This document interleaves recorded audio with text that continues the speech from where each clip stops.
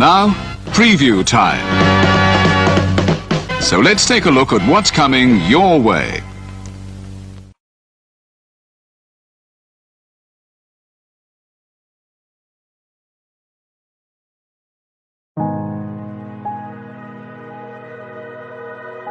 Gary Hebert, the man, the myth, the legend. I was amazed, and I was looking to become a better skater myself, and I wanted to be like Gary. When you look at a guy like this, he's one of the most talented people in his profession. He's been given gifts by God. It can get frustrating at times when you're trying things that, that maybe don't come as quickly to you as other things. And, you never really felt that sense of frustration with Gary. It was always about improvement and positive reinforcement. Was it really the end? Was that head injury really the end? God has called Gary to continue to be a blessing to others and to be a passionate example. My name is Gary Hebert, and this is the World Academy of Hockey, otherwise known as the Inside Edge. I would recommend anybody that have a chance to come to his hockey school. I think it'd be well worth it. It'd be rewarding to all the kids and anyone he coaches, from whether it's an adult, a professional player, to a little kid like a Mike or a Squirt. Gary, from day one, has been instrumental to my hockey career. I started out as a potential Division III player, and Gary brought me single-handedly through high school and into a top Division I prospect. I owe it all to Gary, the biggest legend on and off ice there's ever been. Listen, watch, learn, be confident, and have faith. Those are the answers I was brought to. Yet, I only now am really learning how truly important those 5 things are. Through preparation, through appropriate thoughtfulness and thinking, we can learn to untie the typical knots between our ears that drive us into underachievement and underperformance. And lo and behold, we can learn things to fulfill our God-given potential. Gary has the innate ability to make people not only better players, but better people. The life lessons they learn from Gary are incredible. You can always remember leaving that rink knowing as a player I got better, or I had something to improve on to get better. And I think that's what you excelled on as a coach, is giving us the knowledge to know what we needed to do to get better. There's coaches who know the game, but can you communicate and create passion in your kids and in your players? And Gary's able to do that. Gary's got great knowledge and the great hands, but more importantly, his ability to connect with people and care for them. His communication skills, to me, really stand out and separate him, and that's why he's one of the best, in the world. Gary's a legend. He's a special man.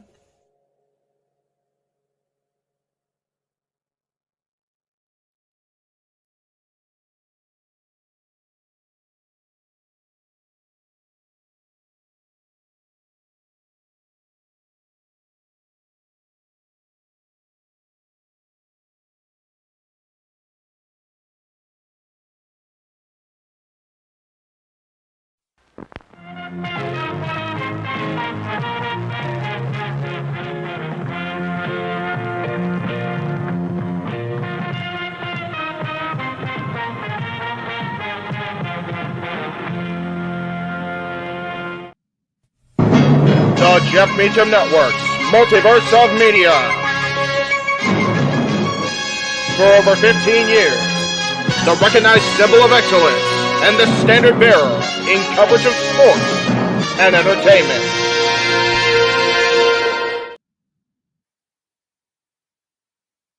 What is going on, everybody? Welcome once again to the Jeff Meacham Live Watch the Event Schedule. Hashtag We Gonna Die for 2024. It's Saturday, April 20th, and you know what that means. And I'm not talking about the stuff that starts with a W, that's green. We are here tonight to bring you coverage, reactions, our takes, and overall our thoughts as we bring you into TNA, back where it all began when TNA was reborn. Welcome to Rebellion.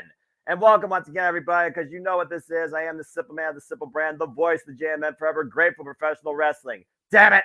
And my name is Noel Foster. And of course, tonight we are here to give you our coverage again, focused tonight strictly on TNA Wrestling, TNA's latest pay-per-view, Rebellion. We ask that you do not provide any spoilers regarding Rampage and Collision Night, as those will probably be watched later. And if you want to dictate the conversation, don't need to dictate super chat, as simple as that. But I never do this alone, despite the fact people think that I can. I think it's always fun with more than one person on the call. So please welcome my color analyst tonight, the renegade of wrestling, JJ Williams.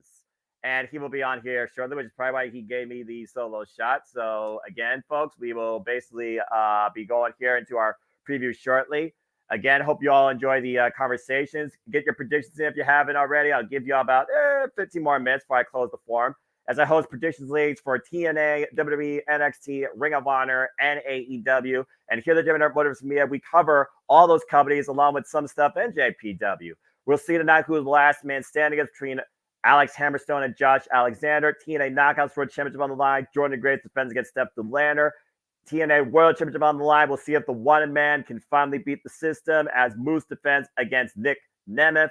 Self-proclaimed king of TNA defends his proverbial crown against the world-class maniac Eric Young. Full Metal Mayhem. We have the Knockouts Tag Team Championships on the line. And I also want to give a shout out to my NOLA commentary correspondent and fellow TNA friend. Please follow her at Raiders of Wrestling, as she is there live at the Palms as we speak. Tatilla, I see you in the chat. And again, my friend, have an incredible time. We'll also see if Joe Henry can put DJ Jazzy Knockoff in his place, as Joe Henry goes one-on-one against Rich Swan with Uncle AJ Francis in the corner.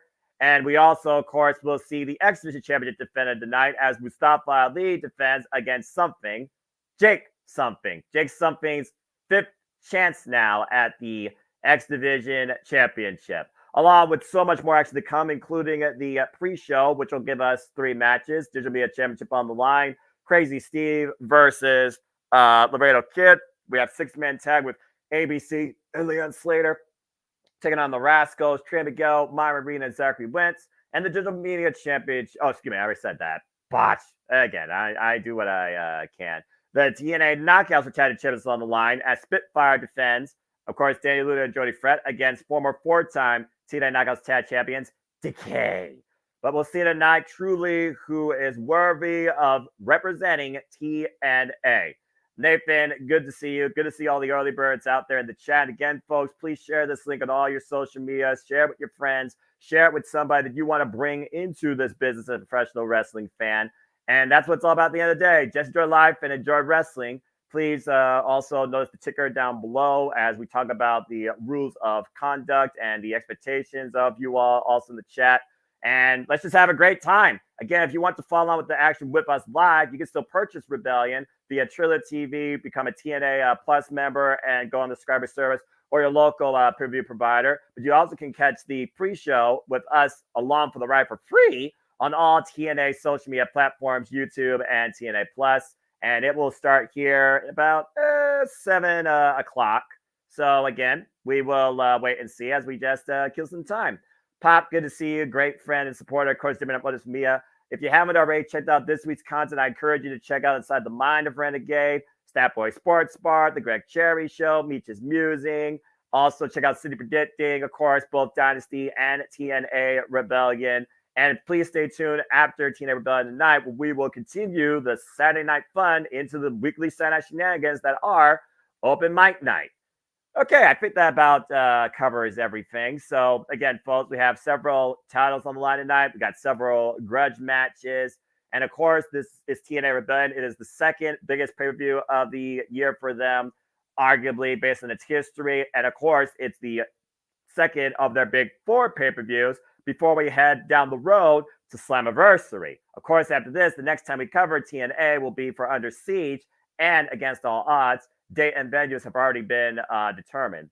In the JMN Live Watch Along event schedule, of course, after we do tonight's TNA presentation, we'll be back here tomorrow covering AEW Dynasty as we get ready for the next WWE PLE, which is Backlash, along with so much more, as I think these are the last shows we're doing for April, pay-per-view PLE level. But, of course, we're also covering NXT with Spring Break-In, so stay tuned for more on that.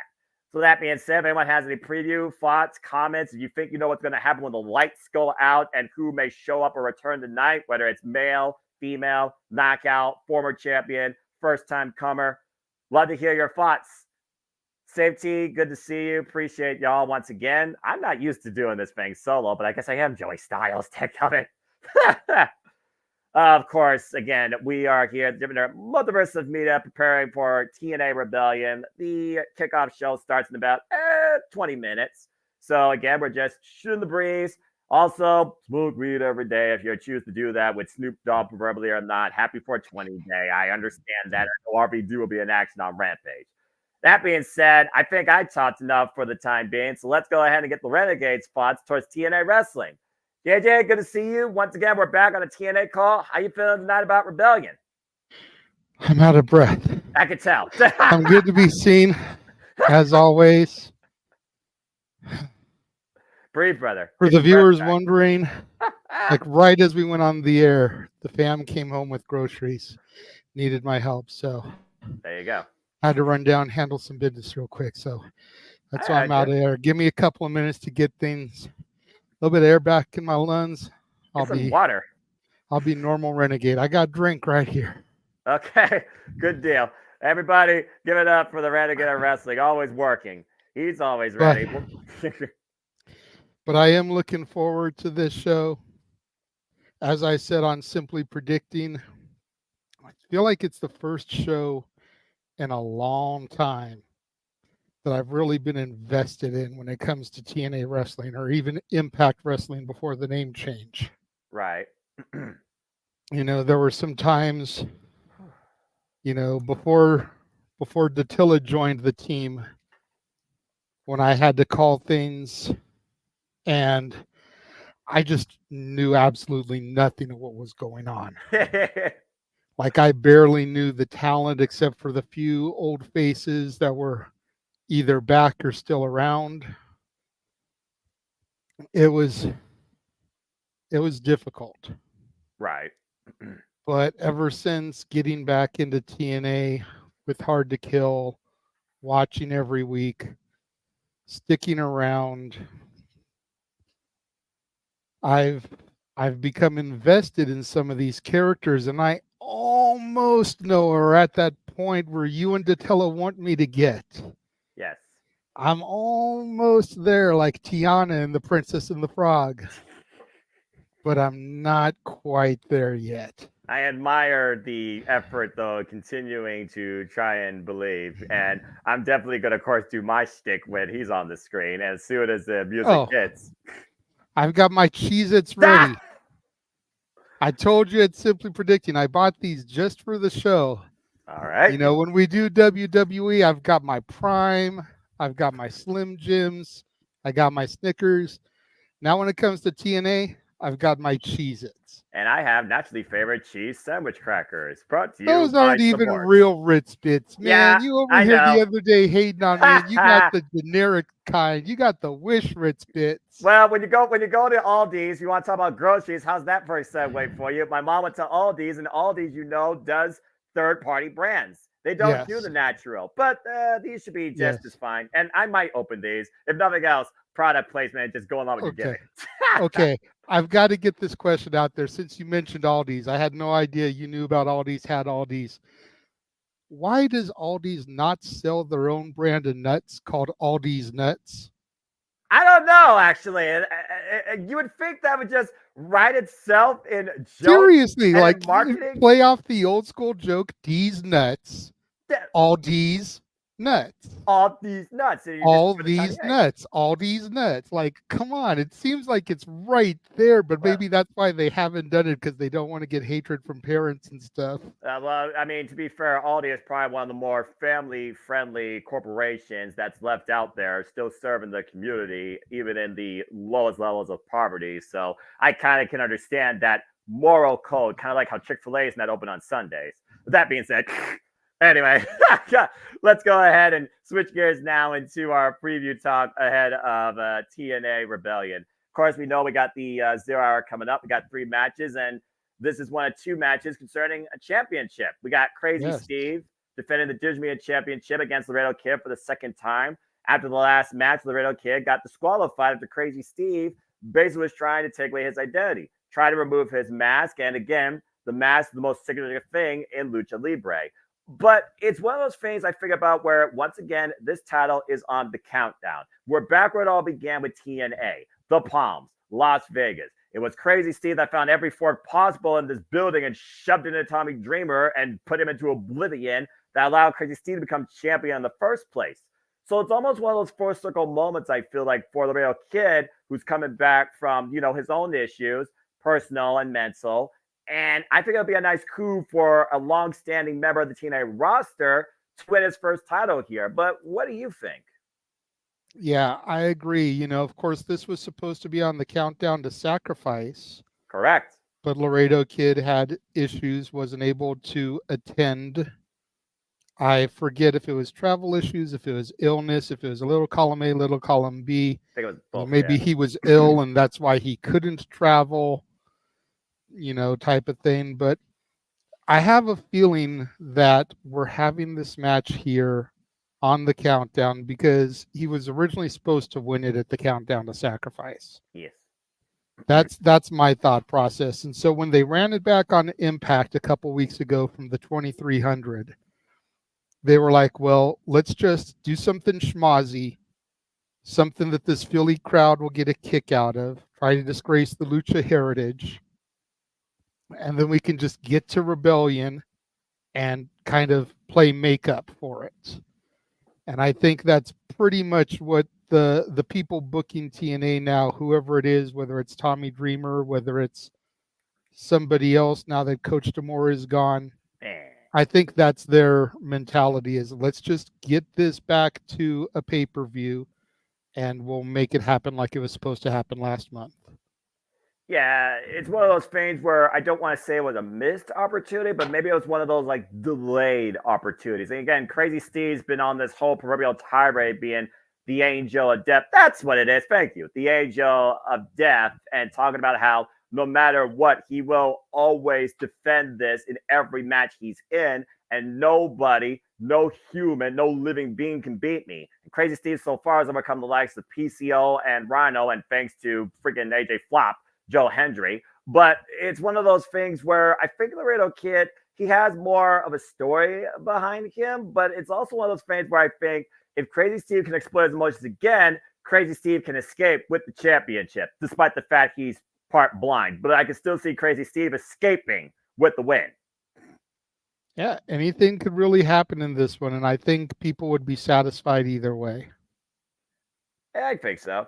All right, what else do we have here on the docket? Oh, here we go. Six-man tag team action. The long-standing rivalry of the ABC versus the Rascals, now accompanied and in full capacity with Myron Reed. ABC title on side Lita Slayer for the first time ever. Great prospect out of the UK that was signed with TNA last year after the Turning Point tour. Of course, ABC and the Rascals no strangers to each other regarding the TNA World Tag Team Championships, the history there, the controversy that they stole them. And of course, the ABC was able to get them back at Bound for Glory against the Rascals. But of course, now they've lost them to the system, and the Rascals have no love lost when it comes to Chris Bay and Ace Austin, both former X Division champions, along Trey Miguel, who's also X Division champion. In fact, Ace Austin and Trey Miguel used to feud over the X Division championship in trios and singles action. Speedball Mike Bailey sometimes played accomplice. But the thing here I look at is team mentality. We looked at lately what Chris Sabin and Ace Austin have been doing. Is it more about the team or is it more about themselves? Is a fallout inevitable? While the Rascals, they're back to their foolish ways, but they're always there for each other, and they do smoke weed every day if you used to see their treehouse gimmick. And now Myron Reed is in play, who used to be, you might know him as Wes Lee, the original set of the Rascals. With the fact that this match truly is a sum of the parts versus parts of the sum, you know the Rascals have a longer experience together and are more of a united front. If Chris Bay and Ace Austin can't get on the same page and Leon Slater had to pick up the slack, that could be the opportunity the Rascals use to exploit to their advantage and get the win here. And the Rascals got a very good chance in this. What's your take?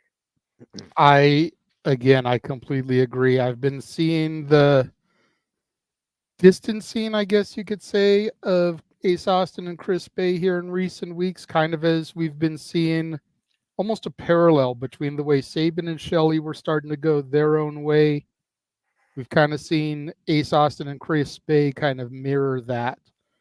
And I could kind of see this being the proverbial nail in the coffin, so to speak, for the ABC. I feel like the Rascals' victory here is as easy as 1, 2, 3. And then they'll smoke weed and celebrate us. It's 420 Day. Happy 420 Day, by the way. Yes, I'm aware of it. Shout out to former TNA World Champion, the whole effing show, Rob Van Dam, and also former member of TNA. But yeah, it's just one of those things where I think right now, like you said, Hard to Kill was the rebirth of TNA. Rebellion is the evolution of TNA without Scott D'Amore in play. And I think a lot of it starts with literally this match right here, where I think a team might go their separate ways. But we'll see. I'm starting to wonder if each of the big four for TNA is going to be at the Palms. If that's going to be like their home base for their big four. Their YouTube shows, the monthly specials, that may be the proverbial traveling circus, if you will. Right. But I'm wondering if they're going to use the Palms as their home base for the big four. You know, I think that would be very smart for them. Agree. They seem to be doing well at the Palms. They seem to be selling good tickets. You know, the next one would be Slammiversary, which would be July. July in Vegas, not exactly the best of times. But then once you get to Bound for Glory in October, things are starting to cool off again. At least 3 of the 4 months are decent weather-wise in Vegas. So, and it's a travel destination. So people that really are into TNA, like yourself, like Dattila, who's there for the second time this year, make that a destination to go see TNA and then mill around the strip and take in the other sites and shows as well. Yeah, and again, it's one of those tourist spots, number one. And I think that kind of is right now how the business is changing, where they're trying to find that centralized spot for their biggest shows or have like a centralized plan. And here's a little bit of a tease for Open Mic Night conversation, folks. The Weekly Saturday Night Shenanigans, hosted by the Renegade JJ Williams. If WWE is truly focused on their big five here in the U.S. by bringing everything else internationally, maybe TNA is following a similar approach where you might necessarily think all the shows might be Canada, U.S. strictly focused, but the big four themselves are centralized at one location where everybody could come and meet up in Las Vegas. It might be a simpler business approach and also might be an easier booking approach for venues and scheduling, avoiding less conflict and maybe knowing what budget to put in, since we know how cheap Anthem is being with TNA Wrestling. So that wouldn't surprise me. And you and I both know that if nothing else happens tonight when the lights go out, we're going to learn where Slammiversary is and when it's going to be. This is fair. On the final thing for the countdown. Yes. The most unique set of women's tag team championships in the business on the Western Front, where truly anything could happen in any match. We, of course, have the former 4-time TNA Knockouts World Tag Team Champions in Decay, Rosemary and Havoc. This combination of Decay are previously holding those titles on 2 occasions, including their surprise return to TNA in this building at Hard to Kill, beating MK Ultra before MK Ultra got it back. And of course, as we saw on our way through No Surrender and to Sacrifice, it was Spitfire, this unique duo that came together, Ultimate X at Hard to Kill, Danny Luna and the Wild Child, Jody Fred, Subculture and the Wild Child, Toronto and the UK, colliding, coexisting. How about that craziness? Spitfire, of course, surprised the hell of all of us, and why Jody Fred endured Masha's wrath for the better part of 3 minutes, a simple schoolgirl and one slight miscommunication, and we have new TNA Knockouts for Tag Team Champions. But Decay have cashed in their one-on-one, contractually obligated rematch since losing to MK Ultra back at No Surrender. So it's one of those things where, again, I would not be surprised to see these titles change hands, but I do see another story developing. Because one, Masha Slamovich has no love lost with particularly one half of these tag team champions after the fallout in the 8-4-1 match regarding the challenger to knock out TNA World Championship. We'll talk about later. But if the system is trying to continue to take stranglehold over TNA, then they need these titles. And at the end of the day, proverbial heel versus face dynamic, you need a face on the other side to contend with. And I also think that sometimes Decay, their dark arts might come back to haunt them. What's your take on this? For this one, it's really simple for me. Number one, I feel like the Knockouts tag titles have hot potatoed way too much lately. I do agree about that. You know, starting to resemble the AEW TNT title before Christian Cage got a hold of it. Stop me when I'm telling lies. No lies detected. You know, the fact that they only have 3, potentially 4 tag teams in the division speaks volumes. They need to let a team run with it for a minute. They need to try to sign and bring in some new talent. And now that there is at least one other female free from WWE, just has 89 days and counting until she can sign, the one, the only Xia Li. Yes. Could be a hell of an addition to the TNA roster and the Knockouts division. But I think we need to keep it with Spitfire. I like Danny Luna. I like Jody Threat. And going back to your point, if we're going to start a thing with potentially Masha and Alicia of the system, got to have it with the baby faces.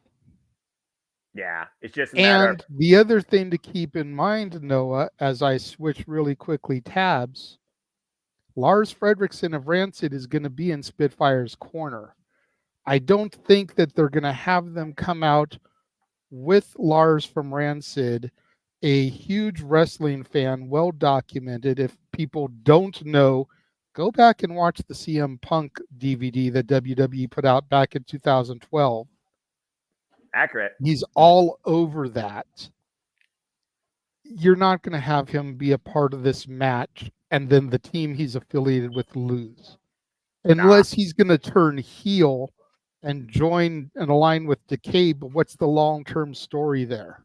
Yeah. You know what I mean? It's like, unless Lars is going to become a legitimate character for a couple of months on TV, I don't see that happening either.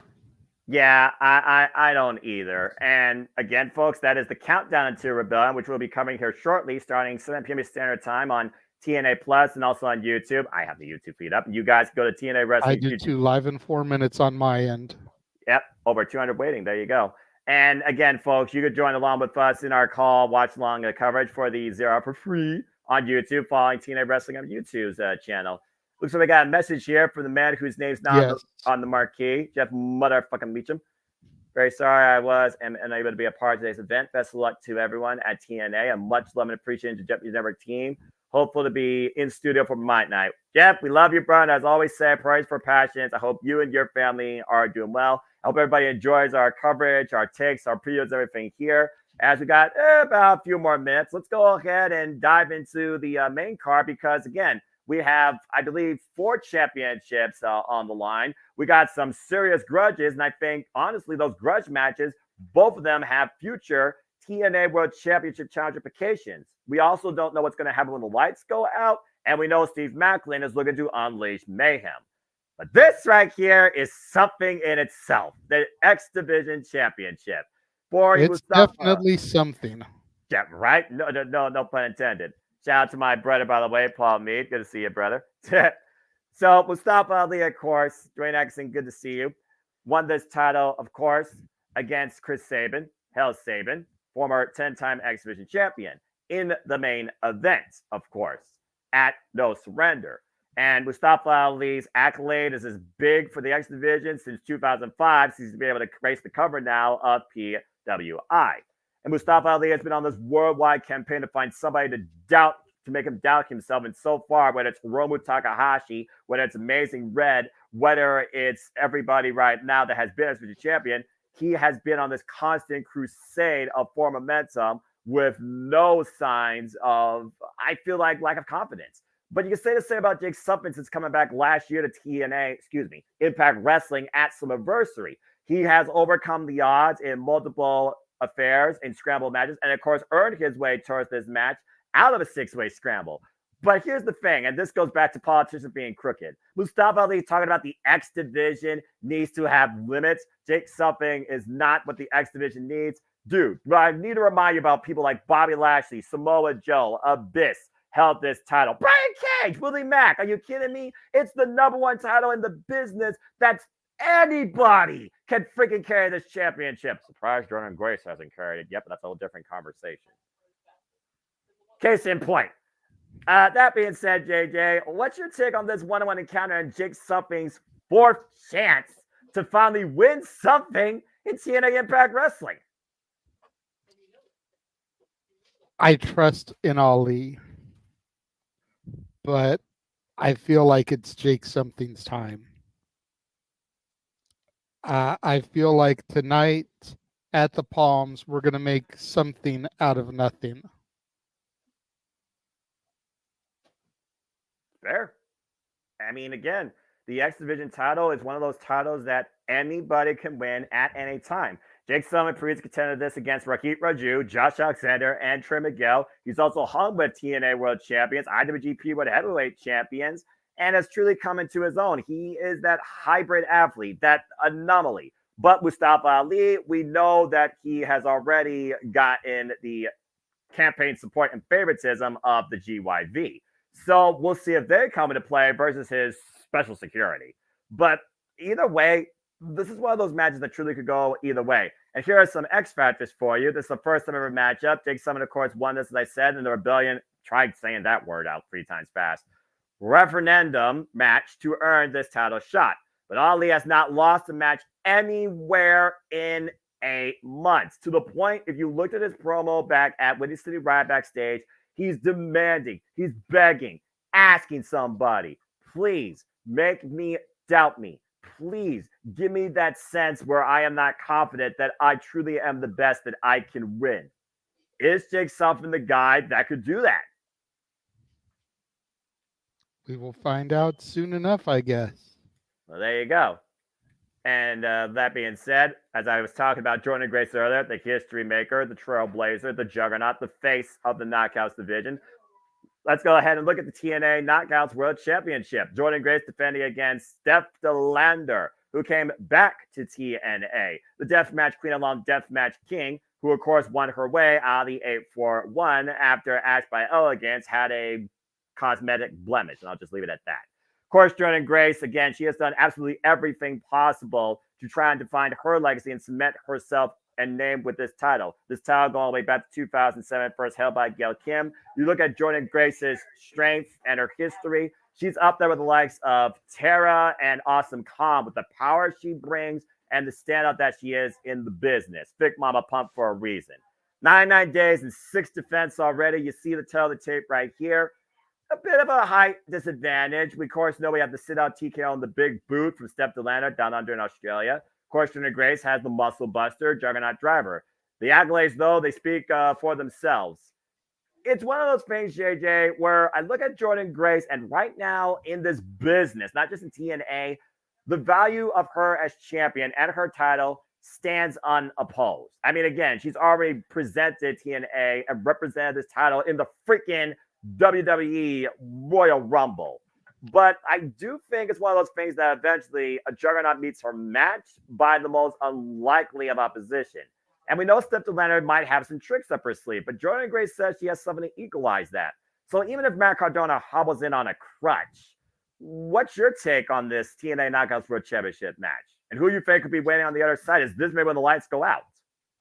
Well, I definitely feel that Jordan Grace is going to walk out of here with the title. I don't see her losing it until probably Slammiversary, if I'm completely being honest.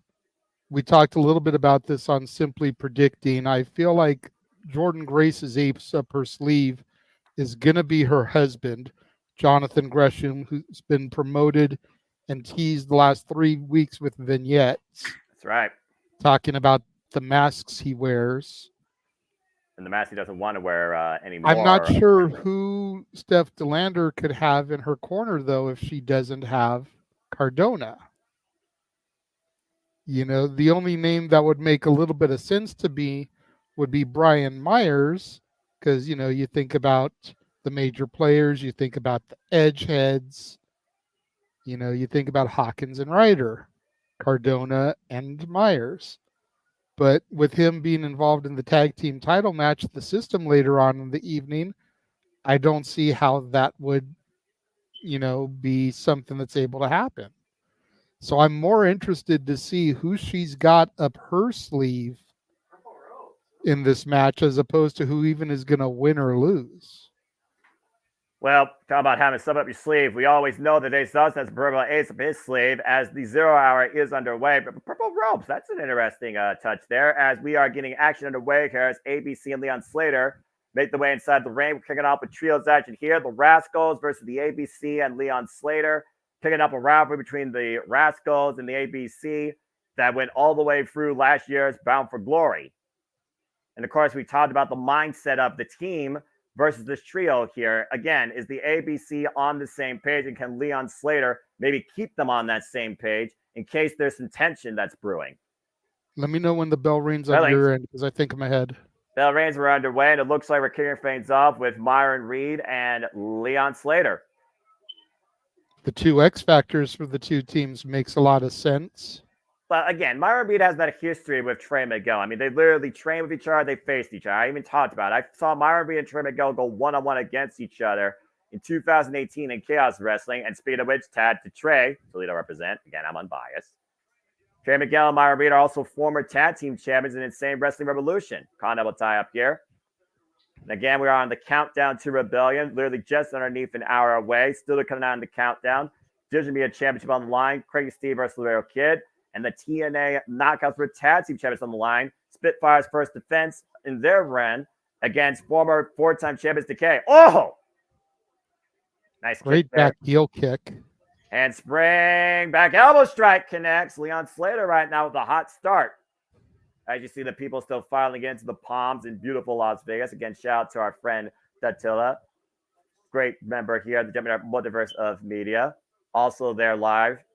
As, of course, they're just continuing to run down this card. You see Trey Miguel take advantage. Tad to Zachary Wentz. And we've really seen Trey Miguel adopt this new attitude of tomfoolery and shenanigans ever since Zachary Wentz came back to Impact Wrestling last year. And it was after Trey Miguel basically lost the X Division Championship. Ooh, not even a cover there. Now a cover. Gets a 1 count. Going for a quick cover again. 1 count again. And Zachary Wentz just continued cover attempts here, JJ. You got to stay on top of it. If nothing else, you're going to make your opponent lose some of their breath, having to continue to push your body weight off of them. Well, again, this is the MO of the Rascals. It's always about getting inside their opponent's head, taking advantage whenever they can. All right, Reed up on the shoulders now as we are 54 minutes and 47 seconds away. Oh, wow! Guillotine leg drop there across the second rope by Myron Reed. Myron Reed right now taking advantage. Nope. Great counter by Ace Austin. Drop toe hold by Myron Reed, a second turnbuckle. And now the tab to Trey. Ace in desperate need to make a tab to either Chris Bailey on Slater. And again, Ace Austin and Trey Miguel used to feud over the X Division Championship. We're looking at 2 former X Division champions here, JJ. Yep. Tag. Tag to Leon Slater. Of course, Leon Slater came onto the scene in Impact Wrestling last year during the Turning Point Tour in the UK. Oh, man. Damn. What a boot in return for that cheap shot attempt. And I keep looking in the crowd, seeing if I see Datilla. Yeah, I'm about to say, I don't see her quite yet. She might be on the hard cap side as he just went face first in the mat. Tag made, Zachary Wentz. Ugh. Standing across the second rope. 7 minutes of Gurry. Cold breaker. Hoisted up by Myron Reed. Oh, man! What a combo there by the Rascals. Cover by West. Look at the near leg and a near fall.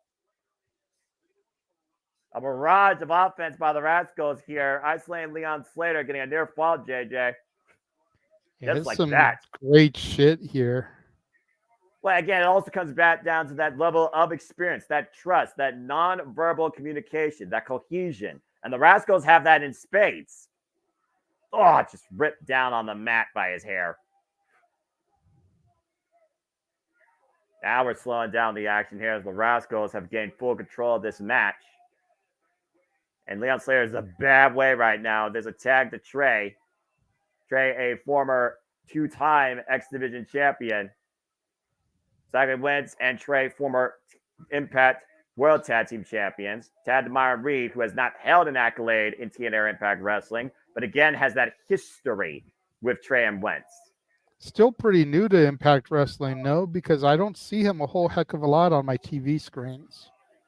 Well, yeah, and it's one of those things where Myron Reed, again, I think the last time we saw him was after Bound for Glory, and he had a match, I believe, with Laredo Kid, who, of course, will challenge Crazy Steve for the Digital Media Championship. Myron Reed pushed off. Leon Slater going for the tag. Credit to Chris Bay. Las Vegas' own Chris Bay, might I add. It was this city where ABC won their first Impact World Tag Team Championships. Tadeusz Austin. Oh! Beautiful kick there, springboarding off the middle rope. Combination now by the ABC. There's the leg trip up. Oh, man. And again, we look at here, you're looking at several individuals of the X Division, several X Division champions right now. ABC isolating Myron Reed, front face lock, hoisting him up. Gets to the head, brainbuster. Cover by Ace. Kick out. Whew. Fast and furious action here, and we're only on the countdown, Noah. Well, you know that all 6 of these men are out to make a statement. You got to think about this again. What does it mean for the winning side? Possible tag challenge, possible X Division challenge. Oh! There goes Leon Slater. He's not part of the picture for the time being. Myron Reed isolated with the ABC. Matrix kip up. Double cutter. Fantastic counter offense here by Myron Reed. And Myron not done yet. Whoa! He's going to fly. And he flew clearing the ring post.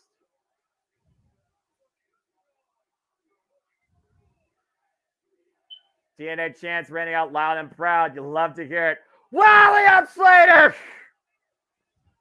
Anything you can do, I can do better. Again, what usmanship, JJ. Only here in TNA.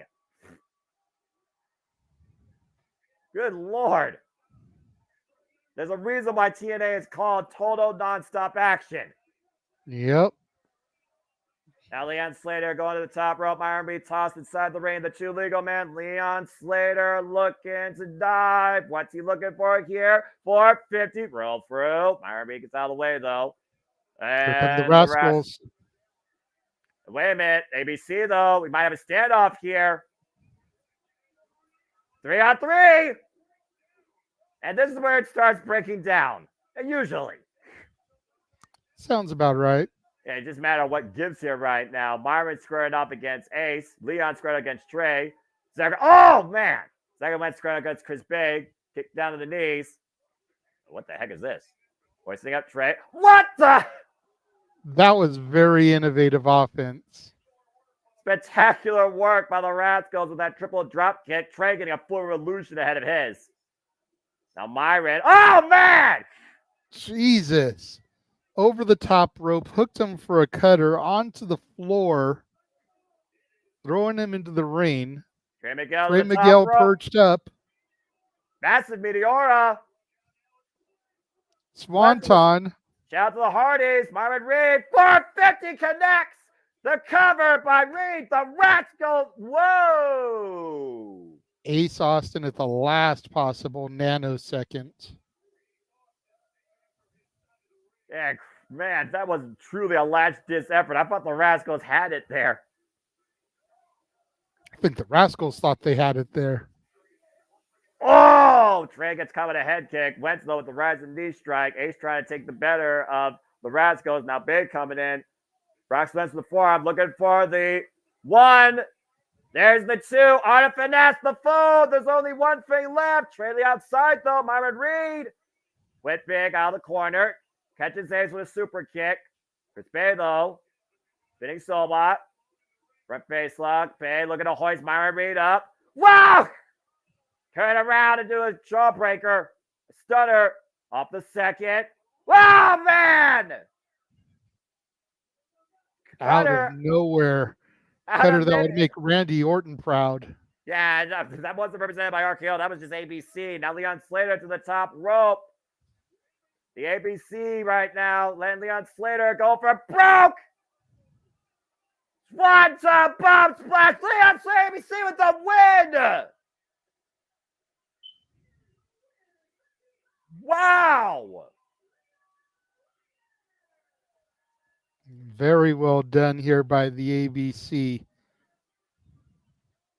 Incredible, fast and furious action in our kickoff here ahead of Rebellion as this unlikely trio comes together for the first time ever and get the win off the established Rascals, Leon Slater and ABC. I wouldn't mind seeing more of these three, JJ. Look at this, by the way. Watch what Leon Slater does.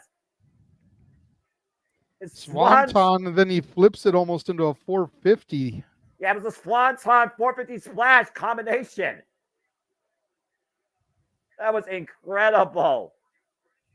We're just scratching the surface again. What TNA is going to offer us here tonight at Rebellion. Congratulations to the ABC and Leon Slater.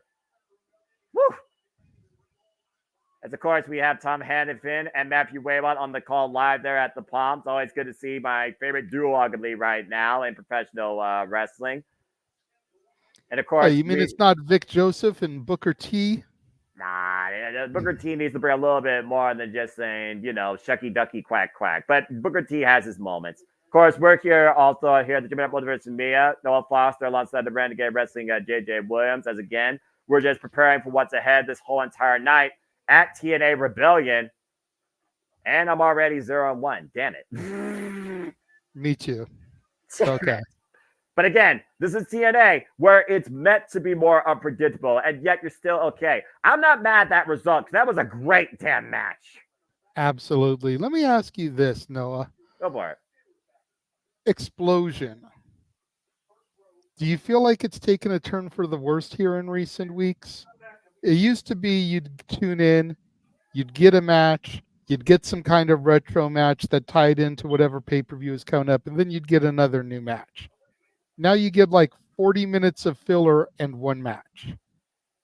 Yeah, it's one of those things where, again, I think it comes down to budgeting TNA Wrestling, which is what Anthem has been doing versus what Scott D'Amore was trying to expand and invest in. Yes, there's one great match, and yes, you get one callback and you get Gia Miller, but besides that, it looked like to me that it's still going to be more than that. I was expecting a knockouts match or another match each week along with the retro and the Gia thing. And now it's like, we're just going to do a random thing from the vault in TNA history that has no context with today's ongoing.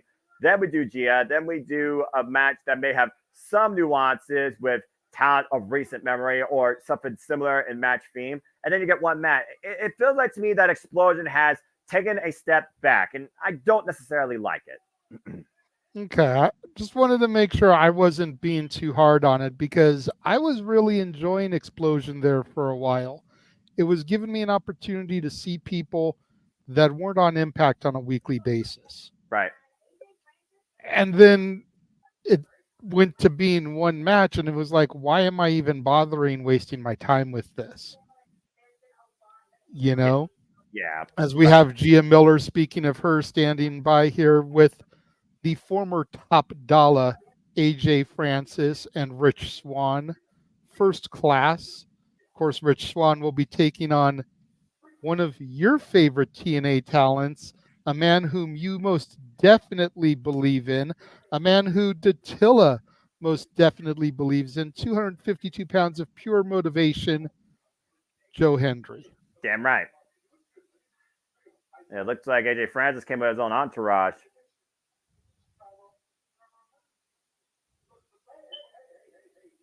Right now, we just got a backstage segment here. I will say this about AJ Francis. I'll stop calling him flop now, since I haven't seen him flop over the top rope yet since coming into TNA. He definitely has, come in from the outside and has made his presence known inside to the point now he's influenced Rich Swann to tag alongside him in this new team called First Class. And Rich Swann kind of has needed a bit of a reset. It has not been a good year lately for Rich Swann. I definitely will say that AJ Francis has improved since coming to TNA. Granted, he hasn't had a whole lot of matches, but the stuff that he's been doing has been a lot better than his matches in Hit Row that I saw.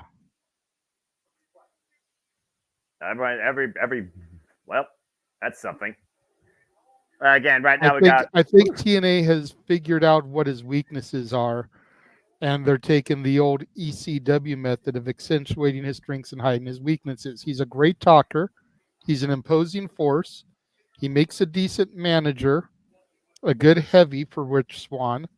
Let Rich Swann do all the dirty work. Let him do all the wrestling. If you need to throw him in a tag match, bring him in, do some heavy power moves, get the tag back out to Rich Swann. Let Swann carry the load. And we'll see if AJ Francis exploits that for his own selfish gain, which I still think at the end of the day, AJ Francis cares about himself. Speaking of care about himself, here's something that we're definitely going to see who truly is a standard or the Iron Man of TNA Wrestling. Of course, last man standing match still to come tonight between Josh Alexander, the walking weapon, and Alex Hammerstone. Of course, this all stems back from where it all began for TNA when Alex Hammerstone basically presented the opportunity to Josh Alexander to face him one-on-one, which later led him to come into TNA Wrestling, officially signed and crossed the line. We saw the fallout, though, after he fought dirty and beat the walking weapon at Sacrifice, taking a very piece of his identity, though Josh Alexander has said that doesn't define him. And while Alex Hammerstone has been using that as a proverbial message and symbol to everybody, Josh Alexander will not be intimidated or be insulted in his own home. We're going to see who truly is the last man standing when this thing's said and done. Last man standing still to come tonight, later tonight, Armored Battle, along with so much more. But coming up next, Crazy Steve defends the Digital Media Championship against Laredo Kid for the second time. The very title that Crazy Steve won here at Hard to Kill, he very well might lose it here tonight. Because this is personal. So what is this? Is this Joe Gacy versus Dragon Lee? Like, what the hell? Well, again, Joe Gacy has his own mental trip, and Crazy Steve, he's just more a guy that literally has lost his mind after Decay fell apart, and they no longer was long by his side. Again, Laredo Kid initially had this title shot, Sacrifice, didn't happen. Title match happened last week at Impact, ended via disqualification, and Crazy Steve's been the TNA champion now for 98 days. I just hope that Crazy Steve doesn't have a fork in his pocket, or they got every fork out of that building. Well, I mean, if Ringo Starr can have a hole in his pocket, why can't Crazy Steve have a fork in his pocket? That's fair. And if you know, and you're my kind of people. Ringo Starr. I've got a hole in me pocket. Yeah, I'm out of the band as well. And again, Laredo Kid talking about this pressure that, of course, he put on himself to deliver here, to follow up on this opportunity to capture his first championship in TNA Wrestling. But, of course, it didn't go his way last time after Crazy Steve literally got inside his head, taking his mask. I feel like Crazy Steve and PCO would be a good tag team. Crazy Steve looking like something out of a modern monster movie, and PCO coming from the classic Universal Monsters era. Yeah, this is a whole different... Throw Khan with them and make it a trios. Well, honestly, Khan needs to do something different, to be fair, after Khan lost that Monsters Ball match, to your point, against PCO at Impact Wrestling just 2 weeks ago. Of course, Crazy Steve, again, has been the Digital Media champion since he won it at Hard to Kill in the Palms in this very building against Tommy Dreamer in the birth of TNA. Christopher Roths, good to see you as well, my friend. Hope you had a fun time at SmackDown last night. And Crazy Steve calls himself the Angel of Death, but he also says that no living being can touch me, can destroy me, can take this title from me. Already, of course, Crazy Steve has overcome Rhino and PCO, to your point. And like I said previously, Laredo Kid, after taking his mask, looking to expose the fraud that Laredo Kid is. To get ready for this match to get underway here. Again, you all can watch along with us before Rebellion hits the airways, or they of your local pay-per-view providers or Trilla TV, or becoming part of TNA Plus. The first of 2 title matches here on our Rebellion kickoff. So nice to be back here in the Ponds. Bell rings are underway. Fast start with the Continental tie-up. Again, he used I don't know how many forks are in that building, but he stuffed Tommy Dreamer with forks and cannonballed him into oblivion. That was ridiculous. It's a casino. There's probably as many forks in that place as there are poker chips.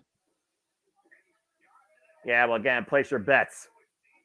Lost the shot. Lost the shot again. The Rail Kid getting the better. Crazy Steve up and over. I know you've been in a casino before, right? Like, think about all the restaurants that are in that building. Oh! Rail Kid with some great forward offense here. Runs up through with the drop kick. Rots Crazy Steve. Now goes for the cover. Hook on the near leg. Far leg, 2 count only. All this pressure the Rail Kid has put on himself right now. He's exhibiting first and foremost here against Crazy Steve. Crazy Steve pushing the Laredo Kid to a different place in his mind, possibly.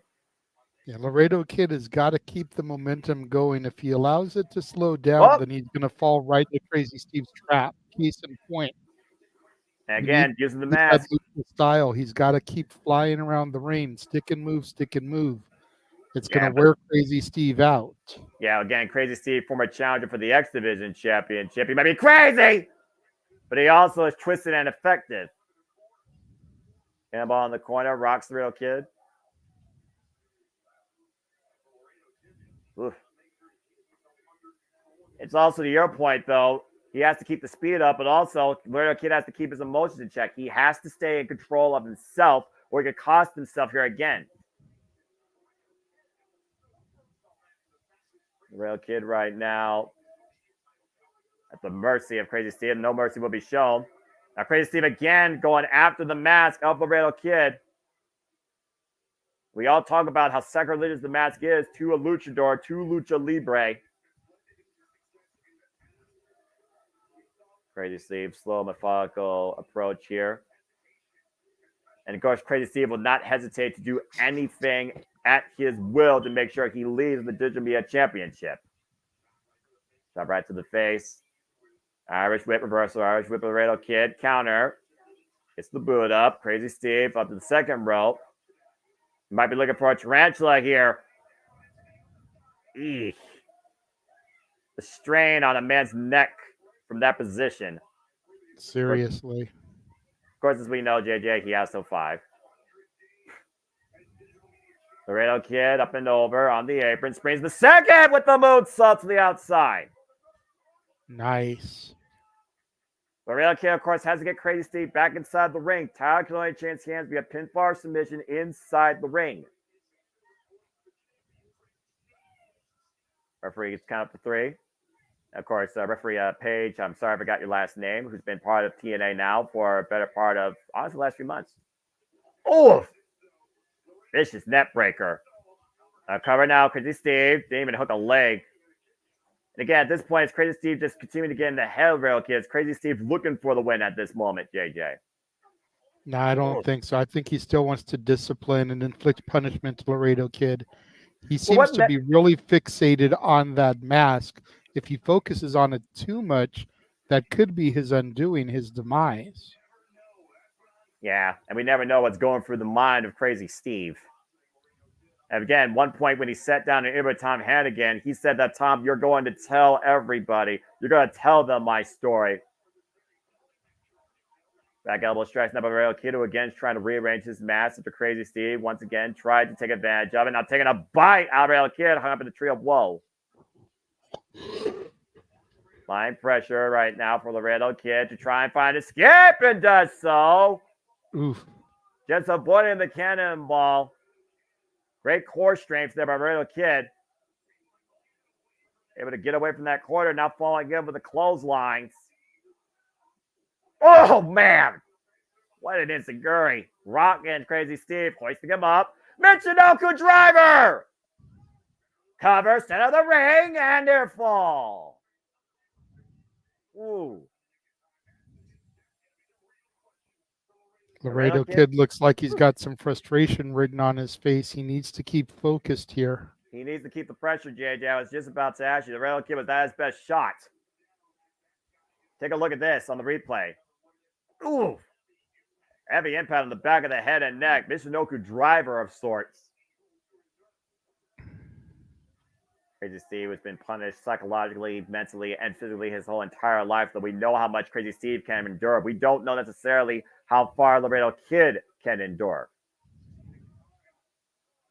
Oh boy. This looks bad.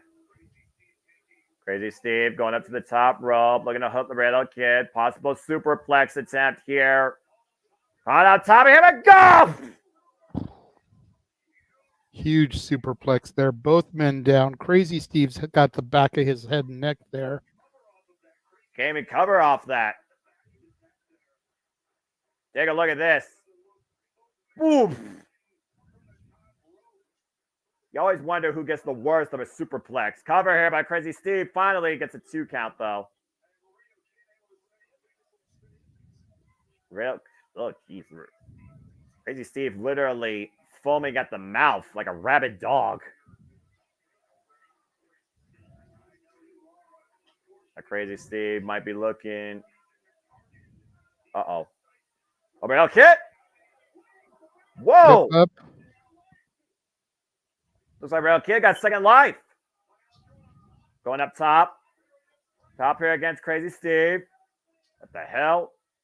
Body shots. And again, going back after the match. Rail Kid having another. Taking a bite out of Crazy Steve. Does his own medicine. Avalanche Spanish Fly. Cover. Laredo Kid has done it.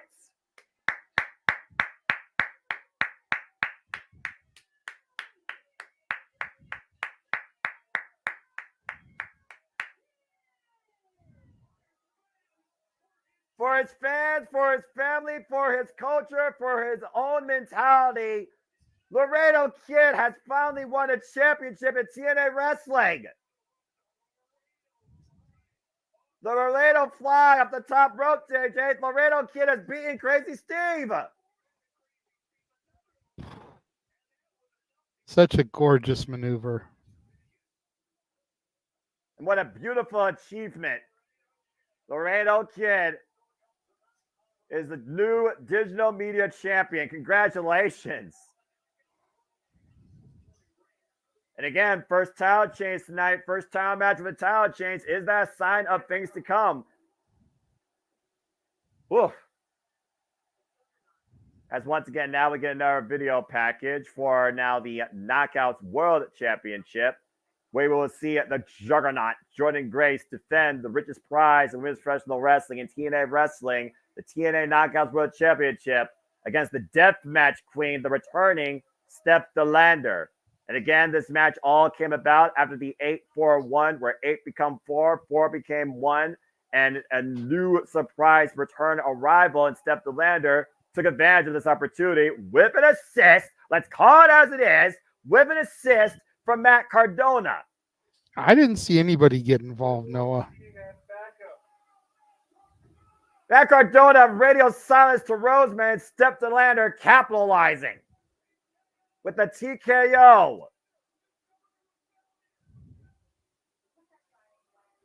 And as usual with contract signings, one person went through the damn table. Why is that almost a thing anymore? Except in, I don't know. It just feels like a proverbial thing to happen. I just want like that tension built, that suspension of disbelief, you know? Not necessarily involving planting somebody through a table.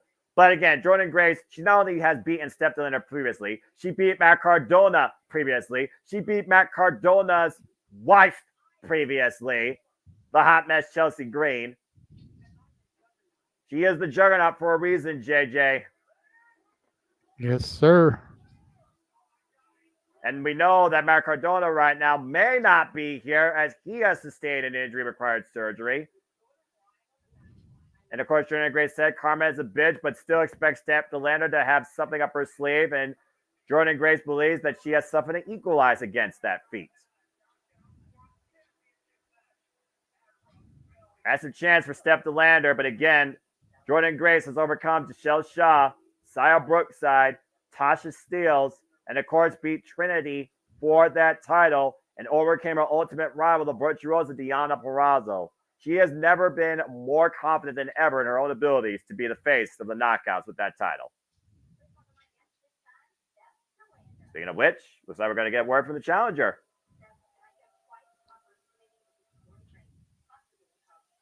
Probably new TNA.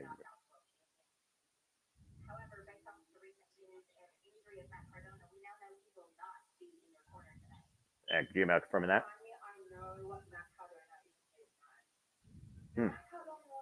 Confirm that. Big Jordan.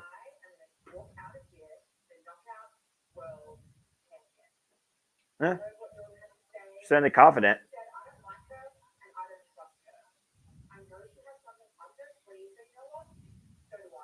Huh? What? All right, up a row. Oh no! Oh no! JJ, Couple of good hands. Your stupid cheesy smile.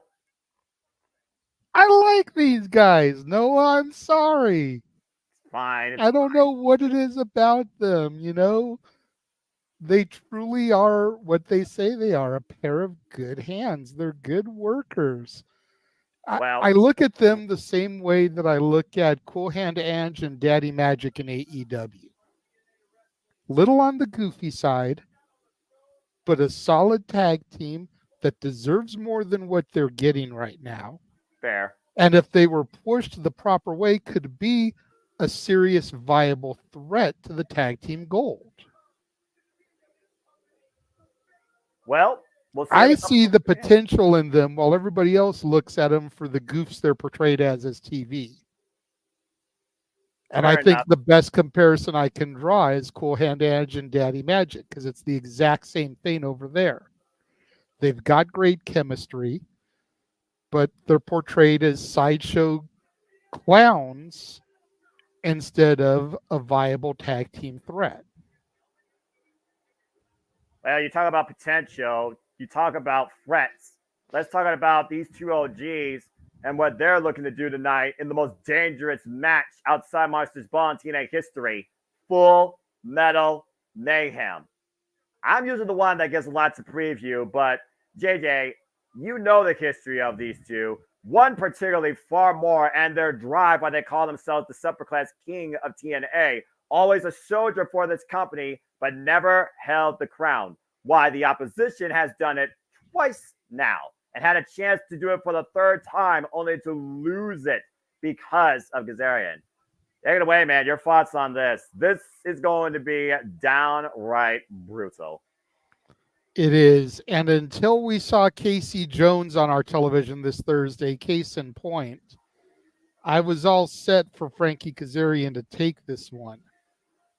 But if EY is willing to go back to this dark place, then who truly knows what can happen here? You know, I am worried for a man that I consider a good acquaintance. I wouldn't call him a friend. I've never known him on that level, but a good acquaintance I feel is a good, you know, way to describe Frankie Kazarian and I. That's fair. Well, there's no good acquaintances here as we get ready for our TNA Knockouts for Tag Team Championships. Decay lost the titles to Sam Kyoja, no surrender. Spitfire Sam Kyoja for the titles at Sacrifice. Still can't believe that happened. And of course, momentum favors the challengers as Rosemary pinned Jody Fred this past week on TNA Impact. Decay looking to become 5-time TNA Knockouts for Tag Team Champions. As all things fall in the darkness, to the returning duo from the undead realm that came back here to this building in Las Vegas at Hard to Kill to earn those titles back in the first place. Jessica Havoc and Rosemary, they are Decay. Oh boy. Of course, Rosemary and Havoc already been through New Orleans, said they basically channeled some dark magic once again and improved on their voodoo. Says that MK Ultra got what they deserved too. And of course, Decay has not had the contractually obligated traditional tag team rematch yet. Santina Morella gave him this opportunity finally tonight ahead of Rebellion. And I look at establishment, I look at experience here. Again, these titles were just won. It's Spitfire's first defense, Spitfire's first time ever as tag team champions. But Decay, again, has done this dance now the previous 4 times. This combination of Decay 2 times previously alone. That's fair. I mean, there's definitely the experience factor there within Decay. But the X factor, and no, not that horrid WWE stable, lies with Spitfire and the fact that they have Lars Fredrickson in their corner. And here come the tag champs. The Wild Child from Toronto, Ontario, Canada, and representing the subculture from across the pond, Jody Fred and Danny Luna, to your point, with Lars Fredrickson. As if they weren't rocking enough as it is.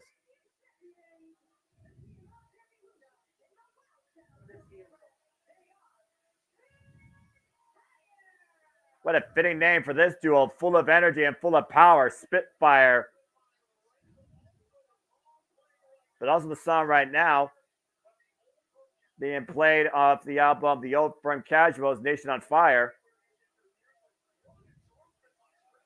What an endorsement, by the way, though, by Fredrickson, though, for the TNA Knockout World Tag Team Champions currently, JJ.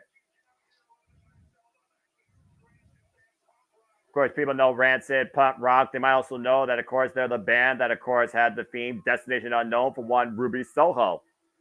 Yes, sir. Jody Fred and Danny Luna, of course, came together after a show of respect and colliding against each other during the Knockouts Ultimate X at Hard to Kill and decided to become a tag team. And a couple of fans in the night with some titles. I like seeing that. There you see those beautiful TNA Knockout World Tag Team Championship straps being held by a referee, Dale Spencer. Okay, so I just confirmed the Old Firm Casuals is another band fronted by Lars Fredrickson himself. I figured he so had that's more than where one. the music tie-in is there. Yep, and of course they are. That is the theme that you just heard, by the way, for the current tag team champions. Bell rings are underway as Rosemary looks to kick things off against Danny Luna, the powerhouse of subculture. And Danny Luna, by the way, is the individual, folks, that beat Alex Windsor for the Rev Pro British Women's Heavyweight Championship. She is the current Rev Pro Women's Champion. Oh! Good explosive power there with the suplex. Danny Luna, though, we didn't really get a chance to see what she could do with this team, though, JJ, after the assault by MK Ultra at Sacrifice. Oh, no! Rosemary looks like she's hungry here. Now, again, what satisfies a demon's appetite? I don't want to know. Looking for a big exploder. Again, counter. Power in favor of champion Spitfire. Like elbow strike, though. Now Rosemary might be looking for her own tarantula. We saw that earlier on from Crazy Steve. Whoa, whoa, whoa, whoa. Oh, hey, he's not a competitor. You leave Fredrickson alone. Just getting into his face there. But you got to figure, as a professional wrestling fan, he's probably eating that up too. So probably. I don't know how punk rock and demons coexist, but that's a whole different conversation. Fireman's carry, pushed up in the ropes, blind tag to Jody Fret. Ooh, good combination. It's one of those things you can tell that Spitfire is still figuring themselves out as a tag team. Cover, lateral press, gets a 2 count.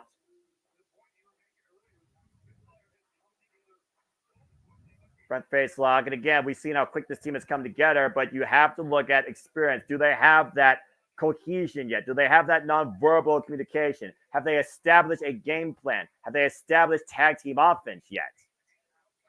Now looking find out in due time. The only way they can really develop that is to stay together and continue to dominate in this division. And right now they're dominating Rosemary. Stalling drop. Virgo suplex. Goes for the cover. Cover by Danny. Gets 2 count.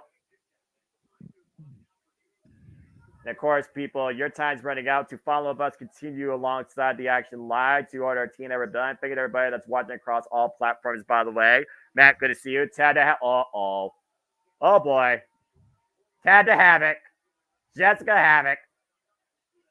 former TNA Knockouts World Champion as well.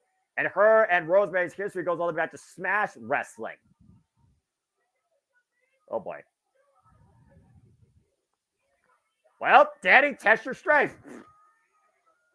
Meeting of the powerhouses here, JJ. Which one gives first?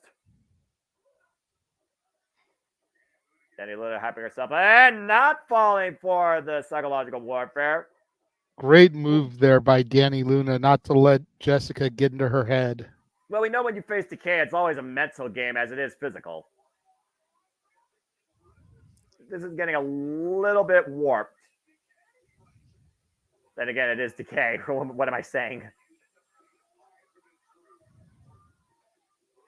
Luna right now trying to get the better of Havoc and Havoc. Oh my God! What a headbutt. Now up in the fireman's carry. Danny Luna in a world of trouble. Firm control with that power drop. Trying to capitalize to win the titles and a kick out. Whew. Only 2. Yes. And there's no 2s in the crowd, which I find disappointing. Jeez! There's a Bull Nakano with that whiplash of the hair, throwing Danny Luna into the corner. Havoc going to follow up. Back elbow strike by Danny. And Danny's got to find a way to neutralize the power of Havoc. Hoisted up again. Fireman's carry. Oh, man! Big Samoan drop. Cover by Havoc. A 2 count. That back body drop was ridiculous. It doesn't get more nasty in this division than Jessica Havoc, possibly. When it comes to her aggressive nature and attitude. Havoc looking for the choke bomb. Danny Luna better counter, though. Takes her down to her knees. And now takes her down completely with the sliding lariat. Danny Luna desperate for a tag right now to Jody Threat, but she's facing the wrong corner. And again, how much does that take out of Danny Luna, though, to just take Havoc off her feet for the time being? Now looking to hoist her up. No way. No way. No way. The suplex. Havoc. Oh! Counter.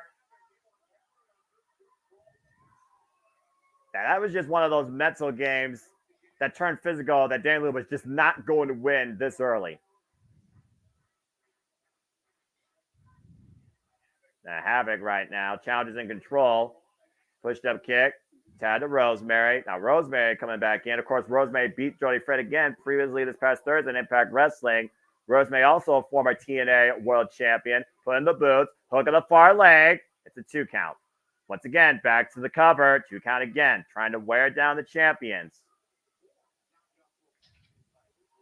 Again, Rosemary and Taya Valkyrie and Havoc Decay themselves have been 4-time TNA Knockouts Tag Team Champions. Nice running kick there by Danny Luna. Has a huge chance. Needs to make the tag. Lars trying to fire up Jody Fret and Spitfire to get back in this match. Spitfire are 23rd TNA Knockouts for Tag Team Champions in this company's history. Tag to Havoc. Tag to Jody. The Wild Child. Former bouncer of the Rebellion Complex. Respected, independent individual from the wrestling scene, trained by Josh Alexander. Takes down Rosemary with a clothesline. Gets a mission. I wouldn't mind seeing this one-on-one. Jody Fret, though. Big boots side of Havoc's head. Havoc rots the second rope. Drop toe hold. Rosemary falls into Havoc. And Butler's Decay stacked up. Now Havoc. Oh, man! 2 for 1 for Jody Fret. German suplex release to Rosemary. And the champions have regained control of this match for the time being. Is she going to get it here onto Havoc too? No way. No way. Havoc's just too strong, JJ. Neither one of these individuals right now are nearly strong enough on their own with Havoc completely Never right now. say never, Noah. Never say never. That's a fair point. Tad made a Danny Luna. Looking for the tope. Oh, brought Havoc a little bit. Now Jody looking to follow up for the tope suicida. And Havoc once again rocked against the barricade. But Havoc is still... If you had never seen the footage 5 million times in your life and were just watching WrestleMania 3 for the very first time, would you be able to imagine Hulk Hogan could body slam Andre? there's no reason either one of these women can't German suplex or vertical suplex Jessica Havoc here. And right now, Rosemary trying to take advantage. Rosemary from the outside. Jody Fred's still a legal competitor, I believe, for her team. And all three women now on the outside of the ring. And what's Jody Fred looking for here out of the corner? Oh, meeting of the minds by Decay. And Jody Fred right now looking to fly off the top rope in Las Vegas. Taking down Decay. Jody Fred right now. Take a look at this, JJ. Jody Fred probably no straight into heights if she's probably been up in the Toronto Needle. Danny Luna still legal. Cover on Havoc. It's a 2 count. Well, I mean, it is 420 day. I'm sure everybody's going to get high at some point during these matches. The Spitfire needs to put pedal to the metal right now. Find that gear needed. Oh, backbreaker by Havoc today, Luna. A spear fall by Rosemary. And a cover by Havoc and Jody saving the title. Brutal no sell there, Noah. That made to Rosemary. Side step by Jody Fred. Jody Fred falling up. Clothesline of Rosemary. Up and over the outside. Fred caught herself, though. And Fred, once again, looking toward the high-risk district. How fitting in the city of sin. Going up to the top turnbuckle. It's Jody Fred. Oh, man. Havoc able to follow up, though. Jody Fred taking a one too many risks. And Havoc, oh, no. From the second rope. Come on, Lars, do something. You're right there. Grab Jessica's boot. Something. Get involved. He is not. What is the sunset? Flip. Powerbomb denied. Danny Luna, though. Hold on now. Wait a minute. Now Havoc caught by Luna and Jody. Oh, look at this. Teamwork Havoc makes up. the dream work. Ah! Massive power bomb by Jessica Havoc. Was that enough here, though, for Spitfire? I forget, it's Rosemary legal or Havoc. I think Rosemary is legal, to your point, Paul. Decay right now. Now look at this. The setup here. Joey Fred, Danny Luna. Go! You asked if they had any tag team maneuvers. And Spitfire with the win off the Fireman's Carry sit-out powerbomb. Spitfire. Looks like they answered your question there. A hell of a first test, by the way, for our still TNA Knockouts Red Tag Team Champions. You see Lars right now endorsing our victors, Spitfire, Danny Luna, and Joey Fred, still TNA Knockouts Red Tag Team Champions. Great action here, concluding right now as we continue our way, counting down to Rebellion. Congratulations to Spitfire. Decay left in the shadows, and Spitfire shines through the darkness tonight and hits the jackpot in Las Vegas. Whew. You can see how much that took out Jody Fred and Danny Luna right there. Big moment for these two, though. Definitely. Masha Slamovic with chain in hand. Again, no love lost against Spitfire or Danny Luna. Wait a minute. There's Alicia Edwards. And it looks like Masha may have taken up Alicia on that offer.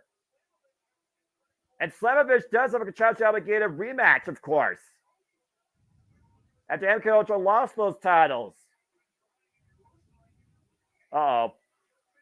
Jody Threat saying, come on, let's go.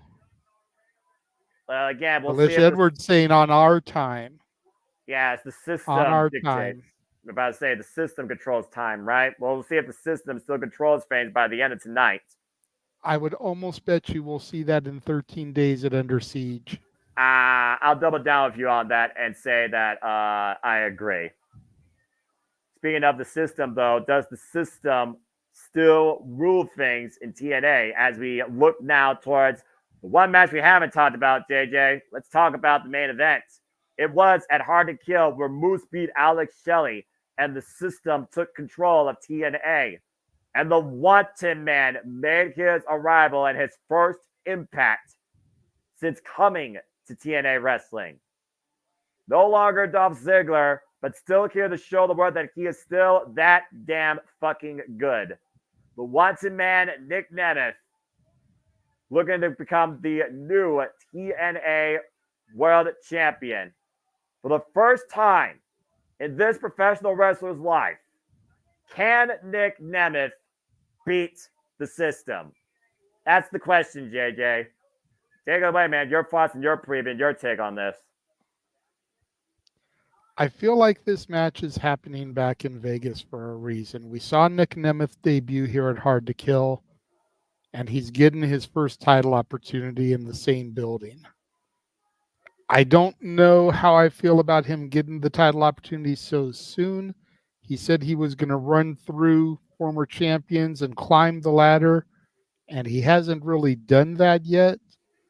But at the same time, he didn't make that call. The people in charge did. That may have been something that was going to be happening under Coach DeMore, and with his removal, the current management may want a recognizable name like Nick Nemeth to be the face of their company. So I see the Wanted Man walking out after collecting the bounty, if you will, and becoming the TNA World Heavyweight Champion. Face of the franchise, the face of TNA versus the Wanted Man, the show off, anything less than perfection in his own warfare. Moose, Nick Nemeth, TNA World Championship. Still to come tonight, our main event. Like you said, huge opportunity. We talked about it before. TNA, Hard to Kill. It was TNA Was Reborn. TNA Rebellion. Do we once again show the world what TNA truly is about and what it can become? Moose of the system, the TNA World Champion, Nick Nemeth, the Wanted Man. Current, might I add, IWGP Global Heavyweight Champion. As we continue to run down the card, again to come tonight, SVG Championship, Mustafa Ali defends against Jake Something. Jake Something looking to show Mustafa Ali there's a reason why this division has no limits. And what the hell? Who the hell is this? Oh, this is ridiculous.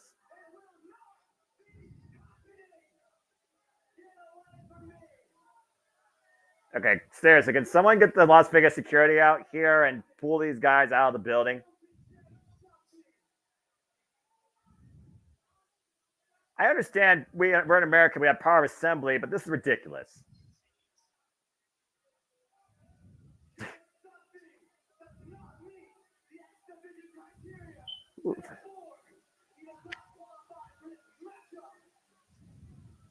How much did Mustafa Ali pay these guys? Not enough, because you know they're going to get demolished by Jake Something. I hope something happens sooner rather than later.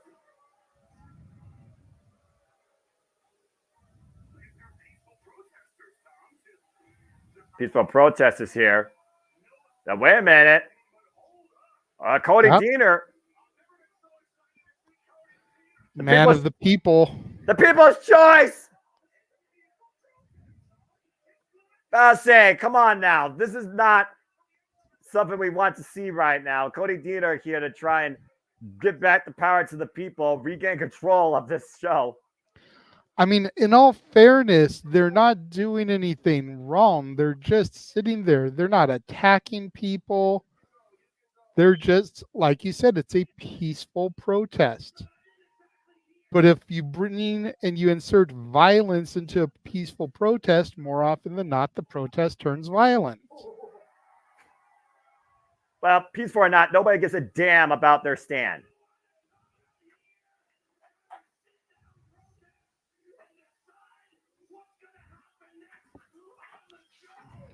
So what happens next in the show?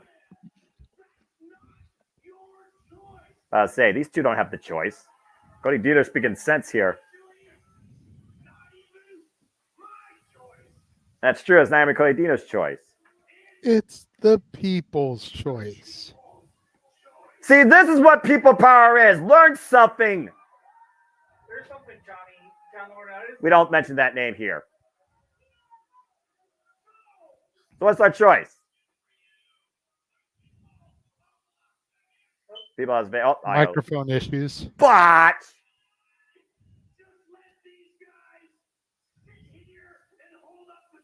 let me answer that question for you. No.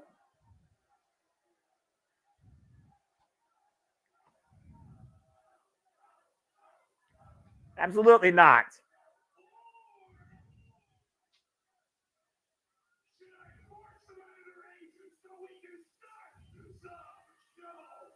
Yes, I say yes. Option B.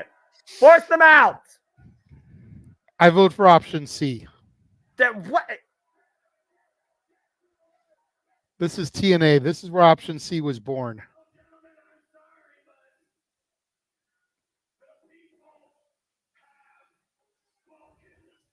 Yes, we've spoken. Get these idiots out of here. Get to the midsection. Cody Dieter, the front face slot to. Uh-oh. Oh, gosh. The Dieter DDT into the nether regions of Protester B. Hell yeah, I'm ready for TNA. Is everyone ready for Rebellion?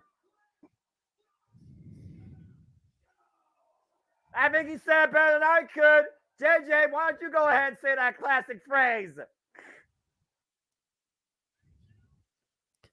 Thank you, Cody. I mean, I do find it a little ironic. Aren't you the one that pointed out that Cody Deaner and Jake something are brothers?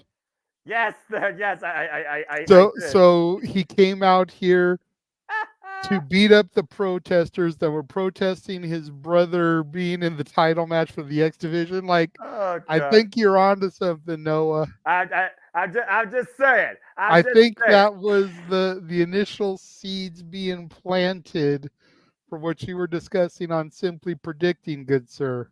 Look, I'm just putting two and two together here. I'm going to kick over to Triller TV now. As we are 15 seconds away from TNA Rebellion taking the airways as we are getting ready for TNA Wrestling. So, ladies and gentlemen, JMN Multiverse of Media, here we freaking go. TNA Rebellion officially starts right now. Oh, this is gonna be fun. Cody Dean is hilarious, by the way. He gives me shade. He gives me vibes of Showtime Eric Young, of being perfectly honest. Black screen, black screen, black screen, black screen. FBI. And this is a warning for those here at JMN Multiverse of Media. Please follow the codes of conduct. If you provide spoilers for any content we do not cover here or try to dictate the conversation without super chatting, you will receive a warning or then you will be banned. Again, if you want to dictate the conversation, super chat. It's as simple as that. Thank you for tuning in to JMN Multiverse of Media. And we will find I just got the FBI warning. Let me know when it goes to black on your screen, because I still have FBI warning on mine. FBI has to be like the biggest. Okay, it went black on mine. So let me know when it goes black on you. That's going to be fun. FBI, FBI, FBI, FBI, FBI, FBI. Black. Welcome to fabulous Las Vegas, Nevada. Guaranteed to answer your question real fast, it's not that he can't be X Division. They're just protesting him because of the size. But the X Division, it's not about weight limits. It's about no limits. That's the way the X Division has always been, going back to TNA's inception in 2002. But because the majority of X Division superstars in history have been what you would consider your classic cruiserweight definition wrestler, they're trying to say that Jake something doesn't meet that criteria and therefore shouldn't be in the division. DJ Asma here apparently playing our national anthem. Oh, okay. TNA giving us a rocking version.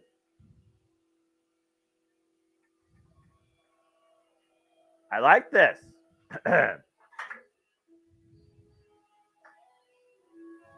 As TNA always does, the alternative way. Good point, Paul. We are not seeing it here because we're not getting copyright strike, folks.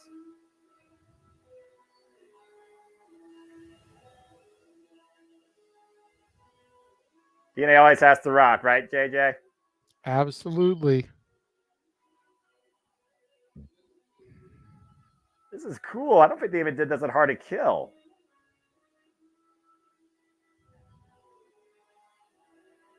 Oh, glory.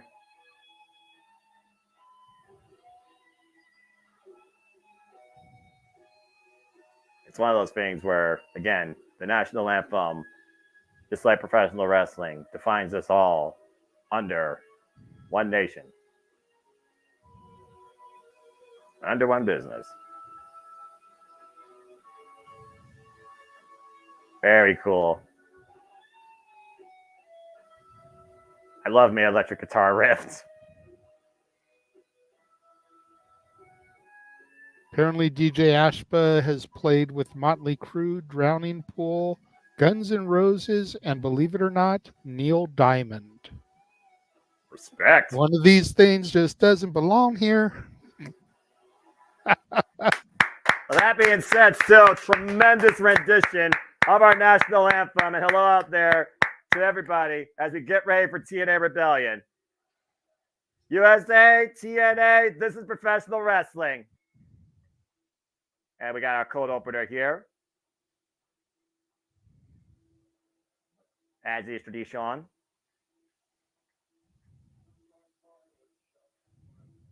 You see the system rolling high.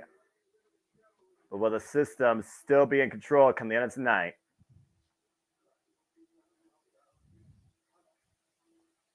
A lot on the line. Yep. X Division Championship, TNA World Tag Team Championships, Knockout World Championship, TNA World Championship. Plus Last Man Standing. Plus Full Metal Mayhem. And what happens when the lights go out? All these things and more will be answered within the next 3 hours of professional wrestling. Damn it. Gotta say, I'm a little bit sad off topic here. I keep seeing the banner in the background as they show the strip for the Beatles Love Show at the Mirage. I've found out here recently that it's going to have its final show July 7th of this year. After damn near 20 years of running as a show, it's lowering its final curtains. So anybody out there that is a Beatles fan that has never seen the Cirque du Soleil Love Show, get your ass to Vegas and see it before July 7th.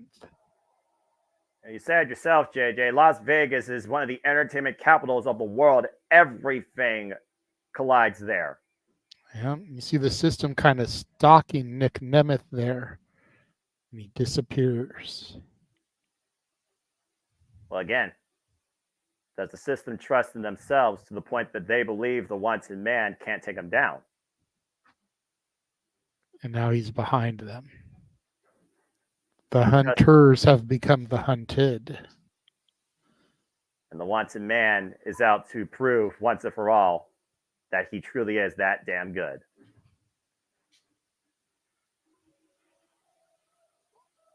Welcome inside the Plows virtually once again, everybody, where TNA was reborn as we continue to evolve here at JMN Multiverse of Media. Live watch event schedule has to be gonna die for 2024. Welcome to the show and welcome again to the second pay-per-view in the TNA wrestling cycle. This is Rebellion. And hello, everybody. My name is Noah Foster, the Samantha brand, the voice jammer for Great Professional Wrestling. Damn it, alongside Renegade JJ Williams as we kick things off now with the X Division Championship. Bring us in, Jay Chung.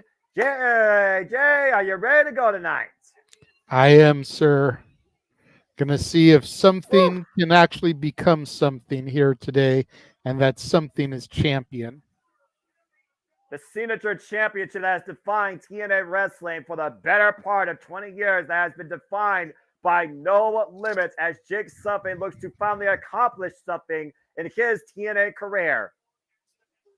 And let's go ahead and take a look at the X Factor that you so ugly put up on the screen so people can already get a look into this. This is a first time ever singles matchup. Jake Something won the Rebellion referendum match to earn this title shot. And Mustafa Ali, though, has not lost a match anywhere in his global campaign in the last 8 months. And hello, everybody, of course, out in the chat. Safety, Darren, Everything Pro Wrestling, Wesley Collin, and all those that are watching here live. We appreciate you. Please like, subscribe, comment, tell a friend if you want to dig the conversation. Go ahead and dictate. Super chat truly is as simple as that. Mustafa Ali, of course, the 105th X Division champion in this company's history. And you see coming out in the Palms Arena here in Las Vegas, the arrival of our X Division champion. Oh boy. I'm definitely going to be keeping my eyes peeled. I don't know if he is there, but knowing that friend of the network, Gino Rivera, lives in New Mexico, and New Mexico is not far from Vegas, I wouldn't be surprised to see him pop up as an extra. So definitely keep your eyes peeled when they do security and stuff like this. See if we see him. And the champ is here, Noah. In Ali, I trust. Mustafa Ali's global campaign has now arrived in TNA Wrestling, where Mustafa Ali made history in the main event at No Surrender, beating Chris Sabin and winning his first singles championship in his illustrious career. Dethroning arguably the greatest. You think about what TNA has done with Mustafa Ali since he's debuted here, and what a complete 180 it is, as opposed to his presentation in WWE. Almost makes you wonder if the recently released Jinder Mahal could have similar success in TNA should he decide to come here once his 90 days is up. And of course, the X Division has defined this company. Like I said, it sets the pace. It really sets what the roster needs to bring. Truly, this title is why TNA has always been the alternative in pro wrestling. Bell reigns, and we're underway. Jake Something, again, this is his 4th chance now going after the X Division Championship in his career after falling short against Rohit Raju, Josh Alexander, and Trey Miguel. And we talked about this before, though, JD. Mustafa Ali, though, is bringing this propaganda that the X Division should have limits. We talked about all the time. You have the original title behind your back, for Pete Eff's sake. This division truly is no limits. Anybody, cruiserweight, heavyweight, middleweight, lightweight, even female at one point almost became, could be the X Division champion. It truly is a title that is defined by if you are worthy to call yourself a champion and you believe in yourself that much. Oh my God. Woo. Whether you have speed, whether you have muscle, whether you have technical skill, it doesn't matter. Anything is valuable in the X Division. Knife edge chop, and that just hurt Mustafa Ali, it seems. Looks like Jake Something's got some kinesio tape there on his upper bicep. Yeah, handshake here. Oh my! Thankfully, it doesn't look like it's his dominant arm, though. Well, still, though, that's still a target. And you and I both know if a wrestler presents a target, their opponent will exploit at some point. Big elbow, forearm shiver. Dropped down by Jake Something. Great agility shown by Jake Something here. Taking Mustafa Ali down. And right now, just literally running through our presidential. Oh, God! Campaign. Jake Something rolling in the early going here, JJ. Back elbow strike. Jake Something falls in, though. Mustafa Ali able to find his way in between the ropes. Oh, big high kick. Mustafa Ali, who's been in the ring with the likes of Amazing Red, Mustafa Ali, Speedball Mike Bailey, Chris Sabin, and so many others across the wrestling landscape in his last 8 months of his unstoppable campaign. Whoa! Single leg drop kick in the corner. Rocks Jake Something and Mustafa Ali looking to follow up. Kick right to the jaw again. Might be looking for the hat trick here. Jake something trying to get back. Oh my God! Turned inside out there by Cover. something. Yeah, that was something of a clothesline for a 2 count. Whew. Let's just talk about this real quick. We talk about no limits. Mustafa Ali said it needs limits. We've had people the likes of Brian Cage, Willie Mack, Bobby Lashley, Abyss, Samoa Joe, who I might add, held the title 5 damn times to find what truly was the limitless potential of the X Division. Whoa! Sent up and over to the floor. Jake something right now looking to capitalize and trying to get breath back in his lungs. Mustafa Ali, of course, hiring the services of the Grizzly Young veterans. Ooh. Ali moves at the right opportunity. Jake something hitting those steel stairs. But again, Mustafa Ali's greatest asset right here might be speed. Oh, man! Catching Jake something with a DDT on the other side of the ring. Great scouting by Mustafa Ali. And of course, we know titles can only change hands via pinfall or submission inside the ring. We've already had one title change tonight, one successful defense. And again, the X Division sets the pace for the entire night. Sliding underneath the turnbuckles, though, Jake Something got caught on the way in and dropped face first to the floor with the DDT. And again, how hard is it to keep Jake Something down? That's also one of those greatest strengths to the resilience of Jake Something. Mustafa Ali rolling in with the net breaker. Jake Something rolling to the outside, though. Great athleticism there by Mustafa Ali. Yeah, great rolling net breaker. And you see Jake Something right now grasping the neck alongside that exposed arm with the knees. Oh, no!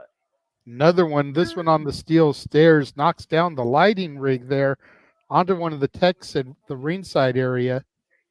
Yeah. Ali, ever the nice guy, making sure she's okay. Yeah, I don't think he cares if Jake Something's okay, though. To your point, that was a rolling net breaker on the steel walkway, the elevated walkway that matches up to the ring along the stage. Mustafa Ali might be looking for a count out here. That might neutralize Jake Something enough.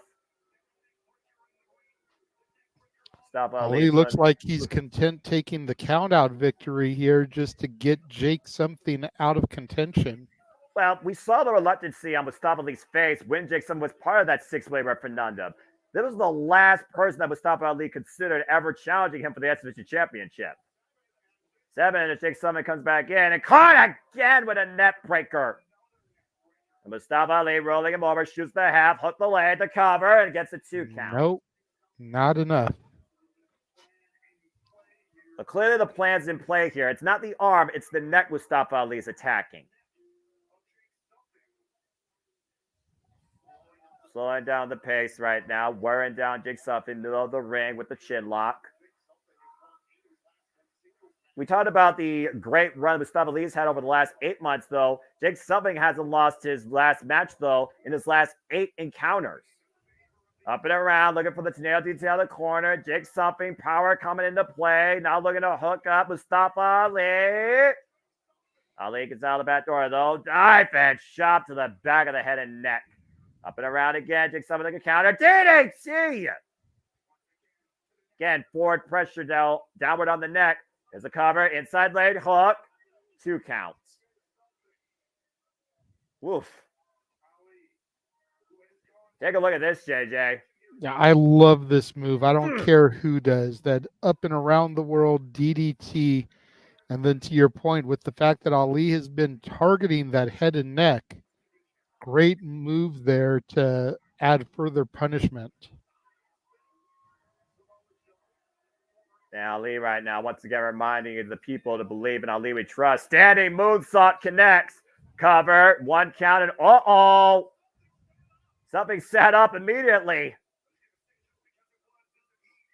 Oof. Up kick, and Jake Something might be feeling something that Ali might be regretting. Jake Something fired up here. Look for the clothesline again. Mustafa Ali. Look to kick over to Harris with Jake Something. Able to counter, though. Hoisting up Ali. Sit out power bomb. Whoa. Curbing the spine of our champion. incredible explosive athleticism demonstrated here by Jake Something, JJ. Look at the way he just bounced. Nice battering ram to Ali in the corner there while we had the play-by-play. And Jake Something, again, looking to follow up here, needs to stay in the driver's seat. New life found for the challenger here. Is fourth time the charm. Just deadlifting Ali like it's nothing. The sheer brute strength has him up on his shoulders, torture rack position. Oh. Backbreaker from the torture rack position. Can Jake Something win the title? No. Ali able to bridge out, but what did that take from him? You notice he collapsed as soon as he bridged out there.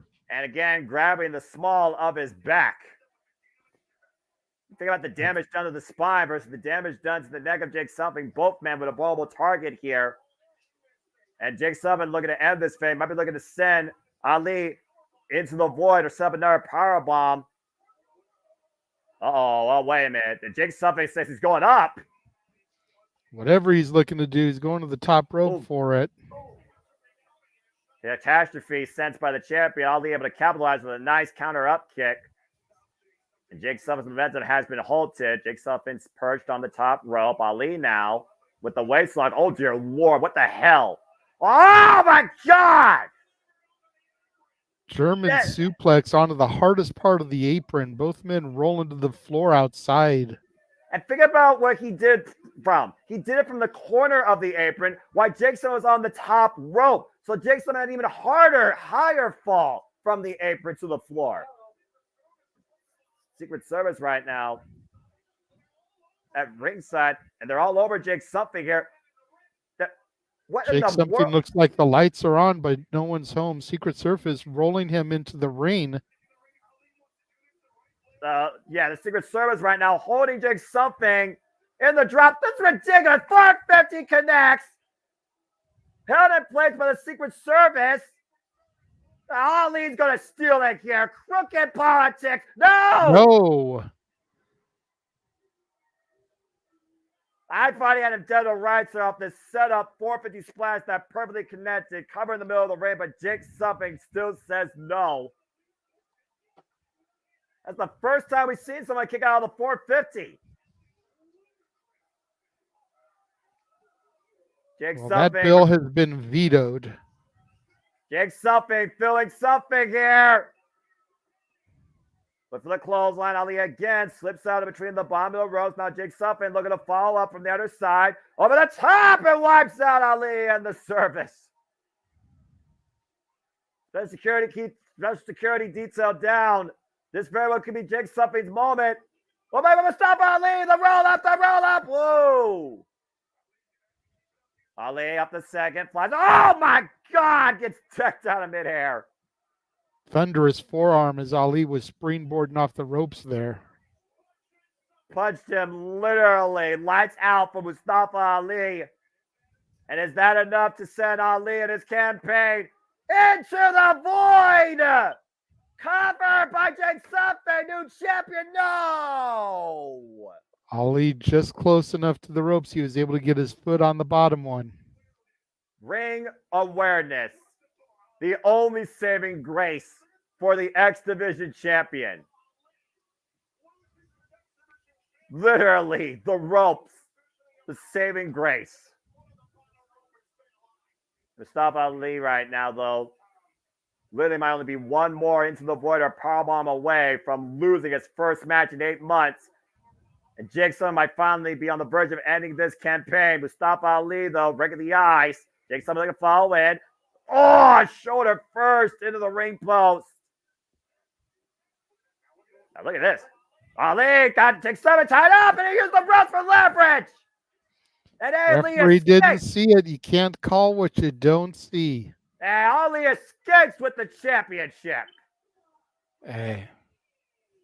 Very smart by Mustafa Ali there, taking the advantage. But you got to figure, Noah, this is not over between these two. Ali knew that he could not beat Something fairly. He had to find a way to escape with the championship. He survived Something tonight. He was lucky to escape with the title. Jake Something denied once again. Mustafa Ali still the X Division champion. But still an incredible contest and showing by Jake Something. And again, I do hope he achieves something soon in TNA. But for now, whether you believe it or not, in Ali we trust. As we have a momentary reprieve here, great opening I thought Jake Something had it. I truly thought Jake Something had it for a moment. That one spot, unawareness to not grab the freaking outside leg, cost something. Damn it. I agree. I thought he had it too. I really thought this was his time. I'm not Jake Something's biggest fan, but just something about the role he had been on as of late made me think that this was going to be his moment. Well, I didn't want Ali to lose, but it felt like it was the right bet. You know what I mean? Like I said, he's only had it for literally 58 days, and that was his third defense. I just didn't think Mustafa Ali was going to lose this soon in my mind, but in my heart, I kind of wanted to see Jake Something had his moment. And again, Cody Deaner, not involved. If Cody Deaner was there, People's Choice probably would have been the difference maker. And again, shout out to our friend Attila that's there live, sending me some pictures that she had there. And we'll definitely share those later. As of course, we are here with you guys all night through Saturday night covering TNA Rebellion. And of course, we'll transition into Open Mic Night. Again, JJ and I are happy to bring you all in tune with all things wrestling, all things Festival Wrestling here as part of the JMN Live Watch event schedule. Thank you all for tuning in. Thank you to everybody that's tuning in across all platforms. Appreciate you all in the chat. And again, if you want to get the conversation, go ahead and to Castellini Studios. Super chat, simple as that. Of course, Impact Wrestling, TNA Wrestling, being presented in many different languages, many different platforms all over the world. French commentary also on standby as we get ready for our next match here. And wow, we're going with this one already? Talk about it, JJ. Oh, no. Okay, they're just running through the card. That's fair. I was going to say, man, that would too be soon to shocking. be doing that.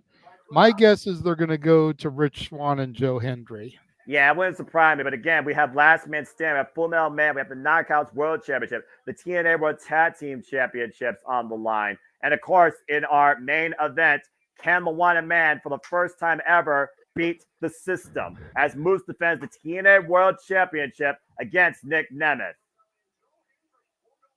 But coming up here shortly, Joe Hendry will go one-on-one with DJ Jazzy Castoff, Rich Swann, who's in his corner, AJ Francis. Of course, this all stemmed from AJ Francis coming in from the outside 3 months ago. Oh, man. Of course, right, we saw this video package before. Of course, you all know the story. AJ Francis arrived in TNA, and Joe Hendry welcomed him and reminded him exactly who he is. Also gave us the greatest parody rendition of I Am since I can remember. Once again, reminding AJ Francis who he truly is. But Rich Swann was a guy that didn't buy into AJ Francis's hype. Talking about he was first class and going alongside him, you have a seat alongside me. For a little while, it felt like Rich Swann and Joe Hendry, they were on the same page. But if you look at Rich Swann's run lately, a lot of what AJ Francis has said has spoken true. Ever since Rich Swann lost against one of the good hands even, and felt that Joe Hendry took his last winning moment from him, Rich Swann finally snapped and turned his back on what I thought was a former friend and found different motivation alongside AJ Francis. Oh, man, this still annoys me. Not going to lie, this guy, this team, it still annoys me, but the fun that Joe Hendry has had at their expense has thoroughly entertained me. I mean, the Fresh Prince of Bel-Air parody that he did a couple weeks ago was just priceless. Genius. Freaking genius. I'm just waiting for AJ Francis to DJ Jazzy throw Rich Swann. That's all I'm waiting on. Seriously. AJ! I love this guy. He's brilliant. Swann going he is quite entertaining. Exactly. Come on. How do you not like that smile?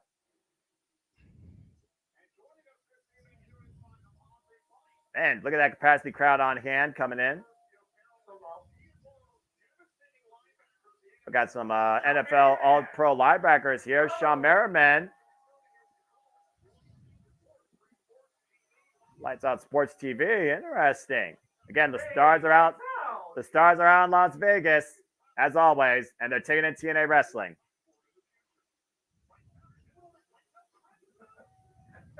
Oh, Lord.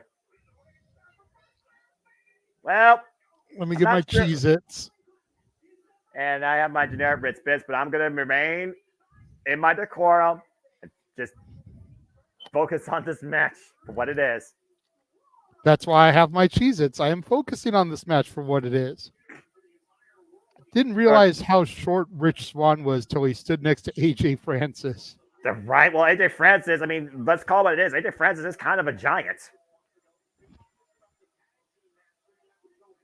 Okay, and Rich Swann says not just about the tag team match with Joe Hammy, it's about Rich Swann's latest run in TNA Wrestling. Let's not forget, JJ, Rich Swann was involved in the very first match in the rebirth of TNA against Steve Macklin, and he lost. To my knowledge, I don't think Rich Swann has won a match yet in TNA.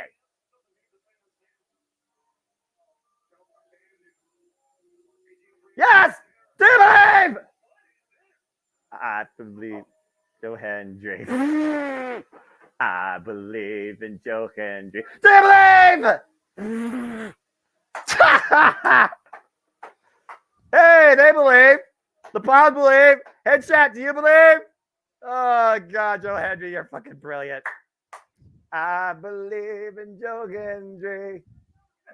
Oh, man. This is the greatest video I've ever seen. God damn it. Hey, that's the most talented Rich Swann AJ friends ever looked together. Look at the masses being swayed by the motivational one himself. Joe Henry has arrived at Rebellion. Oh, man. Oh. By the way, Joe Henry's theme song, I Believe in Joe Henry, will soon be released across all music providers. So if you want to get more motivation in your life, be sure to pick up that track. Let's hear it from the man himself. Oh, God, Joe Hendry. We believe.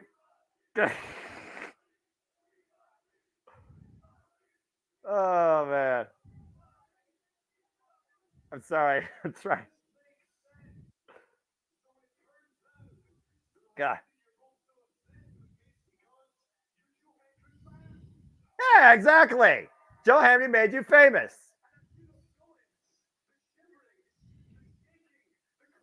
The quivering.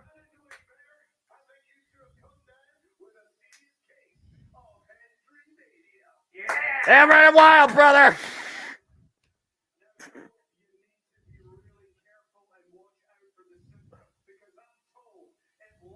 I'm confused.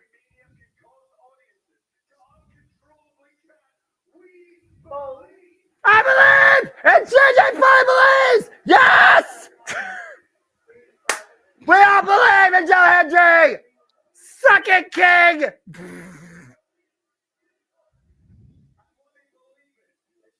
Oh, God. Pure motivation. Answer all life problems. Hendry! What's up, Cleaver? Good to see you. Oh, man. I'll be sending the link out for open mic night tonight as soon as this goes off the air, so probably around 11 p.m. your time. Just watch your Facebook messages for it, brother. All right, as we get back to the match, Joe Hendry and Rich Swann right now. First, remember, 1-on-1 encounter. Ooh. Rich Swann, former X Division champion, former TNA World Champion. Joe Hendry, longest reigning digital media champion. And Rich Swann using speed right now to his advantage, but the strength of the motivational one, local hero in play. Hoisted up in the fireman's carry. Up in the military press, the trust fall to Rich Swann. Early advantage right now going to Joe Hendry, JJ. Oh, my gosh. That is the best use of AI I've ever seen.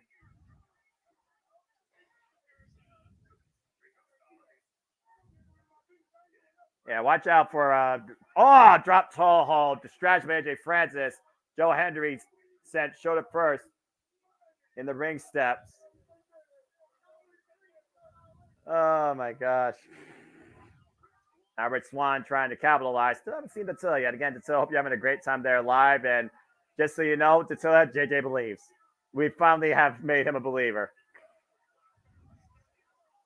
Oh my gosh. Rich Swan right now taking advantage of Joe Hendry on the outside here. I'm trying to do my job and I'm still laughing. I'm sorry. I know. It's fine, Noah. It's okay to give in every now and again. Yeah. And it's not like this is Full Metal Mayhem. It's not like this is Last Man Standing. If there's any match on this card where you can have a bit of a sense of humor and get the haha, it's this match. But again, with Joe Hendry, I mean, it's all the motivation, the happiness that you need as a fan of professional wrestling. A Spinal Tap up to that cheap shot by AJ Francis, though. Rich Swann back in control.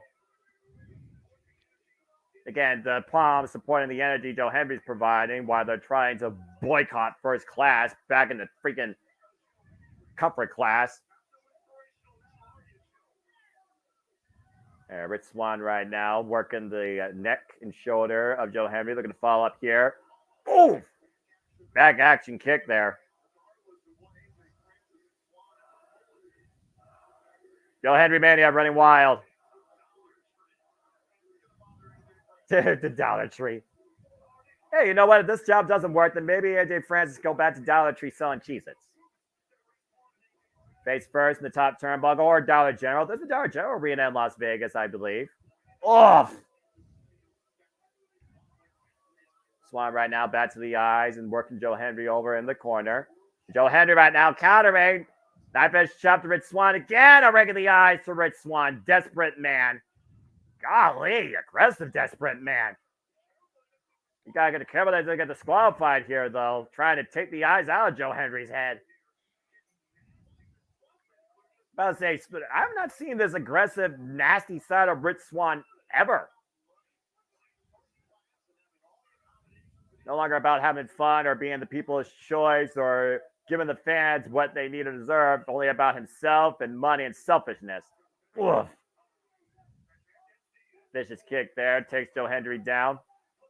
Rich Swann more jaw jacking. Again, going back after the eyes. Referee gets some control here. Joe Hendry, of course, previously had encounters with the likes of Moose at, of course, TNA.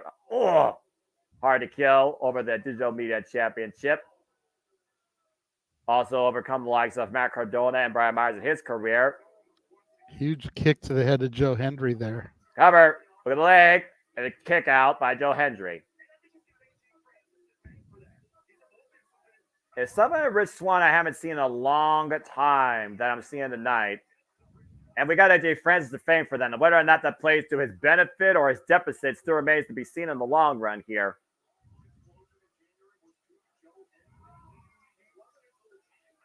And right now, Joe Hendry braced up against Rich Swann, hyperextending the arms and pushing his knee into the lower back of the motivational one. People, though, believe in Joe Hendry trying to get him back in this. Now Rich Swann transitioning into the chin lock, front face lock. Oh, a guillotine attempt here, possibly.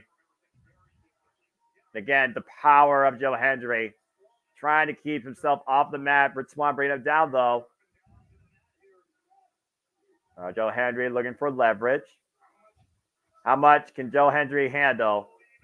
How much do you believe in Joe Hendry, Palms and TNA and JMN Multiverse of Media? Now Hendry, able to turn that around. Good breakaway moment here.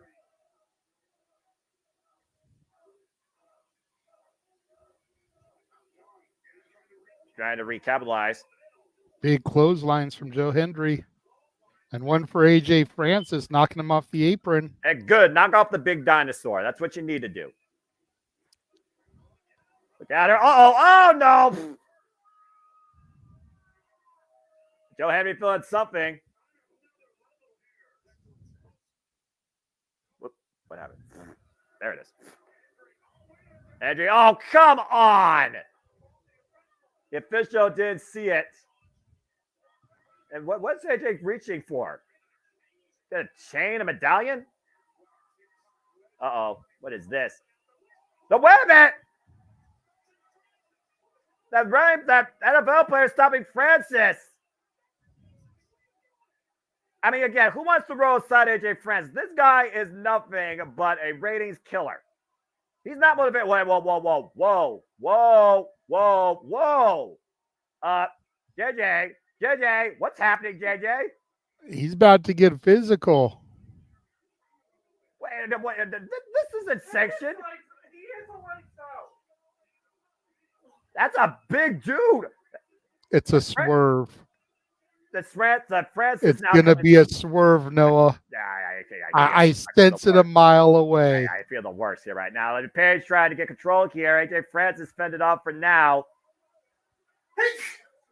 And Joe Hendry right now just trying to get back up to his feet.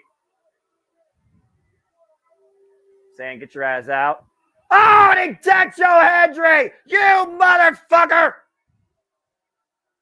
Saw that coming a mile away. Bullshit!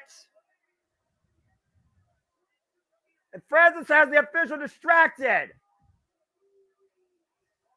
Now look at Rich Swann going up to the top rope, trying to take advantage. Can't do anything on your own. Big frog splash.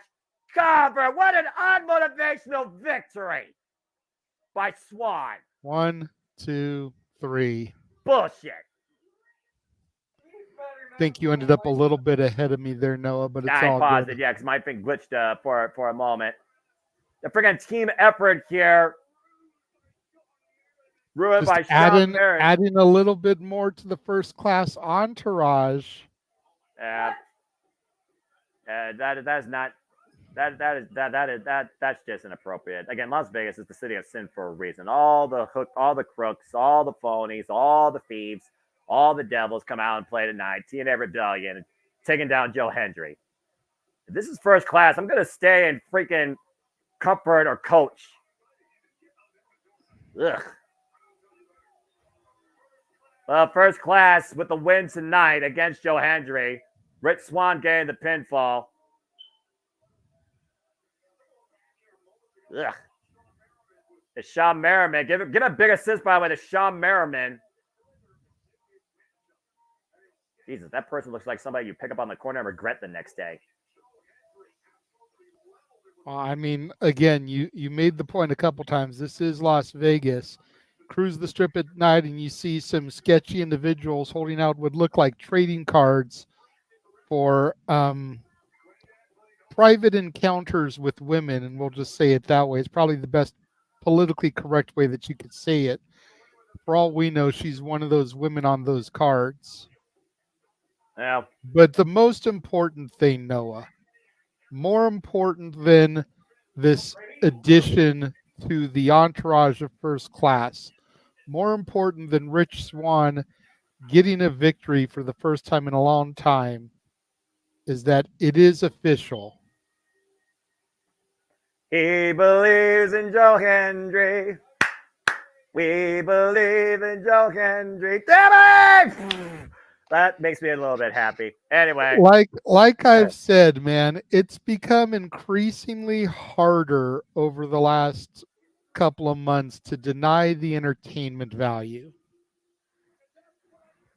Right. Whether I full on believe everything he's selling or not, that's still a little bit questionable, but I cannot deny the fact that when he comes on the TV, I don't shudder and cringe. I actually perk up and get a smile on my face, and I feel like that's enough.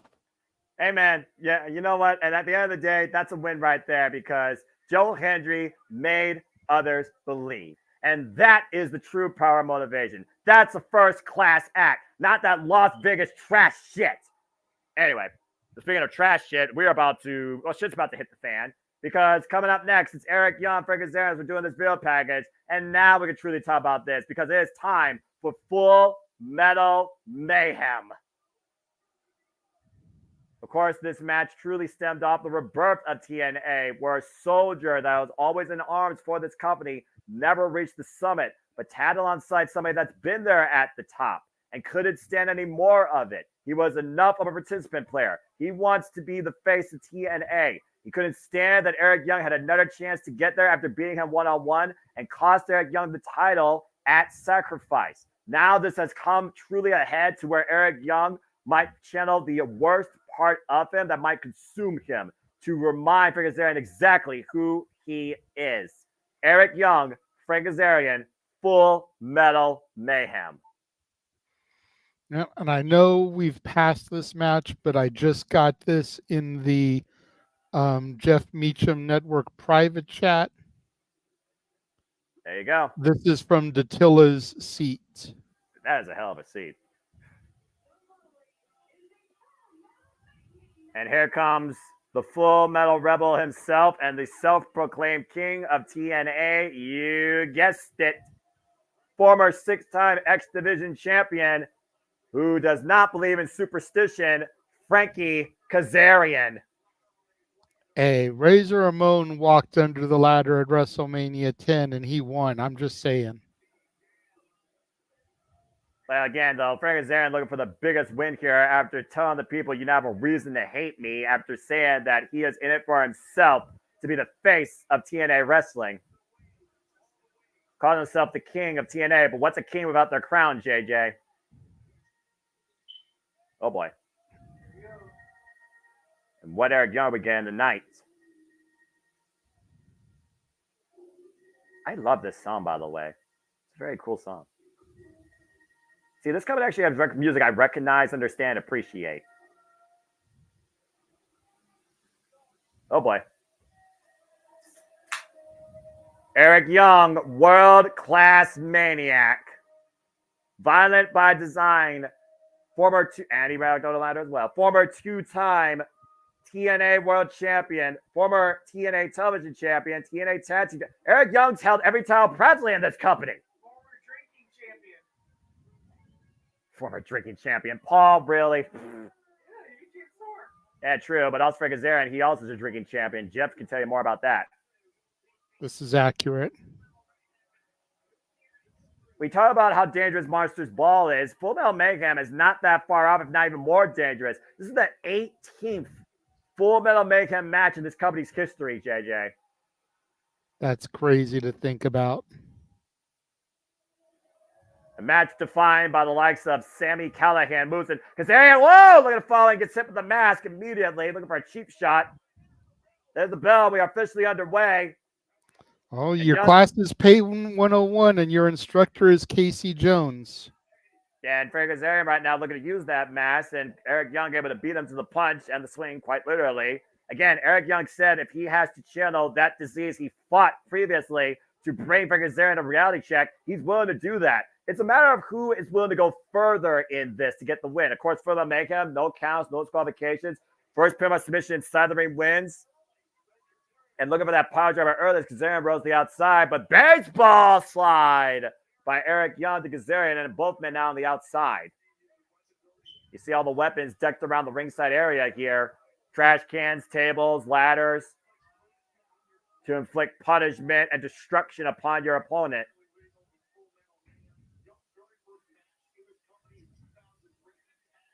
And to think about the history of these two, JJ, these two go all the way back to 2003. Their first match was a trios match together. That's crazy. And this is their second ever one-on-one match against one another. Oh, my! Good grief. Just flapjacking that ladder onto the face and chest of Frankie Kazarian there. And building a bridge over troubled water. And Eric Young, of course, has every right to be angry at Frank Kazarian, as much as Frank Kazarian had every right to be angry at Eric Young based on the fact that Frank Kazarian felt he wasn't getting ahead, tagging alongside Eric Young. Kazarian using the ladder, dropping Eric Young to the outside, now bringing that ladder inside the ring, or at least closer to it. Oof. Eric Young, though, who's literally gone back from the dead last year at Slammiversary, once again brought back to life, returned to TNA, while Frank Kazarian came back to TNA at Hard to Kill. and said that he is here once again redefined his legacy. Frank Kazarian only had one chance ever at the TNA World Championship against Josh Alexander at Overdrive in 2022, and he failed to capture the title. Uh-oh. Now hooking up Eric Young from the apron. Might be looking for an Eric crash or fade to black for the table. Eric Young able to capitalize and counter. And Eric Young might be looking to hook up Kazarian. Oh, boy. Go for power driver, but thrown over inside the ring. To be fair, that Frankie Kazarian that challenged Josh Alexander was a completely different version of this man. Yeah, but is this version good enough to overcome the world-class Maniac in Full Metal Mayhem?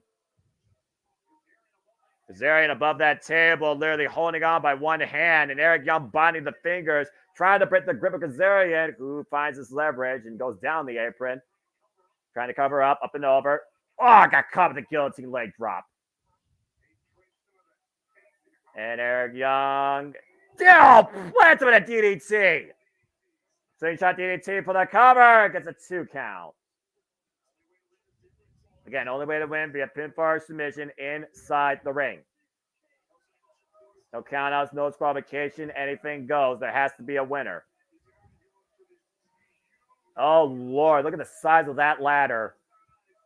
Proverbial 20-foot ladder that they usually always find in these ladder matches these days. And Kazarian, oh, jeez! Just hurls that ladder at Young. Good God. And the thing is, though, Kazarian is buying into his own hype, but he hasn't been able to back it up. He said he saved TNA, JJ. I don't know to say if I agree with that statement. I think it takes more than one man to save a company, let alone bring it back to life. Is he discounting everything the Motion Machine Guns did, what Eric Young did, what Scott D'Amore did? Possibly, but I mean, this sport is built on egos, Noah. And those egos could be a downfall off the rope. And oh, man! The back of the right leg colliding with the ladder, JJ. And again, figured everybody that's watching across all platforms here, the JMN Multiverse of Media. Hope you're enjoying our coverage and reactions to TNA Rebellion, as we are focusing strictly on TNA tonight. Hard Irish whip in the corner to Frank Kazarian. Please remain spoiler-free regarding all other sports and professional wrestling programs. If you want to dictate the conversation, don't dictate super chat. Truly as simple as that. Again, it goes to how far these two are willing to go to destroy each other. And Eric Young with, what is that? Oh! Is that a cookie tray? Yep. And now Terra we got cookie trays there. Oh, God, and that's a trash can lid. How many different ways can you slam an opponent in the head? Uh-oh. Maybe I should have said that. I was going to say, Noah, there's supposedly 6 million ways to die. I'm sure there's probably equally as many ways to hit your opponent in the head. Oh, dear God. JJ, that's Janice. Oh, shit.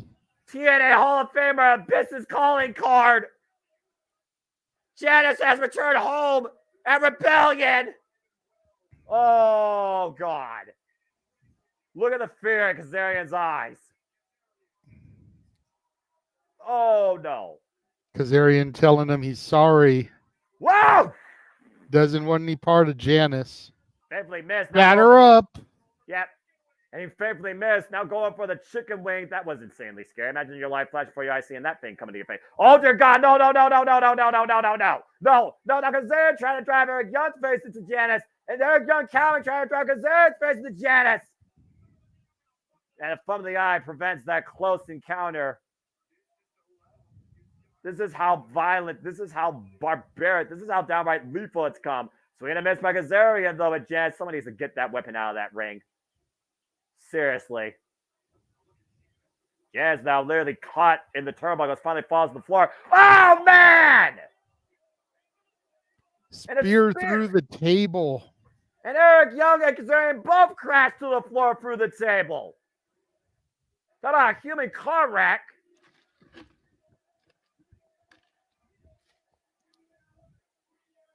TNA chance raining out, and both men barely moving. Look at the way that Kazarian flies for the ropes and drives Eric Young down first through the table. That table exploding. Frankie Kazarian right now, first to stir, trying to get back up to his feet. Desperate times call for desperate measures. And decency went a long way out the window a long time ago when these two decided to sell things in Full Metal Mayhem.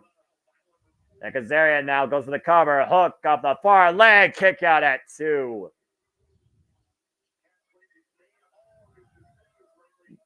Oof.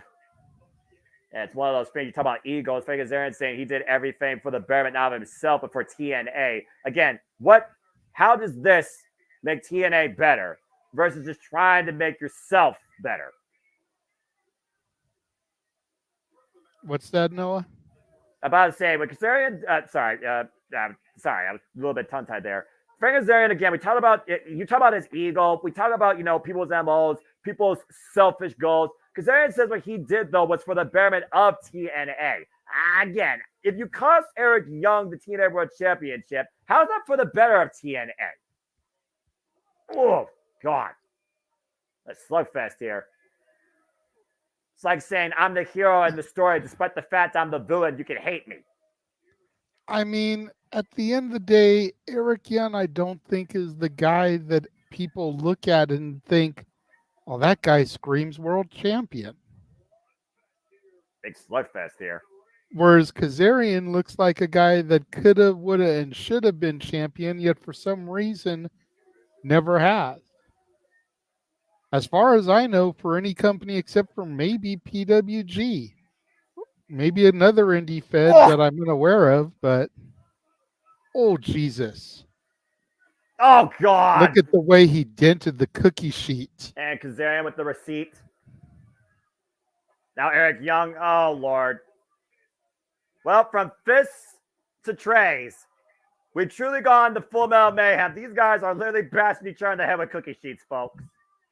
Kazarian and Young not letting up. Those sheets warp beyond belief. Golly. And I haven't seen a volatile match this sort since James Storm and friggin' Bobby Roode. Oh, right to the face. The metal right to the skull right now. Kazarian getting rocked a whole different way versus how he plays with his band. And Eric Young hoists up Kazarian. Deathfire driver! And celebrate the cover. 2 counts. Sheesh. Heart still beats for the Full Metal Rebel, JJ, after that freaking onslaught. Yeah, it's going to take a lot to keep Kazarian down, man. But you also if I've learned anything in my years of knowing the man, I know that.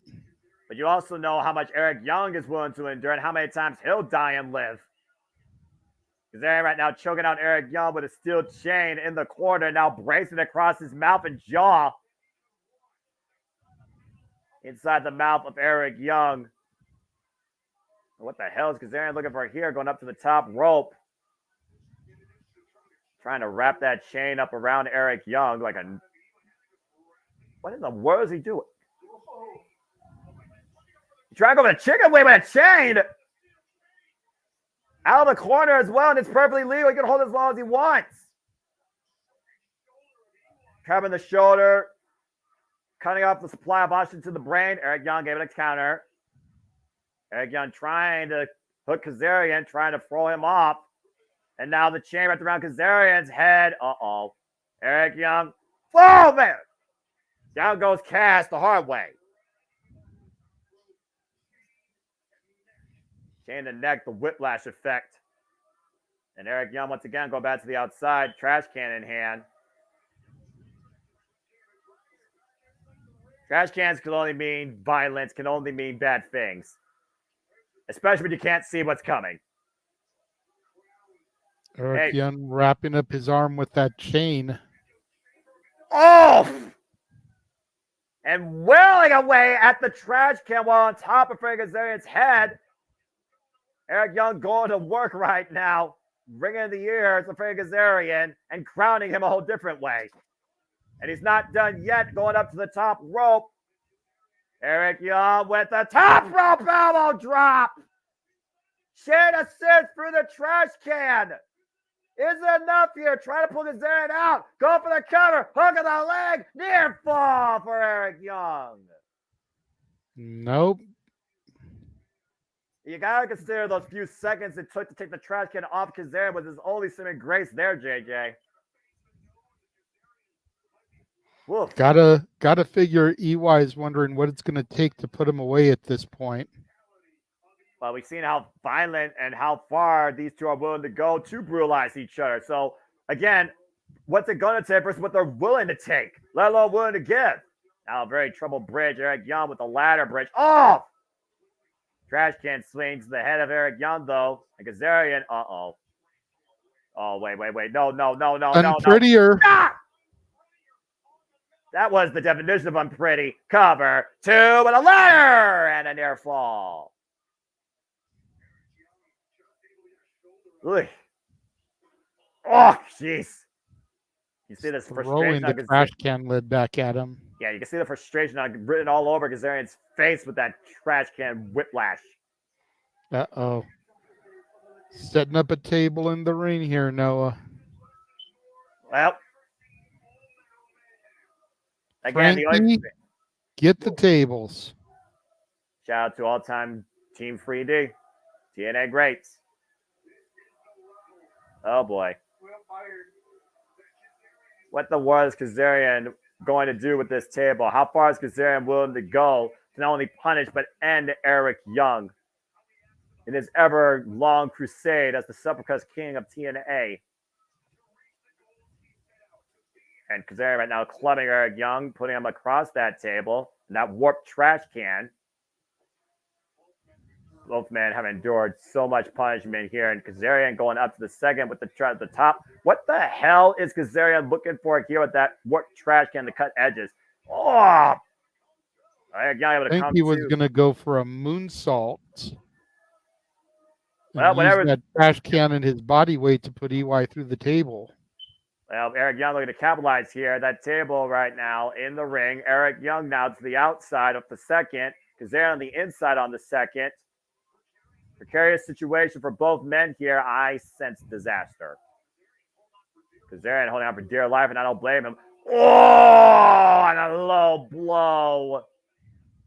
Perfectly legal and Full Metal Mayhem, as we know. Now Kazarian up to the top rope.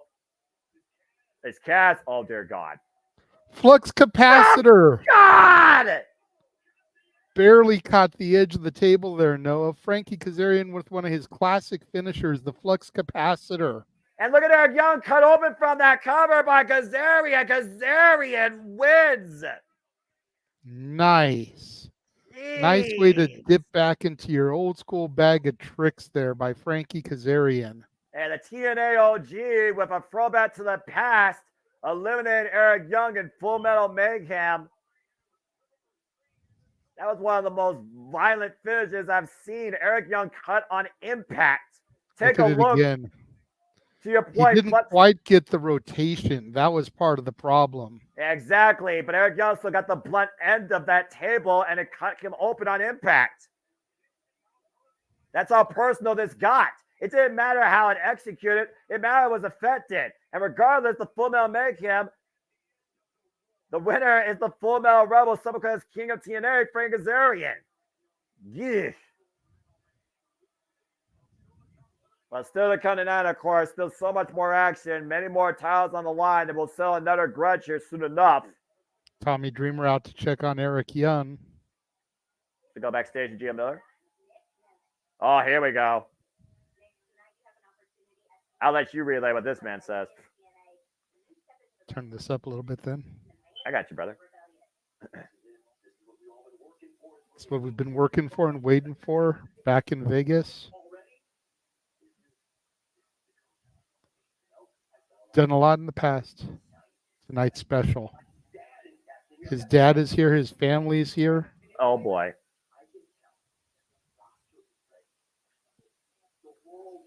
The roster is ready. The world is ready. TNA is ready for a change.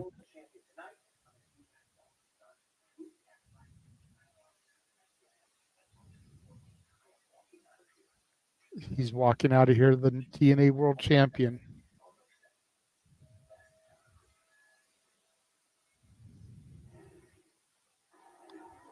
Well, he certainly is confident, but is he confident enough to finally beat the system? Still to come tonight, our main event, TNA World Championship.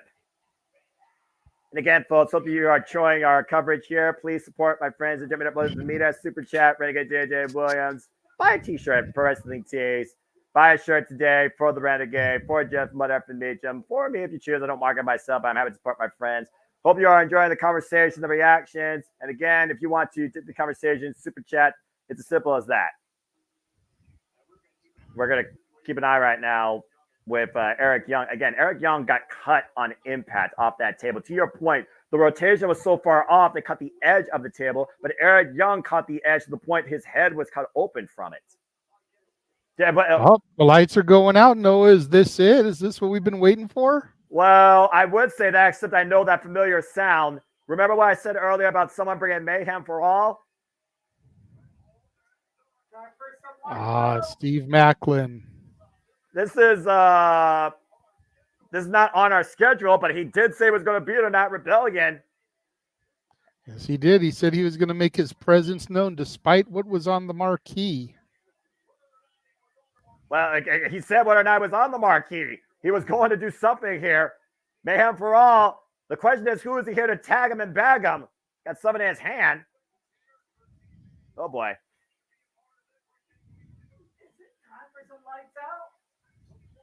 Former TNA World Champion, might add, and also the guy that faced Nick Nemeth in his first in-ring pay-per-view level match in TNA. Hell of a hot opener at Sacrifice, where Nick Nemeth got the better of Macklin. I don't know, Paul. About to find out here.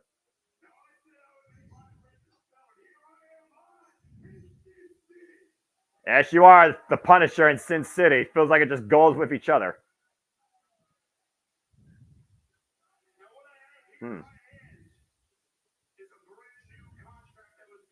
Brand new contract. Oh. Brand new contract.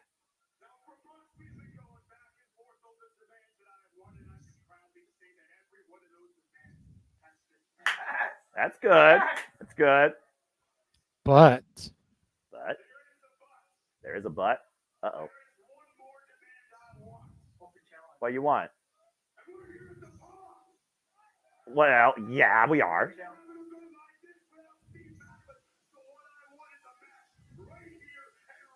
What? Yes. Well, Steve Macklin just Macklin wants a match here and now, and he's not leaving the ring till his demands are met. Well, let's see what the director of 40 has to say about that. Here comes Santino Marella. The son of a gun himself. I love this guy. Did we really think we'd be talking about Santino Marella in 2024? No, but I'm glad we are.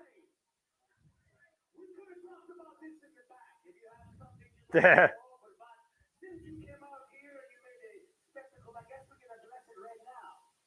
that doesn't make sense.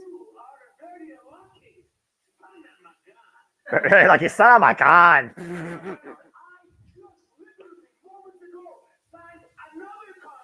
Sign another contract. Oh, new superstar. Really? He's eager to get started. All right. Okay. Yeah, why wait? Why wait? Well, who is Okay. it? Who is it? Huh? Huh? What? What? Did I hear that right? Who is it? Oh my God!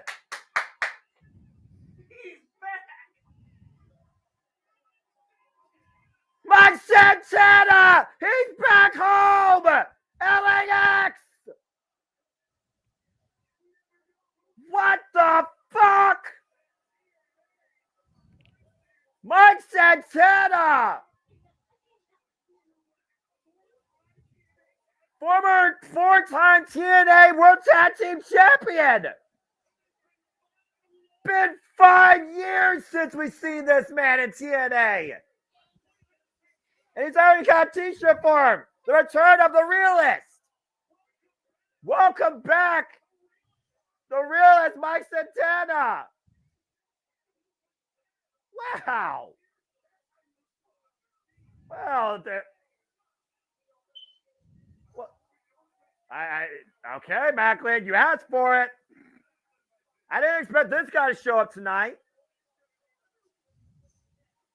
And Macklin Be looks, careful what you wish for. And Macklin, I don't know if he's unimpressed or surprised by that. Look at his face, JJ. You think about Mike Santana, a guy that went out to make himself better, get over his previous demons, build his sobriety, build his own identity. A man that is proud and powerful in who he's become and who he is, has come back home at Rebellion.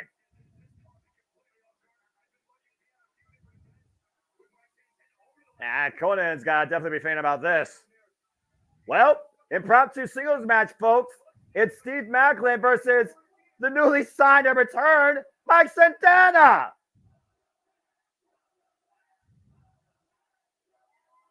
LAX.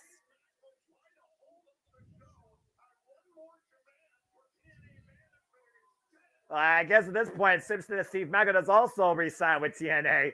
Demand met. There's the bell, and this match is officially underway. Santana and Macklin. I did not think I was going to call that. Oh, ever. Oh, now look at these two just slugging it out here in the Palms of Las Vegas.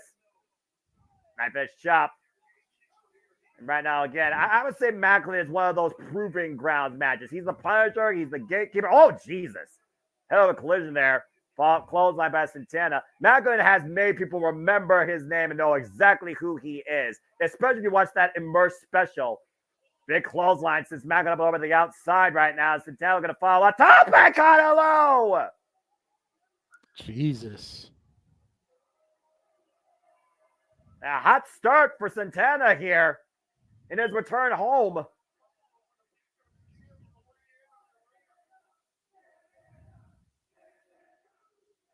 Santana chance raining out. Fight or die. The MO of Mike Santana in control of the early going right now. Macklin though, driving Santana face first in the ring post. Hoist him up. Oh! Got face first in the apron. But we also know Macklin can also play spoiler, JJ. Yeah, no doubt. A friendly reminder to the people in the chat room, ask all the questions you want, but if you actually want us to answer them, it's going to take a super chat. Simple as that. Knife edge chop by Santana right now, looking to light up Steve Macklin. Get to the midsection right now. Irish whip up the ropes. Macklin with the elbow strike follow-up. Takes Santana down. Now goes to the cover and gets a kick out. Now Macklin hooking up Santana. Mean backbreaker, lateral press the cover, and a 2 count. And Macklin trying to spoil Santana's homecoming. Gotta figure that Santana is going to get this. You know, you're not going to spoil his homecoming by having him job out to Macklin. And that could add fuel to the Macklin fire of, you know, I said I would sign this contract if I got a match. You gave me a match, but I lost the match. Why am I going to sign a contract for a company that makes me job out? A big clothesline. We could actually run a big story here with this. Cover here, a kick out. And to your point, though, JJ, I mean, again, the demand was simply put, he wanted a match night at Rebellion. And per the terms of the contract, he got it. It's one of those things where, you know, be careful what you wish for. You said it before the bell, but it's also one of those things where you say Macklin might not resign if he gets jobbed out. I would argue that Macklin has been redefined by Impact TNA Wrestling to the point he probably doesn't want to leave. He probably welcomes this. Cover, 2.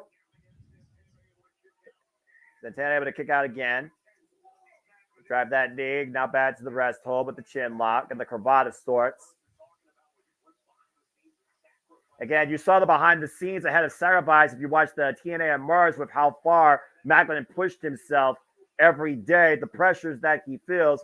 but every day that he's in that ring in TNA, he just feels like he's more and more better and comfortable. This is where he belongs. And he's made this his home. But Santana, again, former homecoming of sorts, former member of the TNA roster. On to Santana. Santana hoisted. Oh, first across second rope. I'll have a trio wall, and uh-oh. I think I know what's coming next here. Got him lined up. Macklin looking to tag him, back him into the crosshairs, but Macklin stops himself, colliding the ring post. Lands on his feet. Great awareness by Macklin. Doesn't the clothesline. Hooks Santana. The waist lock. Off the ropes. O'Connor roll denied. Backwards roll. Oh! Rolling buck 50. That rolling cutter. Whew. I got to familiarize myself with Mike Santana's offense here a little bit. I am completely thrown off. But this is awesome. And Mike Santana right now, big opening here, falls in, jumping back elbow strike. Sends Macklin to the other corner now. Macklin gets the boot up, but Santana scouts it. Oh! Kick right to the side of the head. And Macklin, eats a forearm, Santana does. Santana and Macklin right now picking up speed. Oh! Pop-up, double driver. I'm in there, caught him with a 2 count. Great transition by Santana, but Macklin still in this bout. Not enough yet to put down the Punisher of TNA, proverbially speaking, JJ. And it takes a lot to put the Punisher down. Santana looking to follow up, though, out of the corner. Looks like he's looking for a lariat of some kind. Oh, man! He was looking for the spin, the block, the discus layer to your point, and Macklin intercepted it. And the diving headbutt cover. Can Macklin beat Santana? No. And a 2 count.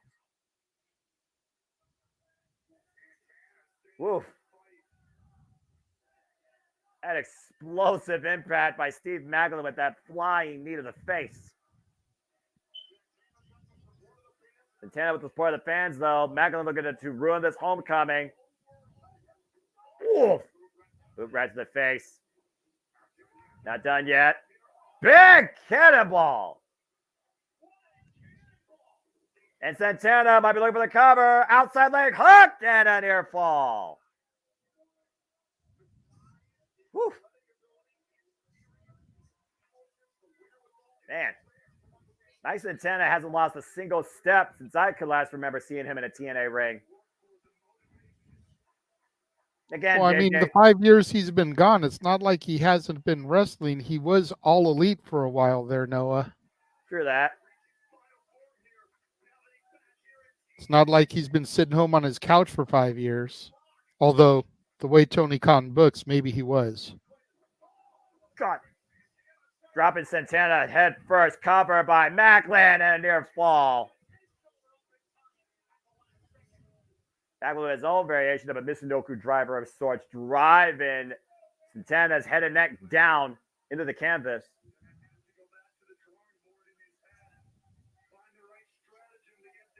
Again, what strategies does Macklin need to employ to give a sour note to this homecoming to Santana? Falls in, clubbing shot, back of the head. Placing up Santana now to the top rope. Steve Macklin once again looking to put Santana in his crosshairs. Now Macklin, is that enough? Here goes for the cover. Hook of the leg and a near fall. Barely does Santana get that right shoulder up.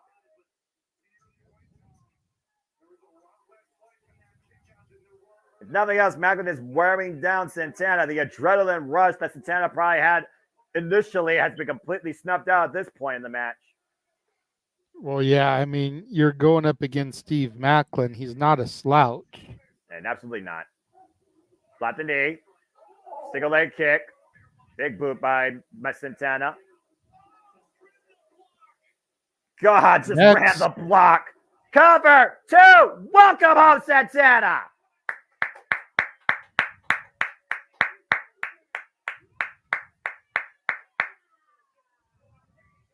What Appreciate that, Daniel. What a shock. What a homecoming. What a return. What a debut. Mike Santana wins over former TNA World Champion Steve Macklin and returns home tonight to TNA Wrestling. The return of the realist at Rebellion. Whew. Of course, as we saw earlier tonight on Rebellion, as we get a moment here to take a look back at some of the action that we already saw, it was during the countdown to Rebellion that the TNA Knockouts for Tag was on the line. Spitfire overcoming Decay, but clearly Spitfire might have a new opposition. It was that move right there, the burning hammer to the sit-out power bomb by Spitfire that allowed them to put Decay down. Plant Rosemary for the 3 count. But clearly Spitfire might know who's next in their crosshairs, as Masha Slamovich, vengeful, spiteful, might have aligned with the system's Alicia Edwards for a common goal to regain and for Alicia to finally become a TNA Knockouts World Tag Team Champion. As MK Ultra lost, of course, that still makes me sad. And the system right now backstage with Gia Miller for a tag team championship matchup next.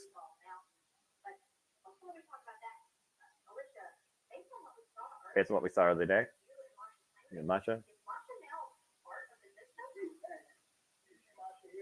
Yeah, I don't think Masha's part of the system.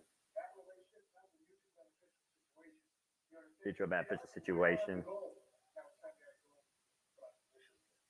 Well, if Alicia can't do it on her own, maybe she could actually enlist Masha Slammers to help her actually accomplish it.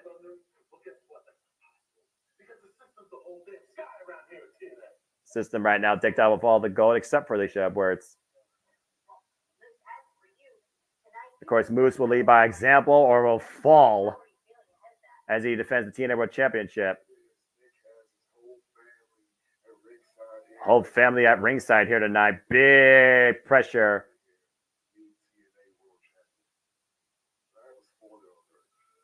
Oh, brother. And I appreciate that, Daniels. Again, folks, we have a momentary reprieve right here, backstage interview ahead of things to come. Future challenges positive for the TNA Knockouts for Tag Team Championships, the system of a mutual beneficiary alliance with Masha Slamovich for Alicia Edwards to finally maybe hold gold. The TNA World Tag Team Championships are on the line, still to come. And I believe that's up next. And of course, it all ends with Moose defending the TNA World Championship against the one-man Nick Nemeth.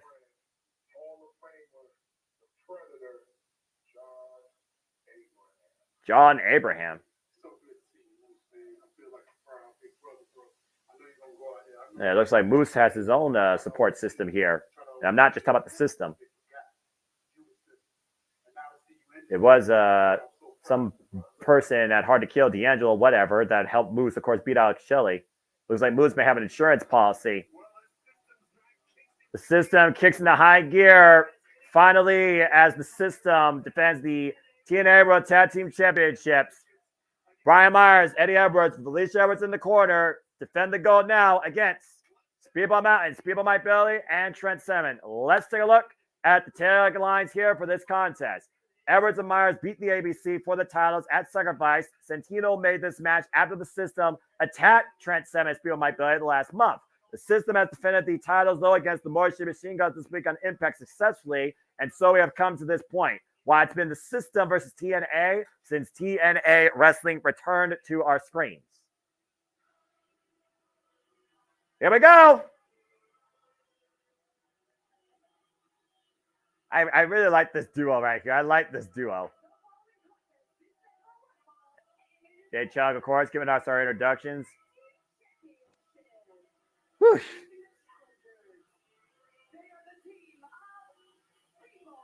Speedball Mike Bailey, former X Division champion. Trent Seven, former NXT UK Tag Team champion, former Repro British Heavyweight champion. I can only imagine the commute from the UK to freaking Sin City, though, for Trent Seven. Good grief. And who did he hold the NXT tag titles with? Oh, that would be, of course, the big, strong boy, Tyler Bate from Dudley. British Strong Style, of course. one half of the New Catch Republic now. Almost lost. became number one contenders to the tag titles last night on SmackDown. Damn it. By the way, the subtle off-topic note, Nick Aldis is the best GM right now in WWE, taking no shit from nobody and putting a clown down under in place. Don't disrespect Triple H. Anyway, Speedball Mountain, of course, not the first tag outing. They've been tag team partners ever since Final Resolution last year, the first time they faced, of course, Brian Myers and Eddie Edwards, and beat those two in tag team action. And of course, as the system has taken over TNA, Speedball Mountain's done everything possible to take the system down. And we'll see tonight if the system works. Yeah, boy. Let me just say, I'm kind of digging the purple ropes on the ring here tonight. The same, actually. It's a very unique touch because when you think of TNA, you don't think of purple. You think of red and yellow. And speaking of red, there you see those newly minted red and silver TNA World Tag Team Championships held by the system. Eddie Edwards, Brian Myers, two great tag team specialists in their own rights if you recognize the major players of the American Wolves. But the X factor here is Alicia Edwards. Every time Alicia's been in their corner, the system seems to work.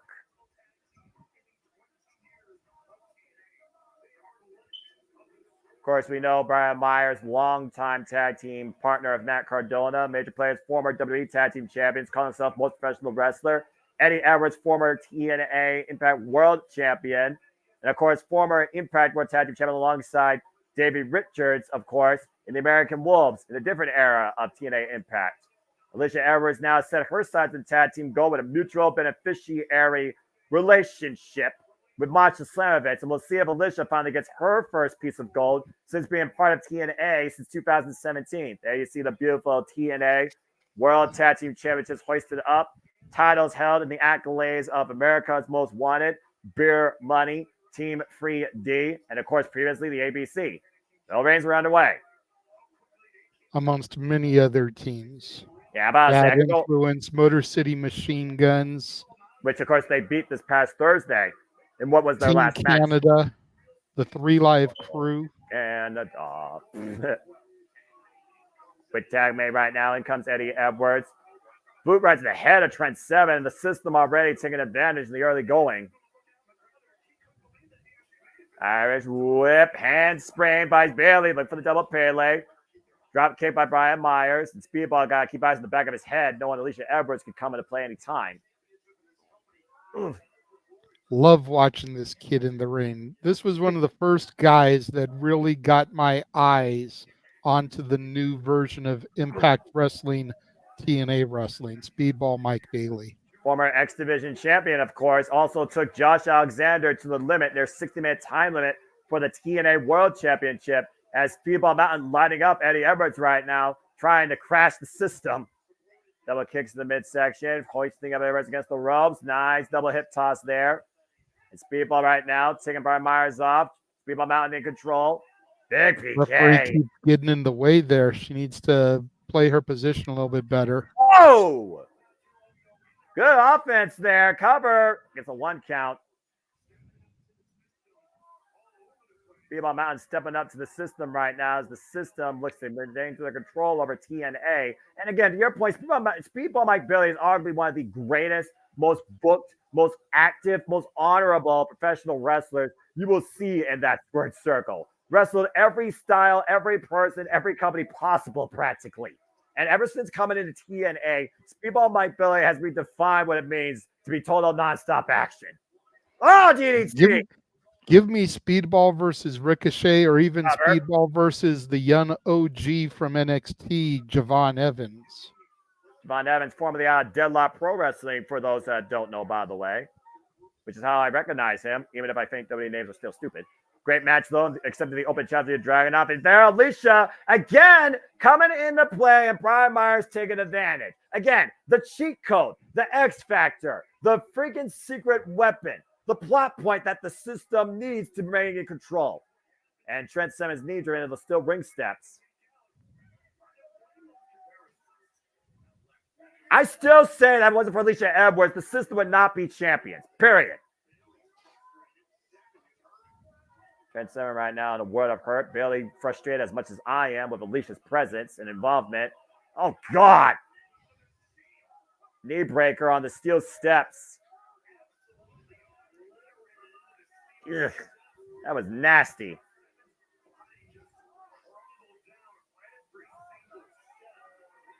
And right now, Trent Seven in a world of trouble. Eddie Edwards controlling him on the outside. The system, the 68th tag team champions in this company's history.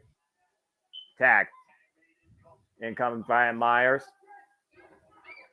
Just stomping the leg right now that was exposed against those steel ring steps, softening it up. And of course, without those legs, it's extremely hard for Trent Seven to follow through on the 7-star lariat and the Birmingham hammer. System right now neutralizing Trent Seven's offense here. Of course, Trent Seven was previously involved in a singles match against the TNA World Champion Moose.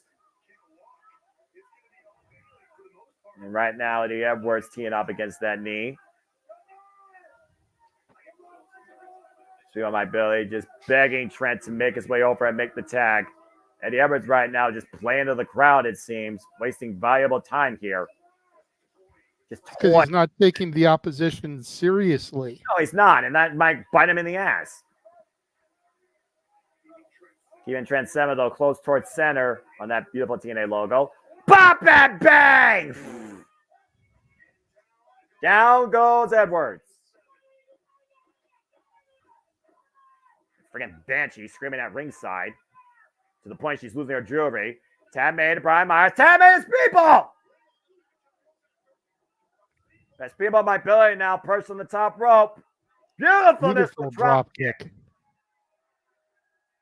That speedball falls up against Eddie Edwards right now. Big foot, because he doesn't wear boots, to the face of Edwards. Spinning soulbot. Axe kick. Takes Brian Myers down to a knee. Now just lighting up Brian Myers and speedball in the driver's seat. With a run out of the shooting star press. Cover 2. No. Yeah, I commend the kid for wrestling barefoot like that. You got to figure those kicks hurt. And how do you not break your toes as hard as he kicks some of those people? Again, a background, of course, in mixed martial arts. Black belt in, I believe, Muay Thai. Oh, face first. Getting the better of Brian Myers. Brian Myers and Speedball might be the two legal competitors here. Speedball on the inside second. Myers on the outside second. Able to fend off Speedball for now. Down goes Speedball. Trent Seven, though. Knife edge shot to Brian Myers, but notice how he's hobbling on that left leg. Clearly, the damage done earlier is playing a factor. Front face like Brian Myers. Superplex! Good grief. And wait a minute, Speedball up at the top rope. He's legal. Shooting star press. Cover 2. We got no. No. He barely connected with that. He got too high and he was too short. He barely hit the leg of Brian Myers there. Yeah, I think that played to the system, able to survive that. Otherwise, we probably would have new tag champs. They never know to be found to your point. And Trent Seven now tagged in. Now hooked up, and Brian Myers right now. On Eddie Edwards, though, coming into play. Driving Speedball face first in the apron. Brian Myers and Trent Seven, the two legal men here. And Trent Seven, of course, the worst for wear. You see him still grabbing that left leg. Tagged to Eddie Edwards.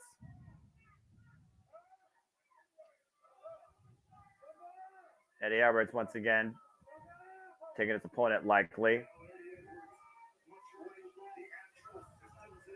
Again, as the system continues to just toy with everybody else. I've had chops here. Of course, we know Trent Seven is defiant to the very end. Again, one half of British Strong Style, the teacher of Tyler Bates, former Rep Pro British Heavyweight Champion, and again, back to that leg. Eddie Edwards hooking him up. Oh, Tiger Driver cover 2. No. Transition. Single leg Boston Crab. On the injured left knee.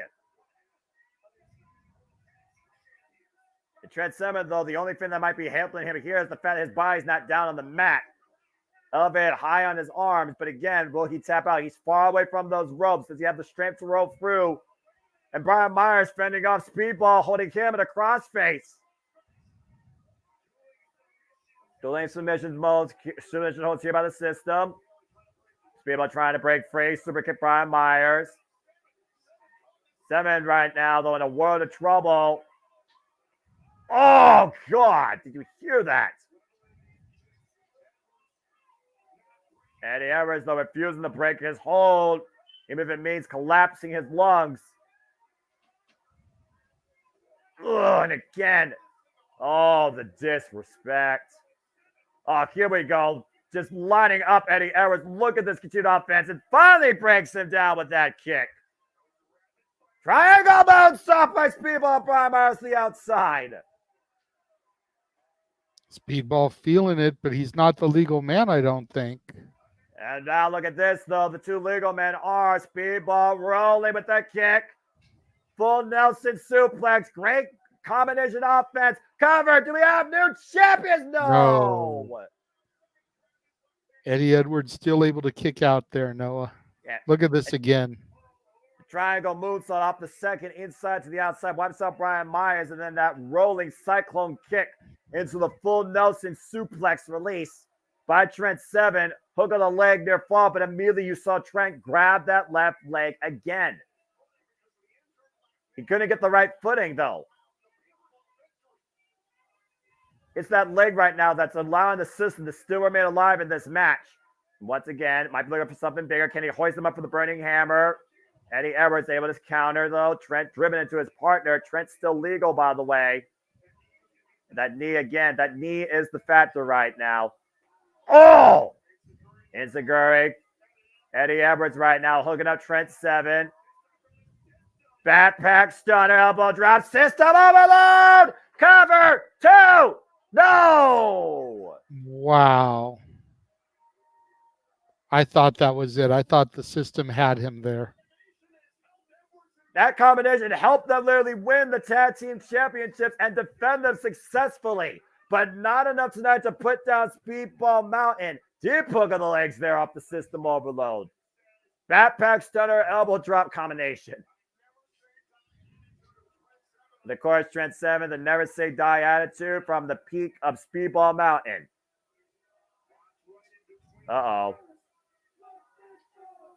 And right now, Trent able to block that shot. Meeting of the minds. Brian Myers beat Eddie Edwards. Super kick. Knife edge shot. Speedball Mountain back in control. The waist lock. Whoa, ripcord lariat and also a ripcord kick. 7-star lariat connects to Eddie Edwards. Once again, looking for the burning hammer. Hoisting him up. Can Trent hold him, though? Burning hammer connects. In position. Speedball off the second. On top of a weapon. And Trent with the cover on Eddie Edwards. The system. Oh, man. Wow. This is tag team wrestling, Noah. Damn it. Ultimate weapon connects off the burning hammer, and the system nearly crashes. Brian Myers with a last-ditch effort, saving the championships. He speared Speedball into the cover. Yep. Off our camera, by the way, was why I couldn't call it. I just saw a body flew in the frame at 2.98. TNA World Tag Team Champions on the line. A lot of pressure right now on the system, especially. Oh, man.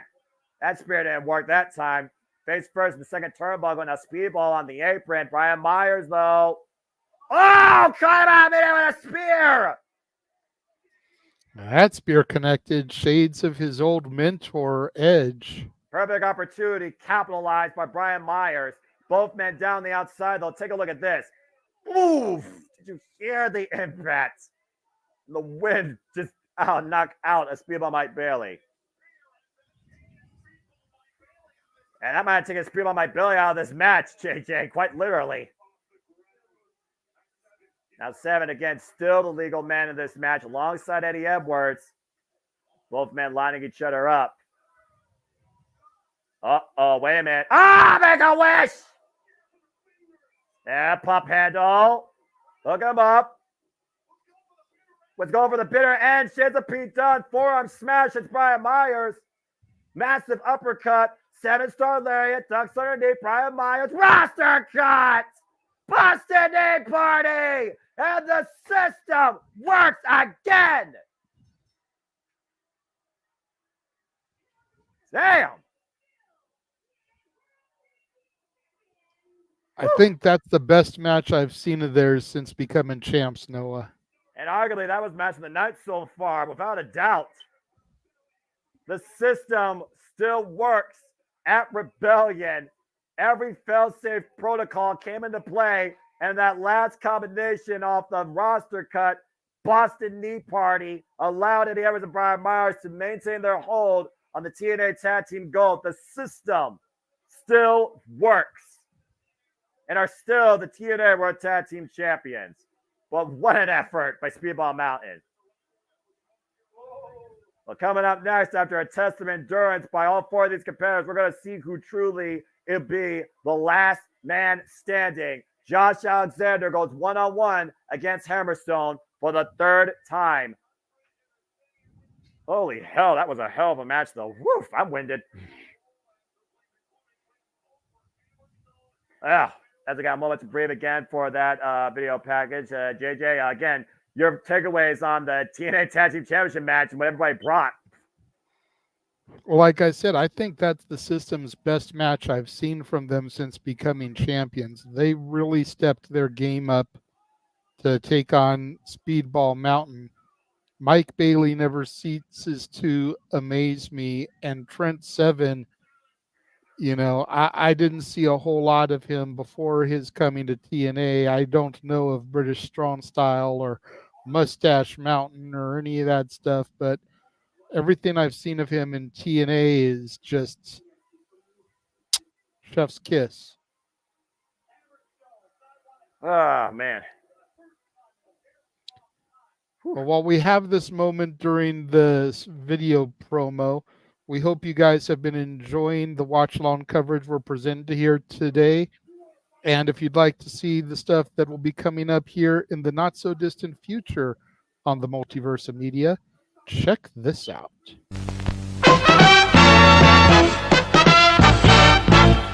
And now, preview time. So let's take a look at what's coming your way.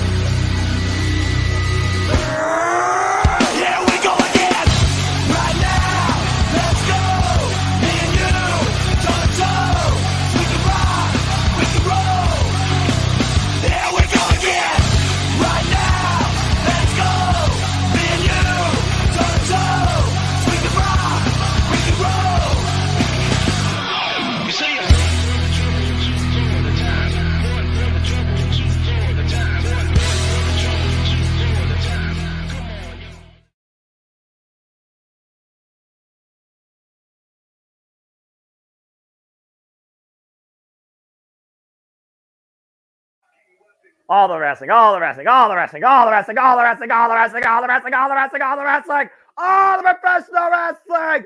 Damn it! As we go back inside the Impact Zone, it's time for a heavyweight test of endurance.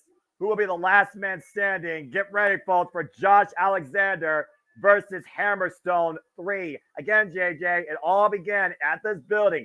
TNA Wrestling's Rebirth, TNA Hard to Kill. Hammer Zone presented this opportunity, and Josh Alexander collided for the first time ever. Josh won. Oh, man. Well, never mind. We're just going to get right into it. The bell has rung. This match is underway. The only way this ends is if you keep your opponent down for a count of 10, and Alexander is teeing off against Hammerstone in the corner. All the mind games, all the mental manipulation, all the physical abuse towards his friends and towards respected opponents like Tommy Dreamer, like Tracy Williams, might come back to bite Hammerstone tonight, JJ. And Josh Alexander, without his headgear, you know, as simple a thing as that is, you got to wonder if that's a mind game here being conducted by Hammerstone. But pretty much, Hammerstone claimed that as a trophy after beating Josh Alexander in his home country of Canada, his hometown of Toronto at Sacrifice. Says that after I beat you, you'll know what be in the ring with me. Oh my God.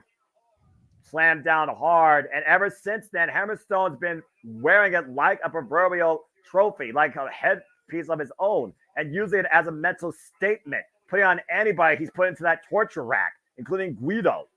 Now Hammerstone following up and Alexander able to get the boot up in the corner. But Alexander also said that piece doesn't define me. It was just a part of me. What defines me is the letters that I've been representing. TNA. Again, former longest reigning TNA World Champion. Grabbing a hold of Alexander. Now hoisting him up in the military press. Waist slot transition. Suplex release. Hammerstone back up to his feet. Oh, Lord. Right back up. Belly to belly. Overhead throw. Alexander back to his feet, though. Back elbow strike. Oh, man. Big elbow strike. Waist lock again. German suplex. And Hammerstone hoisted up with assistance by the ropes in the corner. Up and over. Goes Alexander to the apron. Back elbow strike. Rocks the jaw of the walking weapon. Now Hammer's still looking to follow up. Wait for that big boot. Alexander scouting it, though. Uh-oh. Oh, Lord. Oh, no. Oh, man! Hammerstone planted where steel meets wood on the apron. Whew. Good God. Jada, these two started like bats out of hell. We finally got a moment, our first 10 count. Well, you got to figure this early in the match, neither man is down for the 10 count. Yeah, but if nothing else, dropping him down back first on the apron, neutralize Hammerstone's continued onslaught for now, and Alexander has a sense of control. Now teeing off against Alex Hammerstone on the outside, to your point. Josh Alexander, well known compared to the likes of Kurt Angle for his technical ability, and of course applies an ankle lock. The Iron Man that has defined the X Division Championship and the TNA World Championship. There you see that headpiece that Josh Alexander wears in the corner. But again, Josh says he doesn't need that to define him. Now Hammerstone, like, oh God, overhead heel from the top rope on the apron to the floor. Crashing goes Josh Alexander. Damn.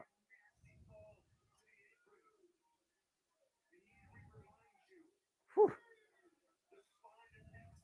And let's not forget, remember, it was that triple fusion, spinal and neck surgery that allowed Josh Alexander to continue his career in pro wrestling when he thought that he was done. Alexander bringing back up to his feet and Hammerstone falling in, though. Back elbow strike. These two haven't let up 1 inch on each other. No, and they're not going to, Noah. There's too much animosity between these two. There's also too much on the line. Oh, no! Dropped hard across the barricade. Is that Ryan Nemeth? That is Ryan Nemeth. Well, Nick did say he had his dad and family there, so... Let's see what that happens later tonight, how that comes into play. Also, I think that football player that Moose is talking to is also sitting right next to them. The front face lock right now by Hammerstone, teeing off against Josh Alexander. Now going to hoist him up. Oh, no. Look at the strength of Hammerstone. Oh, God. Stalling suplex on the floor to Josh Alexander.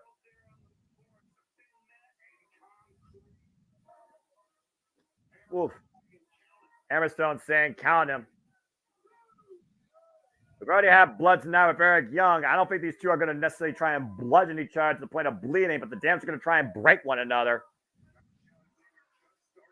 Josh Alexander starting to stir. The refs count up to 5. Oof.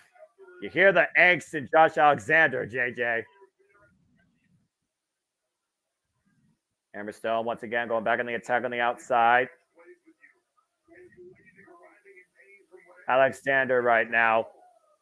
See if he can fry through pain. Knife edge chop. We've seen Alexander conquer physical and emotional adversity before. Let's not forget, he beat Bully Ray in a Full Metal Mayhem. He overcame the likes of Tomohiro Ishii. He beat Moose at Rebellion 2 years ago to claim the TNA World Championship and start his illustrious reign that lasted over a year, only to vacate it due to injury. Look out here, up the fireman's carry. Of course, Alex Hammerstone defined MLW as middleweight and heavyweight champion. And right now, Alexander hooking up Hammerstone. Oh! God! The neck of Hammerstone now in the apron off the half and half. Alexander on his feet. Hammerstone laid out here. These are two heavyweights trying to break each other's necks, by the way, on the apron. I just want to put that out there. Good grief. You hear Hammerstone saying, ow, my neck. Damage done. Count to 7. Count of 8. And Hammerstone back up. Alex Hammerstone, by the way, folks, is a 251-pound, 6'2" heavyweight. 33 years of age, 11 years in the game. Former MLW defining heavyweight champion. And now Josh Alexander. Oh, man, just trying to destroy that leg. Obviously softening it up for the ankle lock. It's a smart strategy, by the way. Again, how you take down a heavyweight, how you take down a man that might outpower you, you destroy the base. And again, it's all legal in Full Metal in Last Man Standing. Anything goes. Ah, just rips the leg against the ring post. Jesus. No, you know as well as I do, JJ, those ring posts are unforgiving, especially those square corner ones.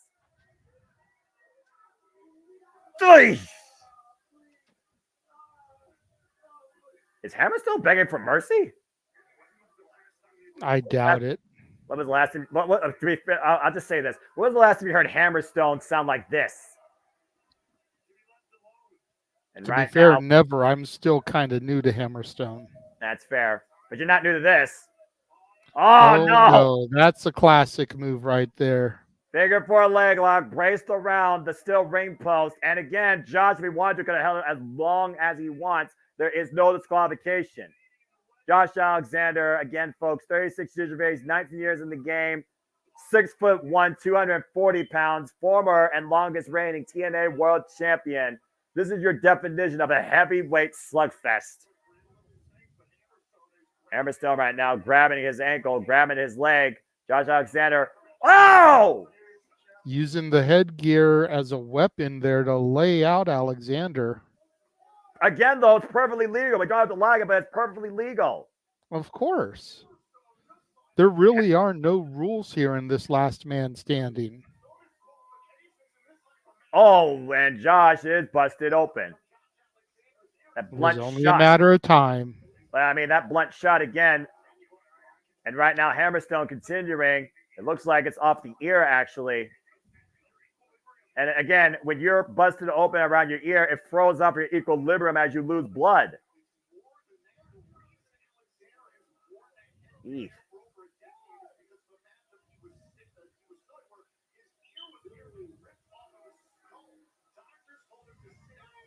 Apparently, that headgear has symbolism for a realistic physical purpose.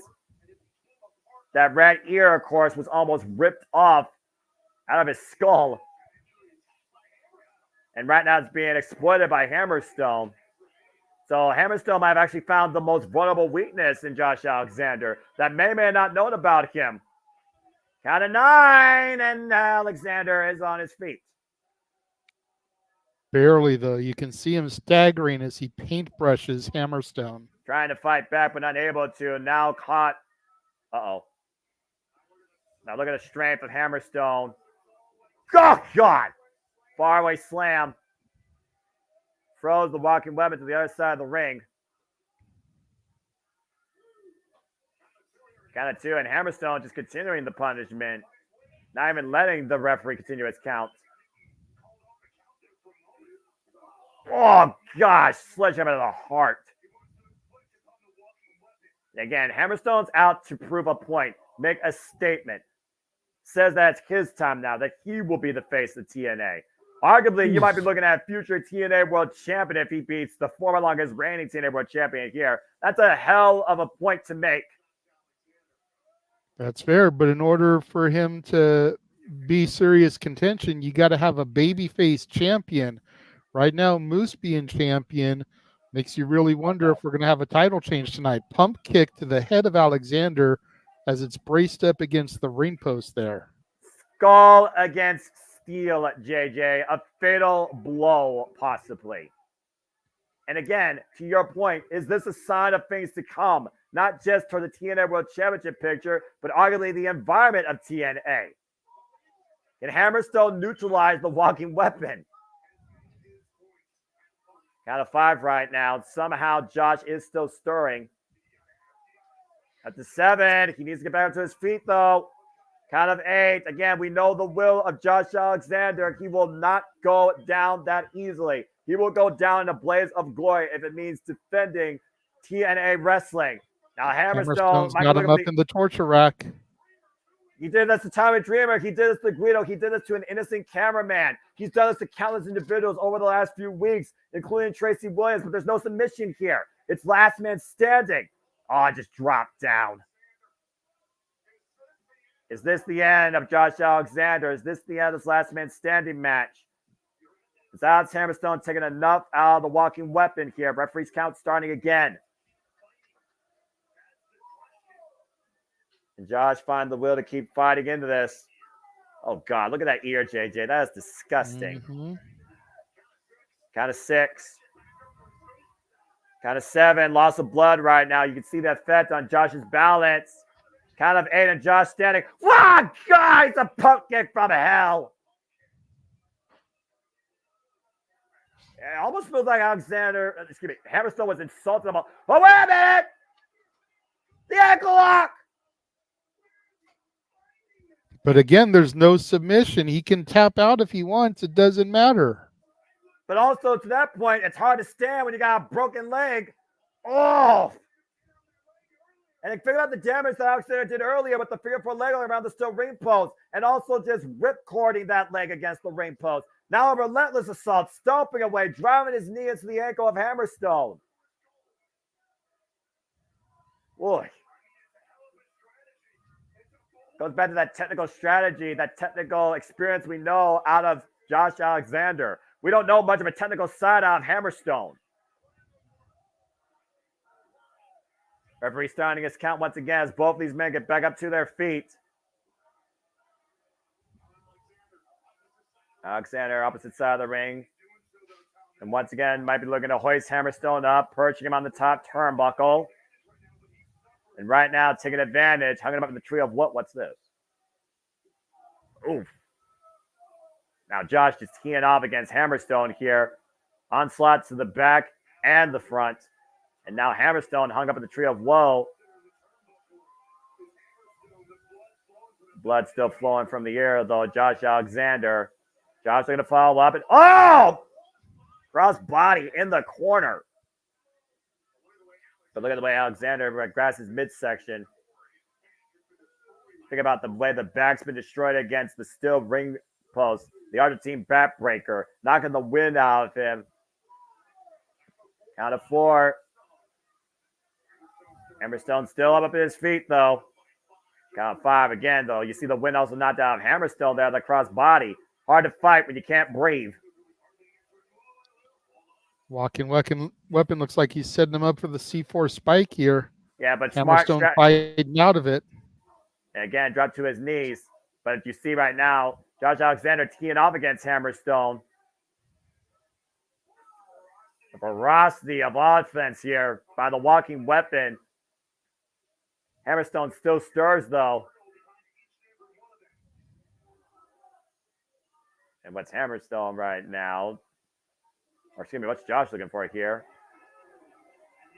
And now, what's Josh got? Oh, no. No. JJ. Oh, no. Oh, no. This isn't even Full Metal Mayhem, but oh, no. It's the only thing we were missing from Full Metal Mayhem. I was waiting for that. It's probably why they didn't do it. Thumbtacks. And last man standing. Someone's about to get some acute acupuncture. Oh, no. Every time I see that, I'm just like, this is just bad. What is in the mind right now of the walking weapon, Josh Alexander? Hammerstone perched on the top I think rope. I know. Oh, boy. Josh right now trying to hook up Hammerstone here. Possible suplex. Hammerstone fighting back, though. Both men on the inside second rope. A shot to the core. You see it rocked. Alexander still fighting back, though. And again, losing his balance. Let's not forget, he's still constantly losing blood from that ear. And that rocks your equilibrium. And a headbutt to that ear by Hammerstone. Trying to throw off the balance. Now hooking up Josh Alexander. Hammerstone. Oh, dear God. The strength of Alex Hammerstone. Hoisting up Josh Alexander. Pendulum bomb and a thumbtacks. Nightmare pendulum. Jesus Christ.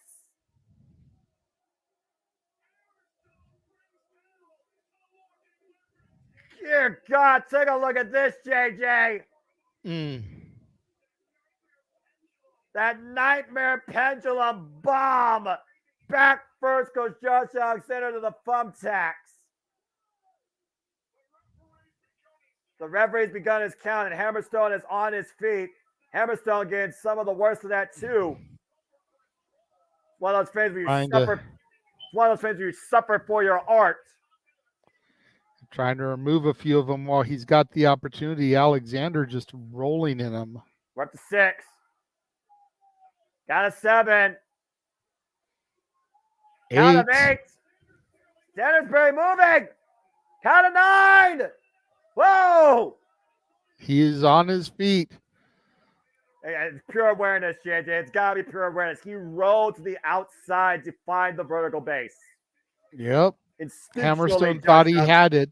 Yeah, instinctually, Josh Alexander beat the 10 count. And Hammerstone thought he had it, to your point. Now Hammerstone just teeing off against Josh Alexander on the outside of the ring. Now bringing him on that steel rampway. We saw that come into play during our X Division Championship match. Oh, dear Lord. Not a pendulum bomb there. Not a nightmare pendulum there. Wait a minute. What's Hammerstone thinking now? Huh? Uh-oh. Oh. The headgear. Well, think about this, JJ. He's put that headpiece on everybody but Josh Alexander. Grabbing a hold of Alexander's headpiece right now and using it again for continued assault on that right ear.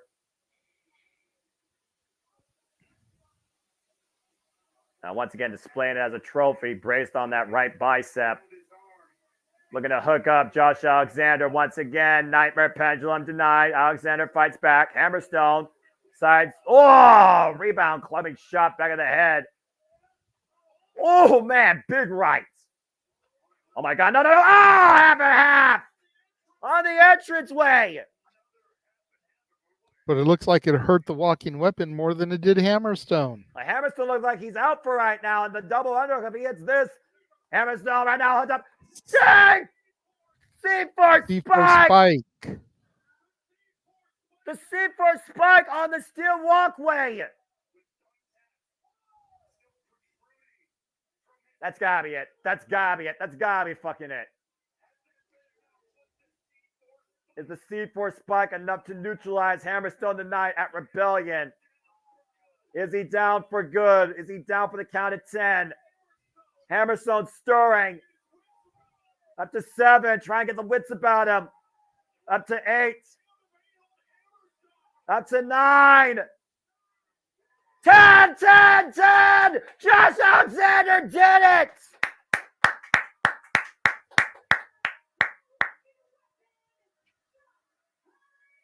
Wait a minute. And Josh takes back his headpiece. Finally reclaiming a piece of him that has defined himself for years and finally putting this feud of Hammerstone away. Josh Alexander is the last man standing at Rebellion Take a look at this, by the way. That right hook and half. Neck first goes Hammerstone on the entranceway. And then the double underhook, the C4 spike. I don't give a damn who you are. You're not getting up from that, let alone on a steel plate.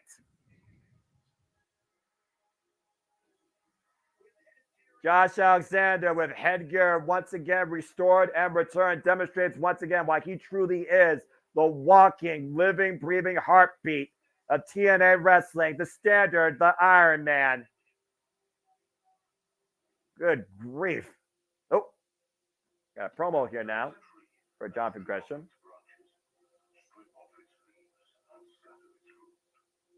Very interesting package here. The buzz from its bunches. The guns with the dew of heaven. I gotta admit, dude, when Hammerstone went to go get the headpiece there, I thought he was gonna go after Jade Chun. I was scared, actually, to your point. Huh.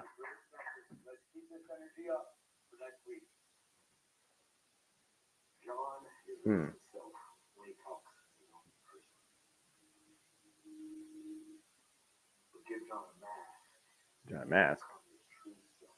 That's true self.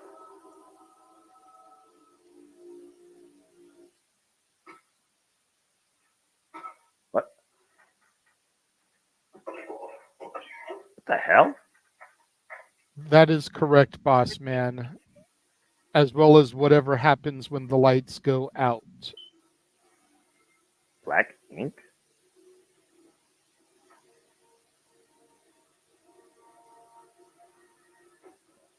What the hell is happening?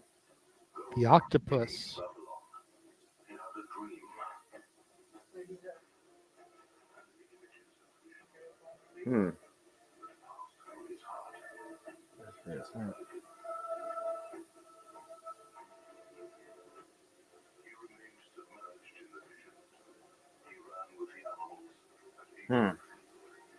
Interesting take into the mind of Alexander. I'd like to rebuild. All that's needed is an axe. An axe? I'm not sure what any of that means, but I know right now we're getting ready for only 2 matches left, and it's time to see what the future of the Knockouts World Championship looks like. The Juggernaut Jordan Grace defends against Steph DeLander. So first off, what the fuck was that?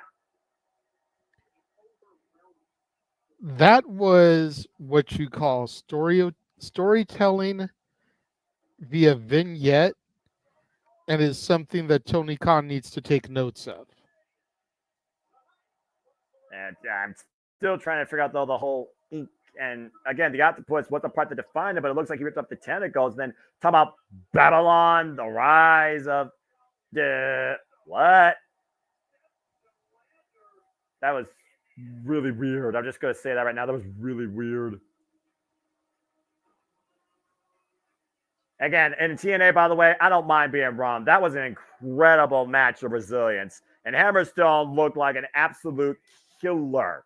But there's a reason why TNA, when you hear those letters, you first say the name Josh Alexander. Whew. All right. As we get ready, of course, for our TNA Knockouts World Championship match, the Juggernaut Jordan Grace, who, of course, reclaimed this title to be in Trinity last year after overcoming her greatest foe, of course, in Diana Purrazzo. Or excuse me, she actually won that title at Hard to Kill. She defined TNA Wrestling as the face of the Knockouts. After making history last year at Bound for Glory as well, winning the Collier Shot Gauntlet.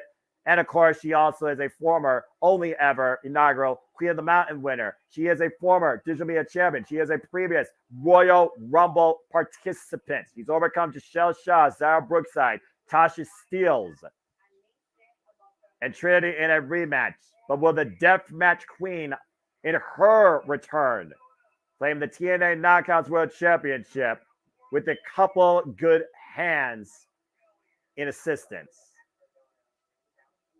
What does it take to neutralize a juggernaut?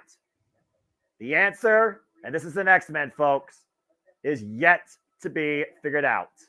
Yes. Will we see a new phase of the knockouts crown tonight at Rebellion?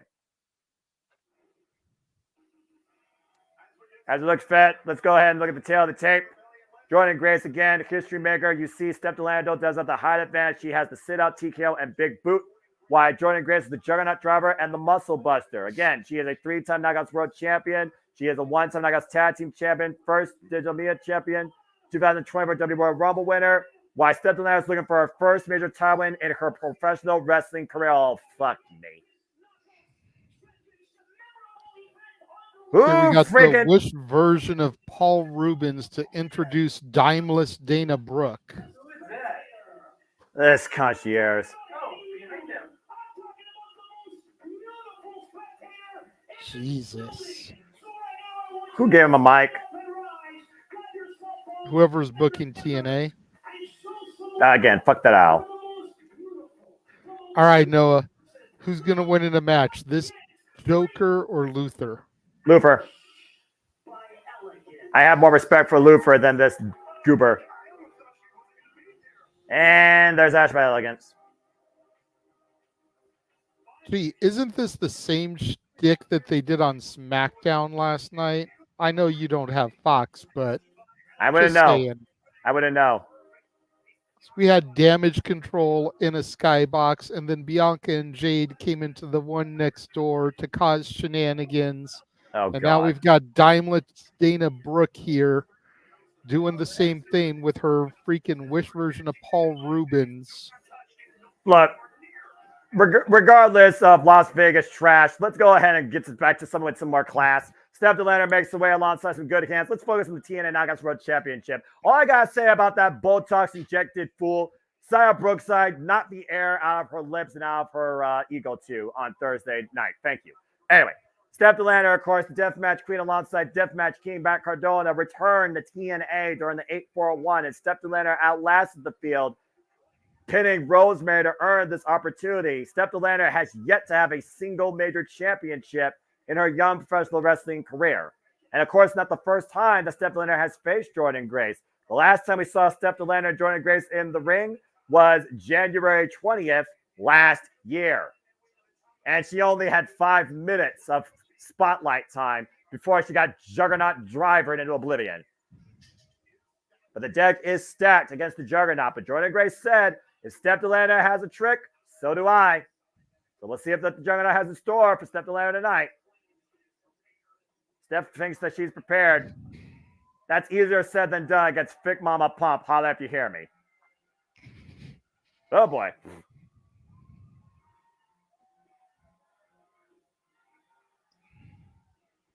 I gotta say, Jordan Grace has never looked in better peak physical shape.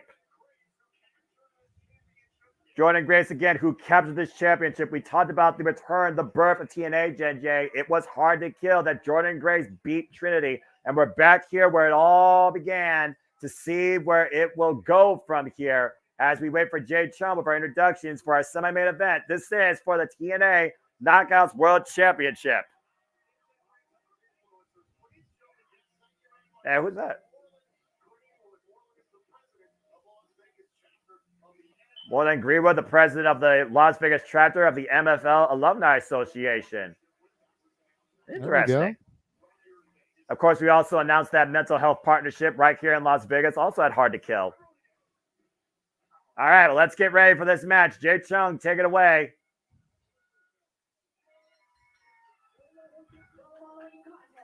Simple and truly elegant, unlike something that's not. The richest prize, the most prestigious prize, the most beautiful prize in all women's professional wrestling. Don't at me. Frank Castano will be our official. Challenger coming by good hands from Sydney, Australia. Steph Delando. Steph Delando, trained by Madison Eagles, by the way, from down under. Nice, oh boy. Nice. Her opponent from Austin, Texas. There's only one, Jordan Grace. 5'1", 150 pounds, powerhouse. 13 years experience. The TNA Knockouts World Champion, Jordan Grace.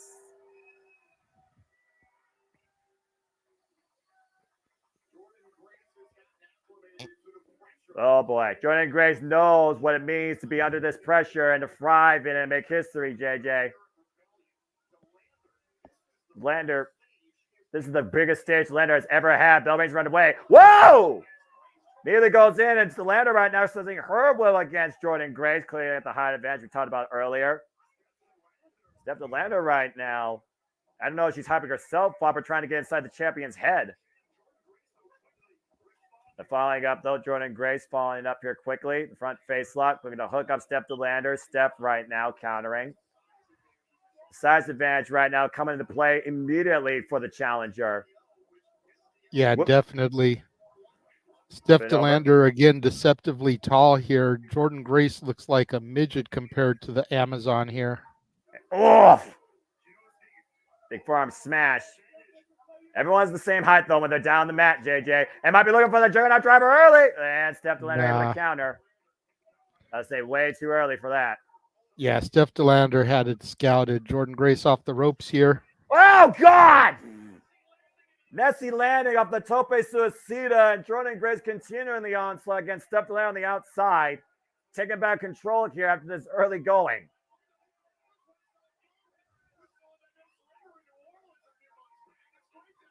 Oof.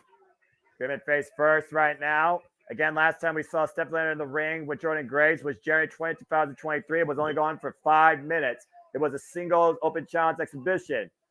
Steph DeLander countering the attempted sidewalk slam. Both women on the apron now. Now Steph DeLander hoisting up Jordan Grace up in the fireman's carry. Oh! Trying to use that TKO and instead just stun guns Jordan Grace across the top rope. Steph DeLander, 27 years of age, folks, 7 years in the game. And teeing off right now against Jordan Grace. Of course, Tyler Kalich's hands be a pin bars, which side of the ring. Here's a cover and a 1 count. Yeah, Steph DeLander needs to stay on top of Jordan Grace here. Jordan Grace is the type of competitor that you don't want to give room to get her breath back. Oof. Oof. Snake eyes across the top rope. Steph DeLander, big boot follow-up. Good combination here. Now Steph DeLander with the cover gets a 2 count. Jordan Grace, the 64th TNA Knockouts World Champion in this company's history. A title that goes back to the lineage first held by the leader of the Knockouts now, Gail Kim. Of course, her rivalry defined against Awesome Kong. All-time greats that have held this title, including not limited to Tara, Mickie James, Trinity, Taya Valkyrie, Diana Perazzo, and so many others along the way. Brooke Tessmarker, Angela Love. Oh, man. Nice ODB. Shot. ODB, bam. A whole different form of a powerhouse. Steph DeLander right now exercising her will against the champion. Vicious knife edge chop in the corner. We saw during that contract signing, by the way, how Steph DeLander was able to plant Jordan Grace through that table. Steph DeLander asking Jordan Grace to hit her. Again, I don't know if Steph DeLander is trying to hype herself up or try and give that false sense of confidence to the champion. There's a cover here by Steph DeLander and a 2 count. Of course, DeLander was a late substitute in the 8-4-1 match to earn this opportunity, replacing Ash by Elegance after a cosmetic Botox botch. And was able to overcome the field and the odds. Oh, Jordan Grace now with the sleeper hold, though. Can she wear down this Amazon to your point, JJ? Smart move here by Jordan Grace, keeping Steph DeLander towards center, trying to squeeze life out of her, but just ripped off. Jordan Grace also has to be aware of the good hands here at ringside, but the ace that Jordan Grace said that she had isn't out here with her. And to be fair, Jordan Grace has been doing this all on her own up to this point, but even Jordan Grace is aware that sometimes you need to have a neutralized counterpoint to the tricks of your opponent. The front face lock off that big boot now, draping Jordan Grace. Hold on. Now hook at her. Whoa! In for the suplex, fold over, hook of the leg, and a near fall. See, again, DeLander taking too much time. Jordan Grace has now got her whereabouts. She's starting to get up to a vertical base. DeLander's still sitting there. This is a mistake for the challenger. But you also got to consider the challenger's not used to this spot, not used to this environment. Maybe she's not used to handling this type of pressure. It's beside the point. It's one of the first things you're taught in training is once you get through the basics and bumps, stay on your opponent. And look at Grace, though, showing her athleticism, skinning the cat, going up to the apron, rising knee strike. And Jordan Grace has no problem staying on step to DeLander, now trying to hook her up for something. What the hell is this? Oh, man, just flipped up and over back inside the ring.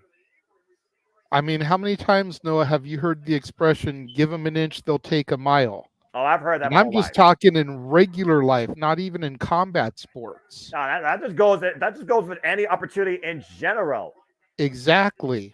Oh, defiance, though, by Jordan Grace, running up with the clothesline. Step to DeLander, though, refusing to leave her feet.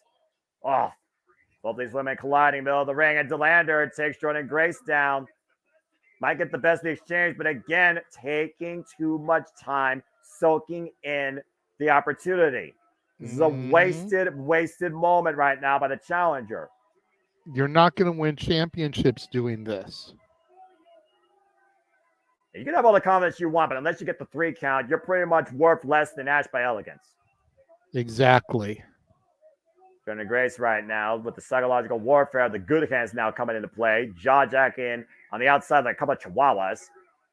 Single leg kick upwards. Jordan Grace inside on the second. Rising knee strike. Once again, going back to the sleeper. Trying to wear Steph DeLander down. Great positioning here. Of course, Steph DeLander, she falls forward. She might risk literally ref stoppage. Now trying to bat Jordan Grace in the corner. Force her to break the hold. Oh, man. And again, Grace still holds on. Now it's the grapevine. The body scissors. On the lights going out on Steph DeLander's chance to become the Knockouts World Champion. Arm drops for 1. Steph DeLander might be out here. Down for 2. Oh, hold on here. And again, the good has distracted the referee. Steph DeLander was down and out, but Jordan Grace sees what happened here. DeLander has the title. But wait a minute. Whoa. The title. Oh, no. Spinning Batfish just knocked Frank Costello's lights out. Well, that referee's down for the count. Waist slot, German suplex released by Steph DeLander. We got no official now. All hell's about to break loose. Title across the face of Grace. The ref is out, guys. You idiots knocked the ref out unconsciously. Frank Gastineau's down and out. What the hell are they doing? Wait a minute. What are the good hands here? He is now a licensed official. This cannot be freaking... this can't work. The official down. Are you kidding me? Well, wait. There's the lights out. Oh, shit. What the hell just happened? What happened? I can't see anything. What happened? What happened? My screen went black. I can't see anything. What the fuck's going on here? It's PCO! He's not human! And of course we know he's bad blood with the good hands. Where the hell he come from? But that can't be what they've been promoting. Well, Jordan Grace says to grab an equalizer, right? Double choke slam to the good hands. He's alive. But why is he involved in the Knockouts World title match? And PCO wipes up the good hands on the outside. Well, I mean, if Eric Young could be one half of the Knockouts Tag Champions. And now whoa.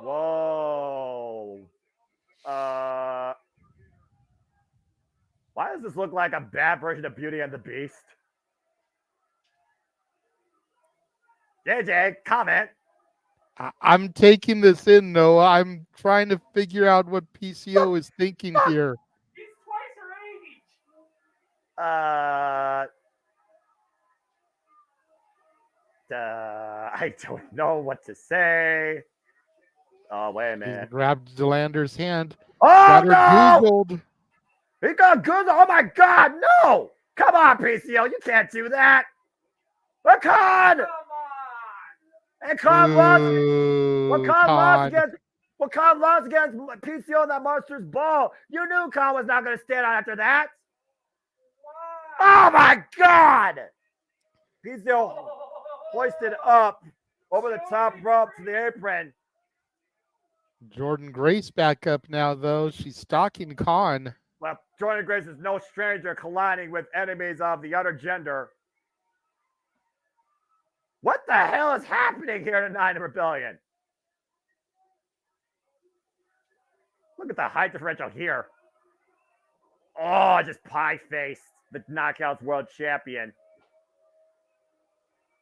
Still no official here as Khan just pie-faced Jordan Grace. Again, folks, this is the TNA Knockouts World Championship match. The match is Jordan Grace with Step Delander. Step Delander nowhere to be found for right now. Oh, and a low blow! Right in the mommy daddy button. And that brings Khan down to Jordan Grace's level and lower. Right in the juggernauts. Now hoist it up. No way. No way. No way. Fireman's carry. Oh, and it gets the midsection. Ripped off again. Good hands back up. Everything has gone against the champion. This is absolutely ridiculous here. Jordan Grace defenseless right now. Oh, God. No, Khan. No, you can't. You can't. Oh, Lights are out again. What the fuck? The lights are out again. I can't see anything. Who is it? What? Sami Callihan! Sami Callihan! He's back! The Death Match Machine! The Draw! You gotta be fucking kidding me! Callihan is back in TNA Wrestling! Holy shit! He's got a hold of Jason Hotch! Thumbs up, thumbs down! Cactus Driver! 97!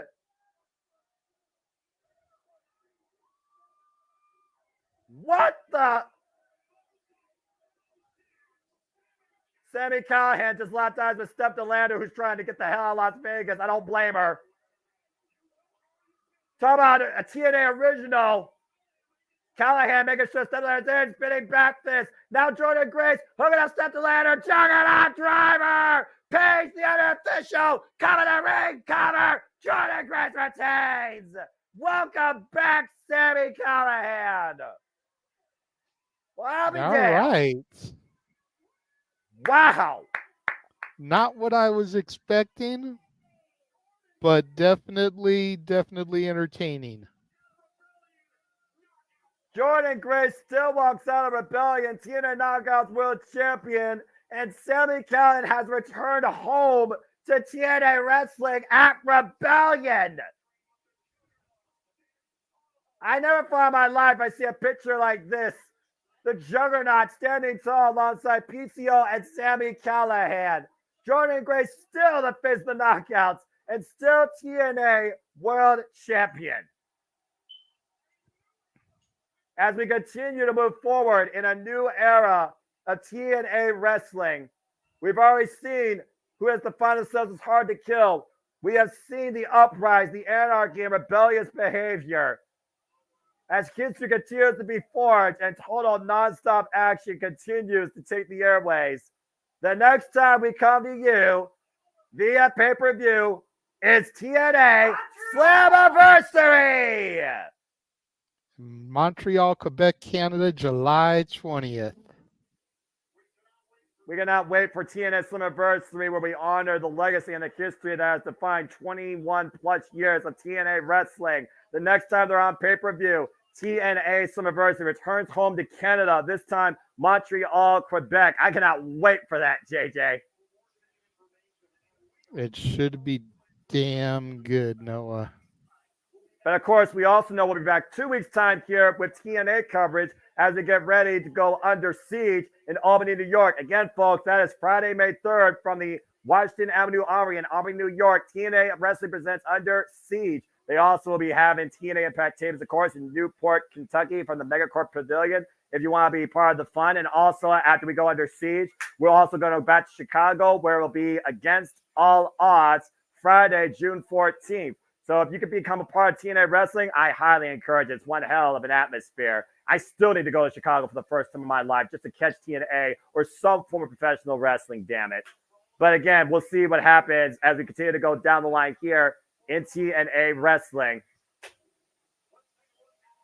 But let's go ahead and take a look at the tail of the tape for our main event as we get ready for our TNA World Championship matchup. You see right now, Moose has both the strength, height, and weight advantage. Soon to move the spear, Nick Nemeth danger zone. There is a 50-pound weight differential practically. Of course, Nick Nemeth, former two-time WWE World Heavyweight Champion, six-time Intercontinental Champion, reigning on WGP Global Heavyweight Champion, and Nick Nemeth, the wanted man, taking the best shot possible on himself tonight at Rebellion. Oh, boy.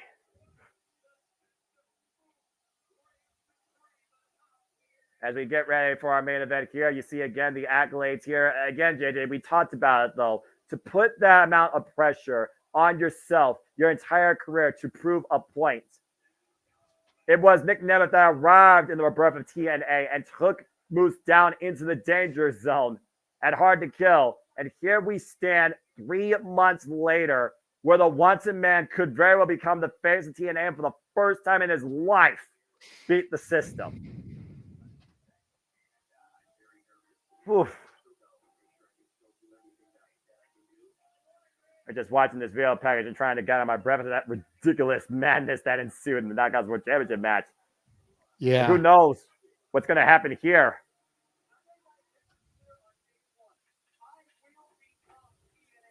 That beautiful title.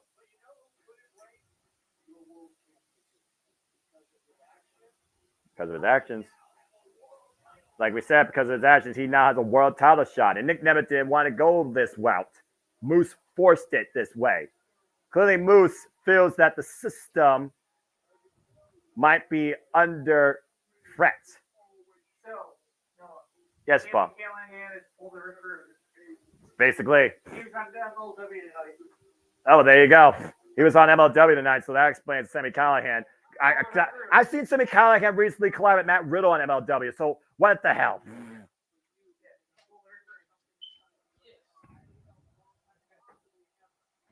We saw the immerse. We saw the mission statement. We saw the promo. We saw the heart, the passion, the confidence, that chance, that ultimate bet, that Hail Mary that Nick Nemeth has put on himself. Can he find his way to score the ultimate touchdown and not only beat the system but become the TNA World Champion? Or is Moose still believing that he's only simply facing Dolph Ziggler? Who tonight is here to show the world they are perfection? And more importantly, who deserves to be called the face of TNA as the TNA World Champion? Is it the wrestling god or is it the wanted man? We're about to find out here tonight at Rebellion. This is a special night. There you see, of course, Nick Nemeth's family. Ryan Nemeth, Hollywood Hunk. Don last attended one of Nick Nemeth's matches back in 2016, apparently. Here we go, JJ. Yep. Good boy.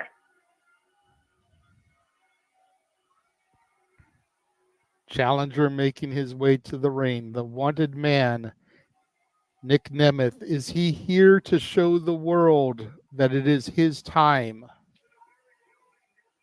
The very building he exploded on the scene and arrived in TNA and crossed the line could be the very same building he creates history and becomes the TNA World Champion. And truly, the wanted man would have arrived.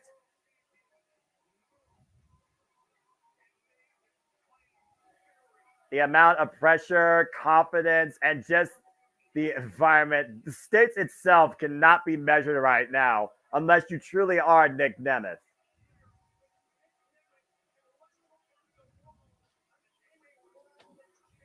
I mean, the last time Nick Nemeth became a world champion, no disrespect to NXT, but let's be honest here, that still was basically developmental. The last time he became a world champion was when he cashed in on friggin' Alberto Del Rio, the Money in the Bank briefcase for the World Heavyweight Championship. Yes, that was a glorious moment when he took the title from Alberto's Doritos. And Noah, brother, if I may direct your attention to the screen here, it's official. Damn fucking right, it better be. But JJ, comes to anniversary. Is the system still in charge of TNA? Or will the system fall tonight in the main event as Moose makes his way center stage? That isn't Moose. That's Cobra Bubbles. I told you that the other night, bro. Moose now a two-time official TNA World Heavyweight Champion. 3 times if you count the Impact World Champion. As you see the system coming in tow. Eddie Edwards and Brian Myers successfully defended their TNA World Tag Team Championships tonight. Alicia Edwards setting her sights on the TNA Knockouts World Tag Team Champions. Whether or not you trust the system, we saw the system work earlier. Will the system continue to work going forward, or will it finally crash? And will we see a new TNA World Champion? It was Moose who won this very title in this building as well at Hard to Kill against Alex Shelley, where the system was born. You see Moose flanked by his brothers in arms and Nick Nemeth flanked by everybody else inside the Palms. Moose arguably in the best shape of his life. Think about what Moose has endured his entire athletic career in and out of football when he transitioned from football to professional wrestling. Showed how far he's willing to go, that he will not surrender against Alex Shelley. Jay Chun, take it away. Introductions.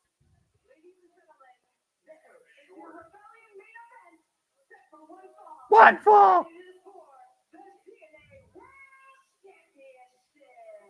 Oh boy.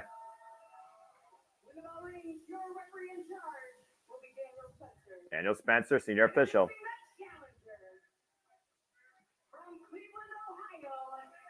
Ohio present.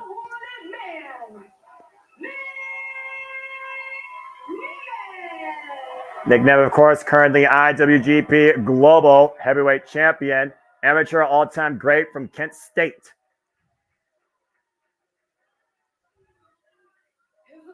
Oh boy. Accompanied by the system. That's not good for Nick Nemeth, especially if they stay out there at ringside. And there you see Moose, our TNA World Champion, after 2 successful defenses so far. You see that ridiculous, wicked smile on Moose, mocking Nick Nemeth. It's our main event, JJ. This is the richest prize in TNA. You know what we're about to do. Yes, sir. Here we go! For the first time ever, it is Moose versus Nick Nemeth. TNA World Championship. Double A takedown by Nick Nemeth in the ground and pound. You see the system are at ringside, though. Nobody in the wanted man's corner. This is where Nemeth can thrive, though, bringing that amateur wrestling background into play. At St. Edward's High School. There you go, Colin. Shout out to my brother here. Again, Ohio represent. Also straight out of the Cleveland, Ohio area. Oof.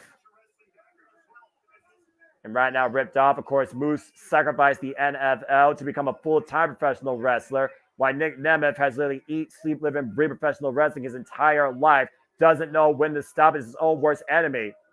And Moose right now blocking Nick Nemeth with the tope. Oh, Nemeth catching him, though. Moose on his feet on the outside. And Nemeth off the apron flush. Uh-oh, gets caught. Gets caught. The straight foot Moose coming into play. Hoist up on the shoulder. Drops face first on the apron. Yeah, Nick Nemeth had to run the gauntlet of horrid gimmicks before finally establishing himself and making a name as Dolph Ziggler. Of course, at one point he was Kerwin White's caddy.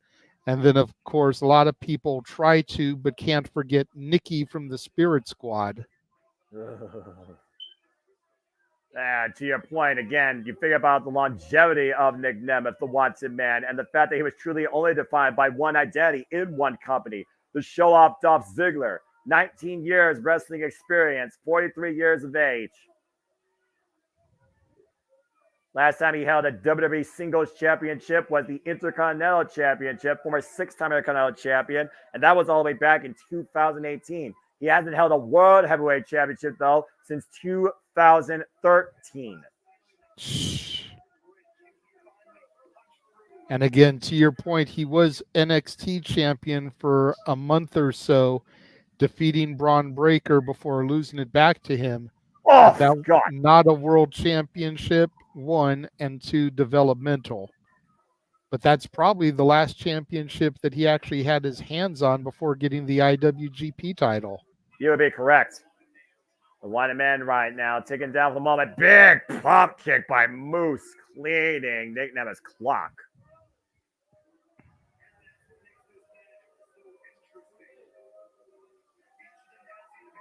And right now, Nick Nemeth trying to get wind back in his lungs. Moose just teeing off against the wanted man.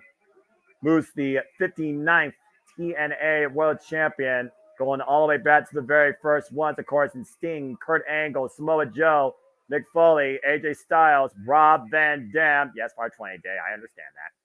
And of course, the longest Bobby Roode, and of course, the longest reigning world champion, Josh Alexander, who did win his match earlier tonight, demonstrating how far his resilience is willing to go for TNA Wrestling.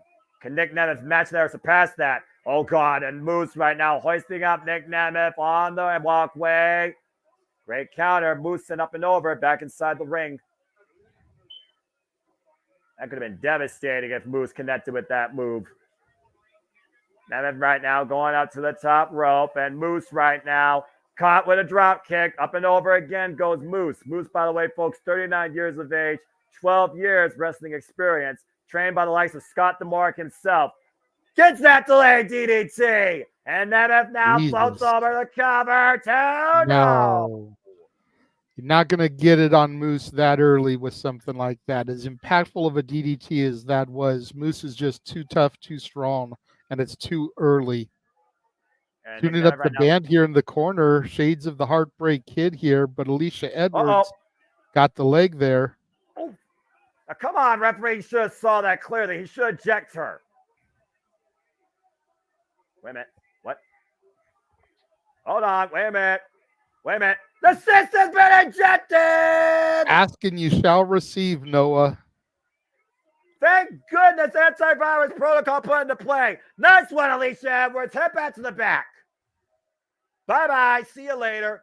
This is and too Ryan important to have. Nemeth even waving bye-bye from his seat there. This match is too important to have these freaking idiots on the outside ruin the good name of TNA.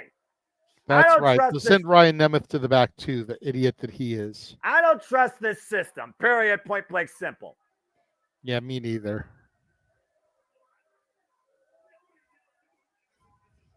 I mean, come on. Moose should be able to do this on his own. Why does he need these idiots at ringside? And right now, Moose's confidence might be stirred. Nick Nemeth about to make super kick. Drops Moose. Nemeth falls in the cover. Two count only. Whoa. Could you imagine if it was over right then and there after them being ejected? Super kick, 1, 2, 3. That's it. They hadn't even gotten the chance to get to the back yet, and the match is over. Yeah, the system costing Moose. Now that would be poetic justice. Looking to send Moose to the danger zone. Moose fends it off. Nick Nemeth refuses to be denied. Now going to the sleeper. Trying to wear down Moose, but Moose in the ropes though. Nemeth has to let go of the hold. Now trying to break Moose's grip away. Boy, the count of Moose, though, trying to roll through. Nemeth brings him down, though. Got the sleeper in deep. Legs grapevine around his midsection there for added pressure. Middle of the ring on the TNA logo right now, and Nemeth still maintaining his grip. Of course, Moose first came into TNA in 2016. 2017 won his first championship, the Impact Grand Championship. And you see right now, Nemeth immediately reapplying his grip to Moose. Oh, and again, just driven in the corner, but Nemeth refuses to be denied. not letting go of the sleeper hold. Trying to put this giant down, cut off the oxygen to the brain, and Moose right now trying to find his way up in the corner on the ropes, losing his balance and footing. Moose might be fading. Nemeth not letting go, no sense of fear. And electric chair drop. Forces the break. That took every last bit of strength and energy left in Moose at that moment to finally break the grip of the Wanted Man. Desperation. Desperate times, desperate measures. Again, how far are you willing to go to be TNA World Champion, let alone hold it versus gain it? Well, see, that's the thing is Moose can do whatever he wants. You know, Nick Nemeth has got limitations. He can only win via pinfall or submission in the middle of the ring. Moose can get counted out. Moose can get disqualified. Moose can win by pinfall or submission. Any of those things, he gets to keep his title. Yeah, but I think Moose is out to prove a statement here, JJ. Oh, I wouldn't doubt that, but I'm just saying, like, the ball is the proverbially in his corner. And right now, playing with the environment on the outside, still ring steps put up on their side. Count of 5, Moose rolls back inside the ring to break the count. To your point, Todd cannot change hands via count out. But as long as the count's going, Moose can continue to add punishment. And Moose might be going to extreme lengths here to break the Wanted Man. Hoisting him up, might be looking for a power bomb. And Nemeth able to fight back, though. Find his way on the walkway. Catches Moose again with another super kick. And Nemeth right now. What's Nemeth thinking here? Nemeth. Finisher! From the ramp to the floor. Count of 6, though. Take a look at this, JJ. Got all of it, all the way down to the floor. Count of 8. Never rolls back in, forces the break to reset the count.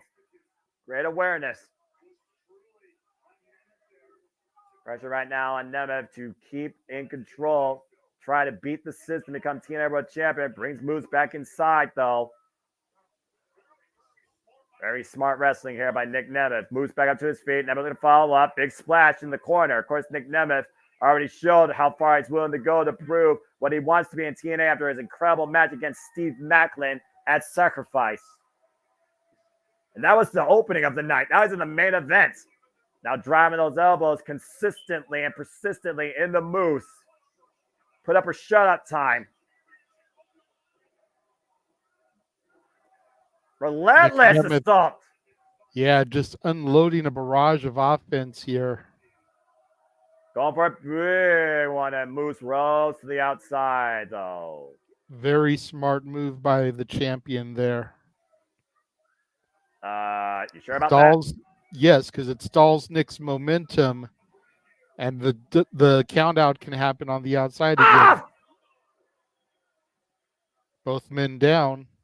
Yeah, but Nemeth just dropped an elbow from the apron to the floor from Moose's heart.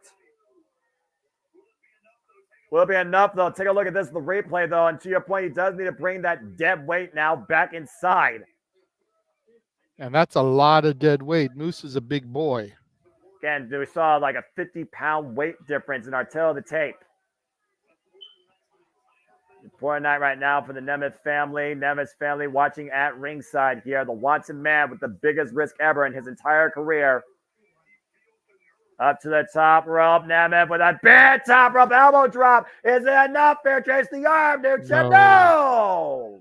Huge macho elbow there. Not enough to put away the champ, though. Look at it again, Noah. Got all of that elbow drop perfectly. Pressure on the upper body. Moose gets the left shoulder up, though. Moments away from a new TNA World Champion. Better kick, but this time Moose blocks the shot, though. Oh, and a headbutt. Moose falls in, though. Runs into a boot. Stopped by Nemeth, and meanwhile, got Guzzo. Go to hell! Sky high, too! No! Golly. Jesus. That Look at it freaking again. God damn. That power bomb took the Nemeth back to WWE nearly. Good God. The damage he could have done to the arm by jerking him off of the top rope there, and then the driving force of that power bomb. Impact offense to your players. Moose looks for the spear. Nick Nemeth able to capitalize though. The schoolboy. That 2 count. Moose again looking for the spear. Nick Nemeth up and over. Hooks up Moose. Deep cover. 2 count again. Both these men looking for a grip. Test of strength. Now the backslide. Moose rolls through though. Now hooking up Nick Nemeth. Hoisting him up. And another power bomb release. In the cover. To Moose. No.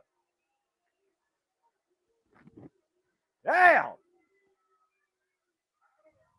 I don't know how Nemeth is even alive right now, let alone breathing. Golly. Moose just throwing him back out to the outside again on the steel entranceway. You talk about the weight differential. How about the height differential? The height that Nemeth was planted from on the mat. Uh-oh. Oh, God. And Nemeth right now Going looking for up. one more massive powerbomb. Not the entranceway, not the steel entranceway. Trying to counter the straight from Moose again. Moose hoisting up Nemeth again. Going down. Dear God! Oh.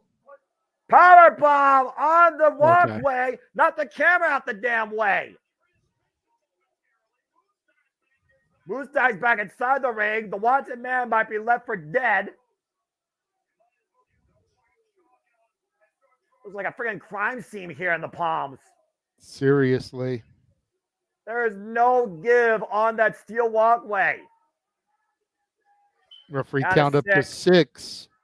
Nick Nemeth has to get back into the ring here. And Nemeth stirring right now. 8. Falling his way. Are we going to see Moose retain his championship? 9.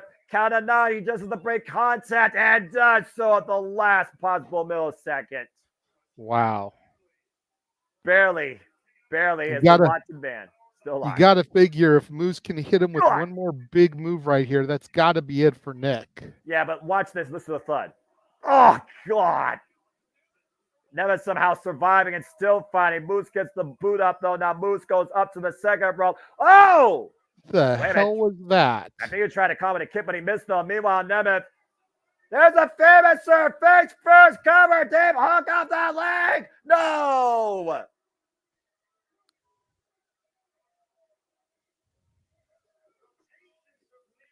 Paces of Nemeth right there to somehow find enough awareness off that botched super kick attempt to catch Moose running in with a famouser. Near fall yield only. I dare argue this is probably Moose's toughest match to date in his TNA career. Nick Nemeth again going for broke here. All or nothing in Las Vegas. Main event here, TNA Rebellion. Moose the System, the TNA World Champion. Nick Nemeth the Challenger, the Watson Man. First time ever matchup. And both men teeing off right now in the middle of the ring for the richest prize in TNA Wrestling. Who's going to get the better of this exchange here? Two of the best that could do it today. And Moose looking to pick up speed. Oh, God, with a super kick. Now Moose, though, catches Nick Nemeth running again with a pump kick. Now Moose picking up speed. Nemeth catches him with a clothesline. Turns him inside out. Going for the famous again. To Moose, turns him up and over the cover. Hooks up their leg. No. Damn it. And Moose gets the right shoulder up. Just in the nick of damn time. Oof. You think about, again, the strength and weight advantage of Moose right here. Moose right now looking as vulnerable as Nick Nemeth. Nick Nemeth, though, hoisted up, gun stun across the top rope. Now Moose picking up speed, looking for the spear again. Sunset flip over the top, counter the roll through. Super kick again to Moose, rebound off the ropes. Oh, the spear by Nemeth, and the cover, hook a leg, and a near fall again. Nope, not enough, Noah. Tried to beat the man with his own damn move. Oof. The system is still functioning for the time being. And Nick Nemeth right now, is he starting to doubt himself? Is there doubt creeping in? Does Nick Nemeth have what it takes to beat the system to become the TNA World Champion? Tuning up the band again. Looking for the show-stopping move here. This super kick might be the finish, and Moose ducks out underneath. Nemeth changing position. Moose able to sidestep. Oh no. And Moose with the spear! The spear! The cover! Hook on the near leg, and it's over! His shoulder wasn't down. Moose was pulling his shoulder up. Did you see that, Noah? Moose was pulling his shoulder up. I did, but the referee's call is final, JJ. Somehow Moose once again escapes with the TNA World Championship. At least he did it without the system. I still say the system's flawed. You and I saw it clear as day. The left shoulder did get up, forced by Moose. I demand a recount. Either way, though, Moose is still TNA World Heavyweight Champion by the skin of his teeth. Moose is going to leave Rebellion, heading into Under Siege, still the TNA World Champion, as the system still works. So close, so damn close, though, for the wanted man, Nick Nemeth. And you got to figure, Noah, now that this alliance... Oh.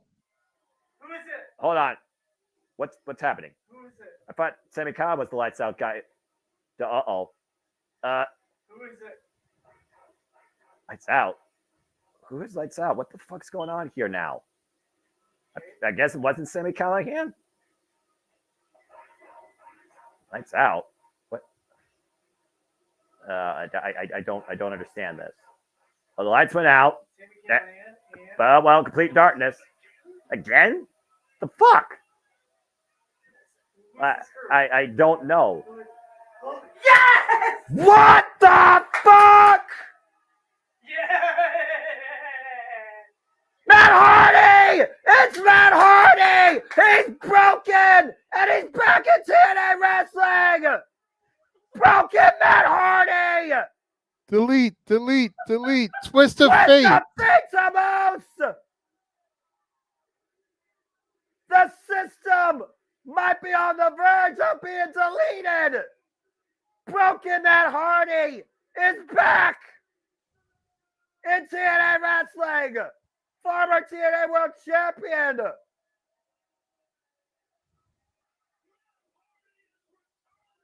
What the hell?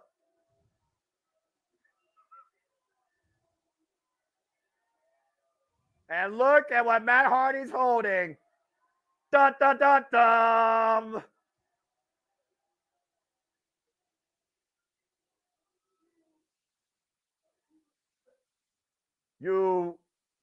Oh boy.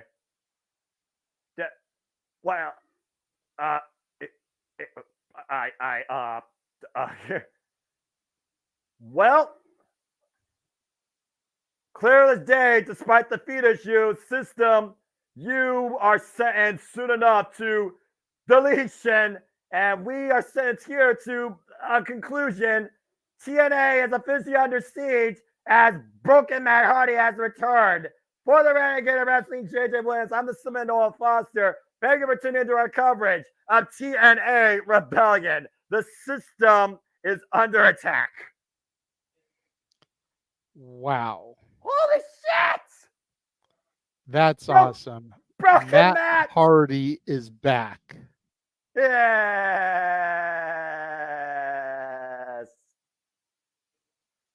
Okay, that's fucking awesome. And soon enough, we will see if the system will be deleted. Delete! Delete! Delete! Delete! Delete! I'm gonna be hitting the delete key all night now. Oh, that's awesome. What a fucking pay-per-view. That's professional wrestling, damn it. And hell of an effort, Nick Nemeth. Damn it, got that prediction wrong too. What a show.